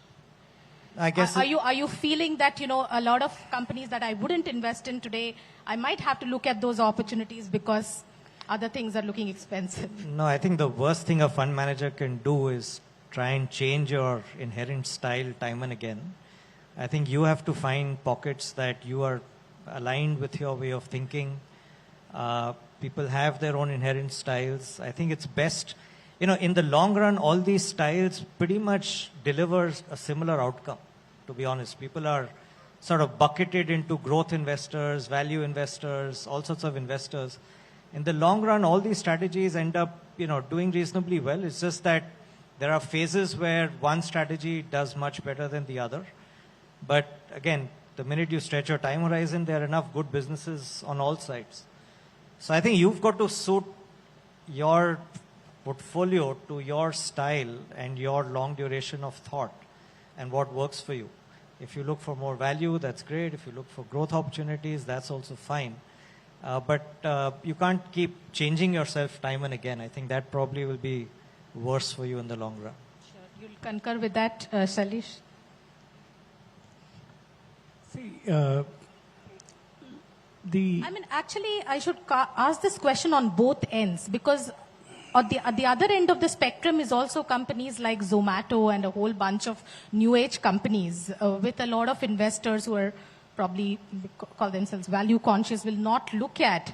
But today you are forced to probably look at that because that's probably a segment of the market that is going to dominate sometime in future. See, all kinds of businesses are there, right? And like Anup mentioned, it's the style of the investor which he should focus on, because then he's playing to his strength. In in a typical, see, we have seen different types of bull markets at different points of time. So you had narrow single sector markets, right, which have done well. So you alluded to the fact that now broadly across the board, the valuations have moved up a bit, right?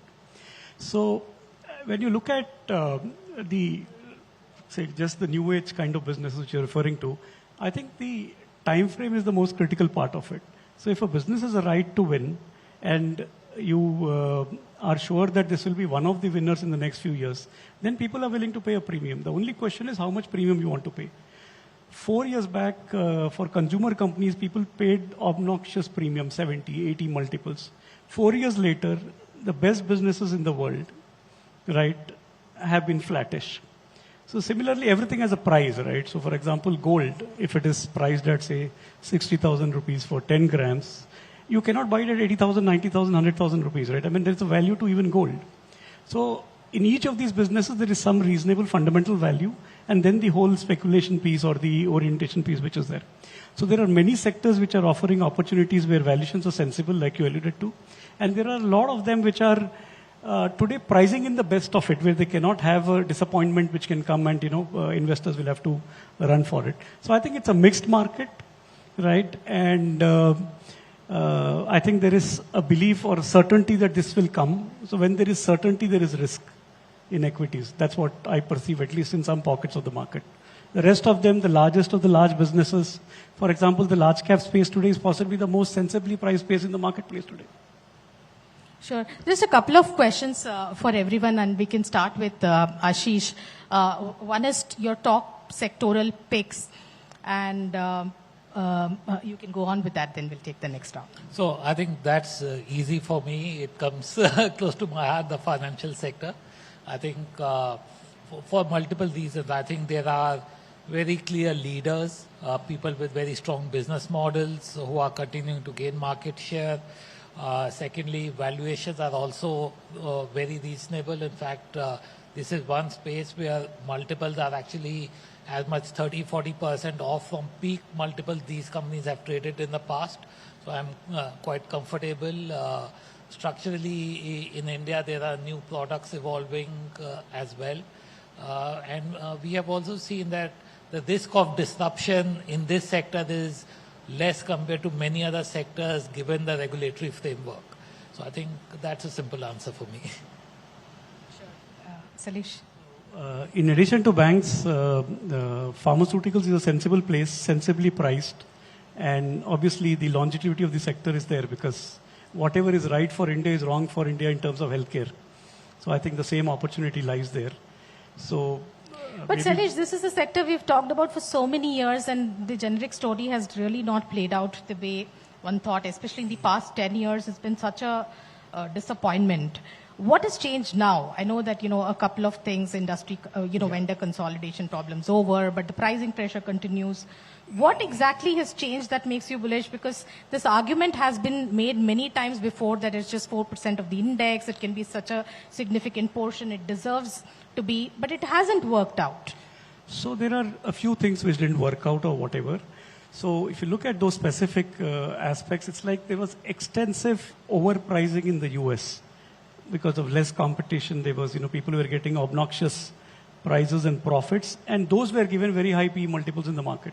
So that segment has eroded, right? So today the construct is a large part of profits are from simple domestic business, the domestic branded business, which, medicines which we all consume. And there the opportunity is materially long. In fact, that segment has compounded in the last 20 years at least 15%, right? And I think that same opportunity exists because this is still highly underpenetrated as a space. Diagnostics is cheap, everything is there. And like you all know, whatever is young about India in the sense, the below 25 is 50% of population, below 28. The reality is we have 30 crore people over the age of 50. Right? And India is a country with all the developed country diseases. There's cardiac, whether it is diabetes and all that. So the construct is fairly there for a secular long-term opportunity for companies who service the customers and meet their, medical requirements. So this is a journey which has just begun, right? And the domestic piece has worked very well even in the last 10, 15, 20 years. Right. It's just that excess profits of the US have been eroded. Correct. Fair enough. Anup? Sure, Mahalakshmi, it's a tricky question when you talk about sectors because it finally boils down to which companies Stocks, you own. But at a very, a broader level, just to give a view, I'd agree with Ashish on financials because it's 30% of the market. It's difficult to imagine, the India story happening without financials participating in it. It's also the bedrock for a lot of consumption-driven sectors in terms of lending. So financials it's a volatile sector, but long run, has created value. So that would have to be one. And consumer discretionary also, I think, is going through a slightly awkward patch, and that will present opportunities. Typically, you're always looking for good businesses going through a rough time, and a lot of consumer discretionary businesses fit that bill right now. Sure. Sandeep? So our biggest holding is by far energy at current level, followed by pharma and materials, okay? And not as a contra call, but data-driven call, hardly any exposure in banking. So nearly less than 5% exposure we have in banking, and of course, largely PSU, and of course, a large exposure in public sector enterprises in general. Explain why. Because, and it's a very interesting thought because an overwhelming majority of fund managers are overweight banks. And the index itself has a very large weight. Banks have a large weight in the index itself. So you said you have the smallest weight, right? So Mahalakshmi, apart from just looking at the valuations, I agree. Valuations in bank has also corrected, so they're reasonably attractive, okay? But we also look at 2/3 weightages given for us in the risk appetite and liquidity. For the risk appetite for the entire banking sector, particularly private sector banking, is shrinking a lot. Liquidity is also declining. And this is the one sector which you look at, I think somebody mentioned about the over ownership. If you look at ICICI Bank has not delivered any returns, meaningful returns in last 1 year, grossly underperformed. So is the Kotak and so is the case with HDFC Bank. So when you look at price performance, you might get some answer. When we look at mathematically, more from a risk appetite and liquidity, we get fairly good answers. That is one of the reasons, based on our predictive analytic thesis. This is the one sector we should like to avoid. And we have good exposure in the past, but the current level, we have pruned down significantly. Also explain energy, because that again is a contrarian call. So energy fits the bill perfectly so we have seen a bull run sort of thing in power sector, but if I look at the largely energy as a whole, we like it because valuations are very attractive, and obviously the biggest stock will be for us will be Reliance Industries. A lot of people have ignored this company. I'm taking a name generally. We don't talk about names, but it's the one sector thing. So all the OMC companies and the entire space looks very attractive. The way globally people are talking about hydrogen and anything which is related to that could be a big opportunity. And this is again a sector which we think has been neglected a lot. To set up a company like OMC companies or HPBP, ultimately they're energy company. Today they're selling oil and gas sector or the petrol and diesel. Maybe tomorrow they will sell hydrogen also. Who knows how exactly will shape up, but so minor changes. Look at the classic example of NTPC. People ignored it for donkey's years now. Okay, now suddenly everybody realized, the best of the analysts has suddenly realized and woken up that this is the company has great potential. So is the case with Coal India. Suddenly everybody woken up and it's a Coal India. So energy by default is the biggest thesis for us. But OMCs, how do you justify and how do you even look at these stocks? Because if you look at the earnings trajectory, it might look very hazy because today there is a certain lack of clarity in terms of where crude prices will go. There is election coming up next year, so how will government respond to pricing and all of that? See, again, if you look at valuations are very attractive. Okay, the earnings are pretty decent. Okay, now we can get into argument mode sort of thinking why it is not. But I don't look at data in isolation. Our approach is combination. So when multiple data points are skewed on one side, we do take a call. So it's a combination approach which we are trying to capture rather than just looking at the purely on valuation analytics, because valuation analytics can give you early stages of entry point, doesn't give you exit points. So it's very important to look at multiple data points just rather than looking at pure valuation numbers. Fair enough. Umesh, you should be the opposite one sector strategy.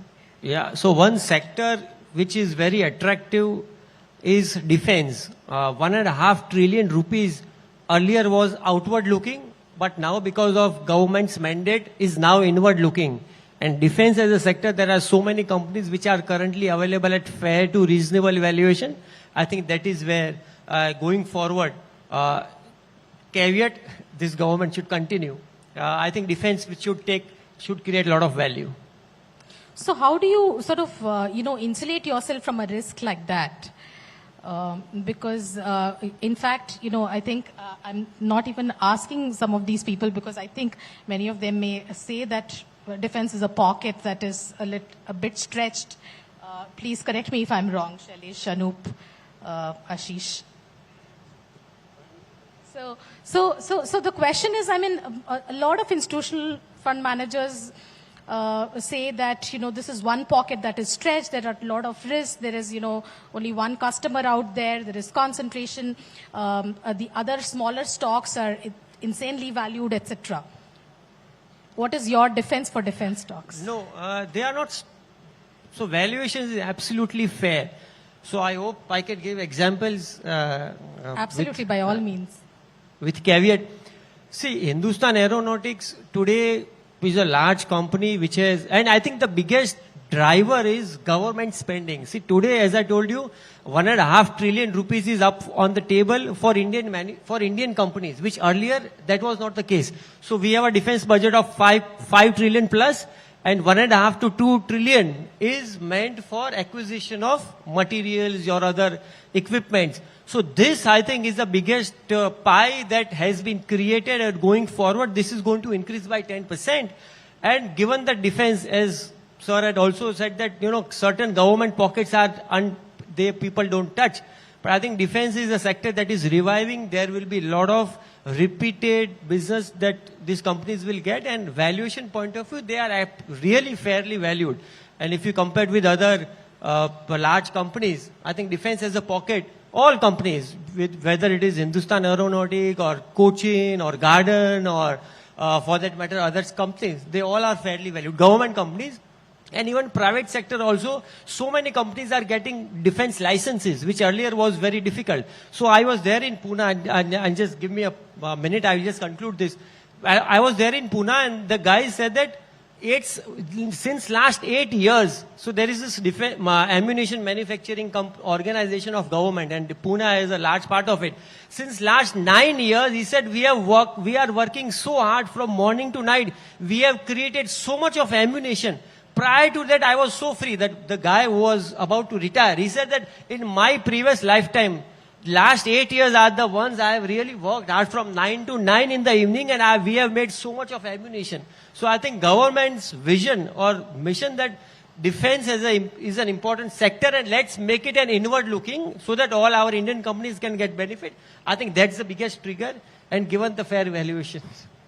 Sure. I think it's only on the fair valuation that there is a lot of debate.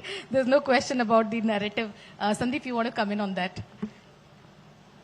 See, I tell you, I agree what he's talked about is that biggest miss. Even we were very early, but we sold a bit early because we could not believe what is coming. But I tell you, it's a very evolving industry, still very nascent stages. So it'd be too premature to get too excited about that space.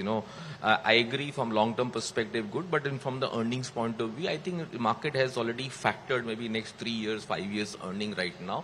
So we are not very excited at this stage for the defense. Yes, it has done extremely well. There is no debate about it. The momentum has played very well out there, but we are skeptical. I think we are largely looking as a value, as a thesis. I think there are other opportunities better than defense at the current levels. Sure. Subbu?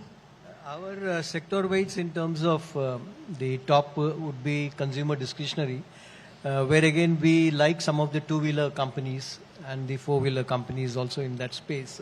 And if you look at some of the two-wheeler companies, many of them had a fairly bad few years in between, and then now seems to be coming back, both in terms of product launches and in terms of pricing power. So we are excited. We still think there is a lot of upside left in that. We are also high weights in the financials, and which is not only banks and non-banking, but also includes insurance and broking as well within that.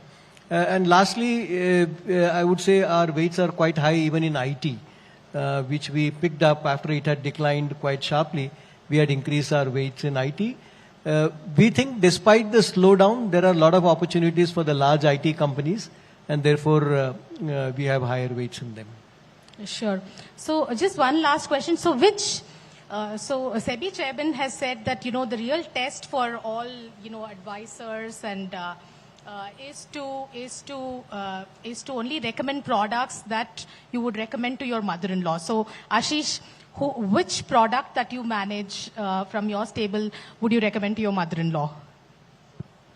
So I think the same SEBI has told my compliance department that I cannot really make recommendations here. So maybe if we have this... Only a fund scheme, your own scheme that you feel most bullish about for the year. So again, as I think Anup mentioned at the start, we really don't want to put things with a short-term perspective, right? So we have to have a multi-year lens, and it's like asking a parent which child is your favorite, right? So yeah, so I will. But every year there is always one product that you know as a fund manager that this has great potential, because you look at the market segments, you look at. Okay, so let me. I think. And we are talking about equity products. Yeah, sure. So I think at this point of time, I would say the large cap product, blue chip fund. I think I would recommend that over the other product. Sure. Shailesh? See, I don't know with 12-month time frame, because very difficult to predict, right? Market doesn't know a calendar. You know it, unfortunately. But large cap as a category seems to be a sensible space to be in, with a meaningful 3-4 year horizon, especially because it's not done well so much in the last 3-4 years. And you definitely don't want more money in your small cap fund. Yeah, Mahalakshmi, I guess I'll tell you a little story about my previous job in DSP BlackRock. So we had in 2005 launched a program called Super SIP, where essentially what we did was we invested for a 16-year period. It was 16 years and 21 years. And what I did was to put equal money in all our funds. So the minute you have long durations, it doesn't really matter. You're better off just spreading across, because you're broadly, whichever fund you're managing with a similar investment philosophy. And again, thanks to not just the SEBI rule, but in any which case, I think all of us are also invested across all our funds in any which but case. But mother-in-law ko itne sare funds nahi bata sakte. No, mother-in-law, in fact, ek hi batana padega. You have to tell her to do exactly what you're doing. So I think we follow the same principle for everybody. So yeah, pretty much, again, if you're investing for 10, 15 years, it really doesn't matter. As I mentioned, all the styles also tend to converge over long periods of time. No, we're talking about next year. 1 year time Don't frame. invest for 1 year. In fact, anyone coming to the market with a 1 year horizon, please remember you're only buying volatility, you're not buying returns. Right up to 5 years. You will drag me into a very different conversation, because then I would say, if you always have to have a long time horizon, why do we have so many funds at all? So you have funds. If the returns for all funds are going to converge, then the logic for having multiple funds itself will be taken away. So, no. It's what I mean is essentially that you have different styles. Different styles can go through different curves in the long run, really long run. If you can look at it over the past 20 years, let's say, whatever funds are there, there will be small differentials, but everybody has by and large done well. It didn't really matter who you picked. You pretty much did well on every fund. You can nitpick about somebody who did a little better than somebody else. But, all I'd say is, again, over long dimensions, it doesn't matter. And literally, we did this just mathematically. If you run risk and reward, if you look at, we did something called time, volatility, and return. Everywhere we go as fund managers, in every audience, pretty much 3 questions used to always come our way in different forms of fashion. A, is this the right time to invest? B, what returns can I make? And C, what's the risk or the downside? So we just put this chart together, which put all 3 dimensions on one chart. That became our first slide to just get that question out of the way. And what we did was we looked at time over long periods. We took rolling periods of time, 1 year, 2 year, 3 year, 5 year, 10 year, rolling periods over the last 30 years, you plot the returns over these periods, and you plot the volatility, or the risk is measured by volatility of the markets. And what you realize is over, rolling periods of time, the returns pretty much are somewhere in a 10 to 15% zone. So the returns don't change too much as you go through periods of time. But the volatility in the short run can be extremely high. So short-term volatility is north of 25%. And as time passes, volatility keeps coming down. And in an ideal scenario, you want your returns to be higher than the underlying risk of volatility. And that cut where volatility falls below return happens in a 5-year time frame. And mathematically, we've shown through earnings growth that 5-year time frames and above improve your probability of earning or returns drastically. In a 1-year, 2-year, 3-year time frame, it's really a matter of luck of when you've entered in. And you're buying the volatility more than you're buying the return. The return comes through over time. So yeah, it doesn't really matter. Sorry, long answer, but that's the perspective. Mother-in-law is disappointed. But Sandeep, go on. Malakshmi, very short. So as a money manager, I like to put my money in quant flexi cap fund because it gives me highest level of flexibility based on the risk of environment. I can switch bit from large to mid to small. That's the one product which we really like. And one more I like to add here. And as an asset classes or as a money manager, I think time has come to look at the multi-asset as a product. Okay, I always see Narayan talks about it. Okay, so we always like that space because that is the phenomenal opportunity which is there, and good diversification beyond equities. So again, from the risk perspective, low volatility product, better returns. Okay, or rather safe return from a longer term perspective. These two products gives me highest flexibility. So these are two products which I would like to put my personal money. From compliance perspective, we have to put money everywhere. That's a different issue. Sure. My mother-in-law's money, our flexi cap fund, I think that has seen volatility in the past year. So now good times. Sure. So when you asked what product, for a moment I thought a product of my portfolio company. I was about to suggest a high-powered motorcycle for my mother-in-law. But having said that, once I understood the context, I think I will just recommend equities. And then, depending on her risk appetite, she can allocate between the different styles. I'm not picking any one style. I'll just say that equities are still worth investing, and she should remain invested. Sure. Thanks. Thank you so much. You've been a very patient audience, and thank you, gentlemen, for all those insights and delightful discussion. Thanks.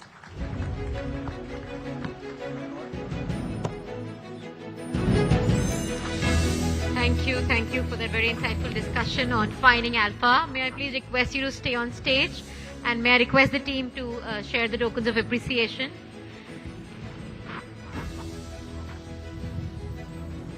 Well, thank you all. This is a brilliant way to bring us to an end of the second edition of the Moneycontrol Mutual Fund Summit. So many interesting insights and such amazing anecdotes.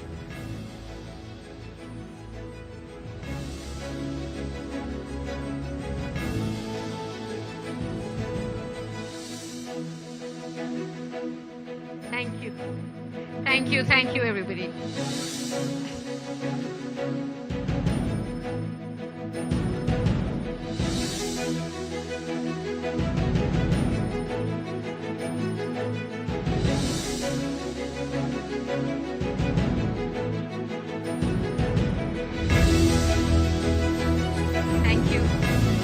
We'd like to thank our partners for the event. This event has been powered by Access Mutual Fund, Strategic Partner Reliance Industries Limited, Associate Partner HSBC Mutual Fund, Motilal Oswal Asset Management, 361 Asset, IBM, Baroda BNP Paribas Mutual Fund, and Mirae Asset Fund. And we would also like to extend our heartfelt gratitude to our distinguished speakers, our panelists, attendees, and most of all our audience for making this event a resounding success. It is your enthusiasm, participation, and engagement that has made this truly exceptional. On that note, it's a wrap from us. This is Ruchira Sharma signing off, and please join us for cocktails. Good night.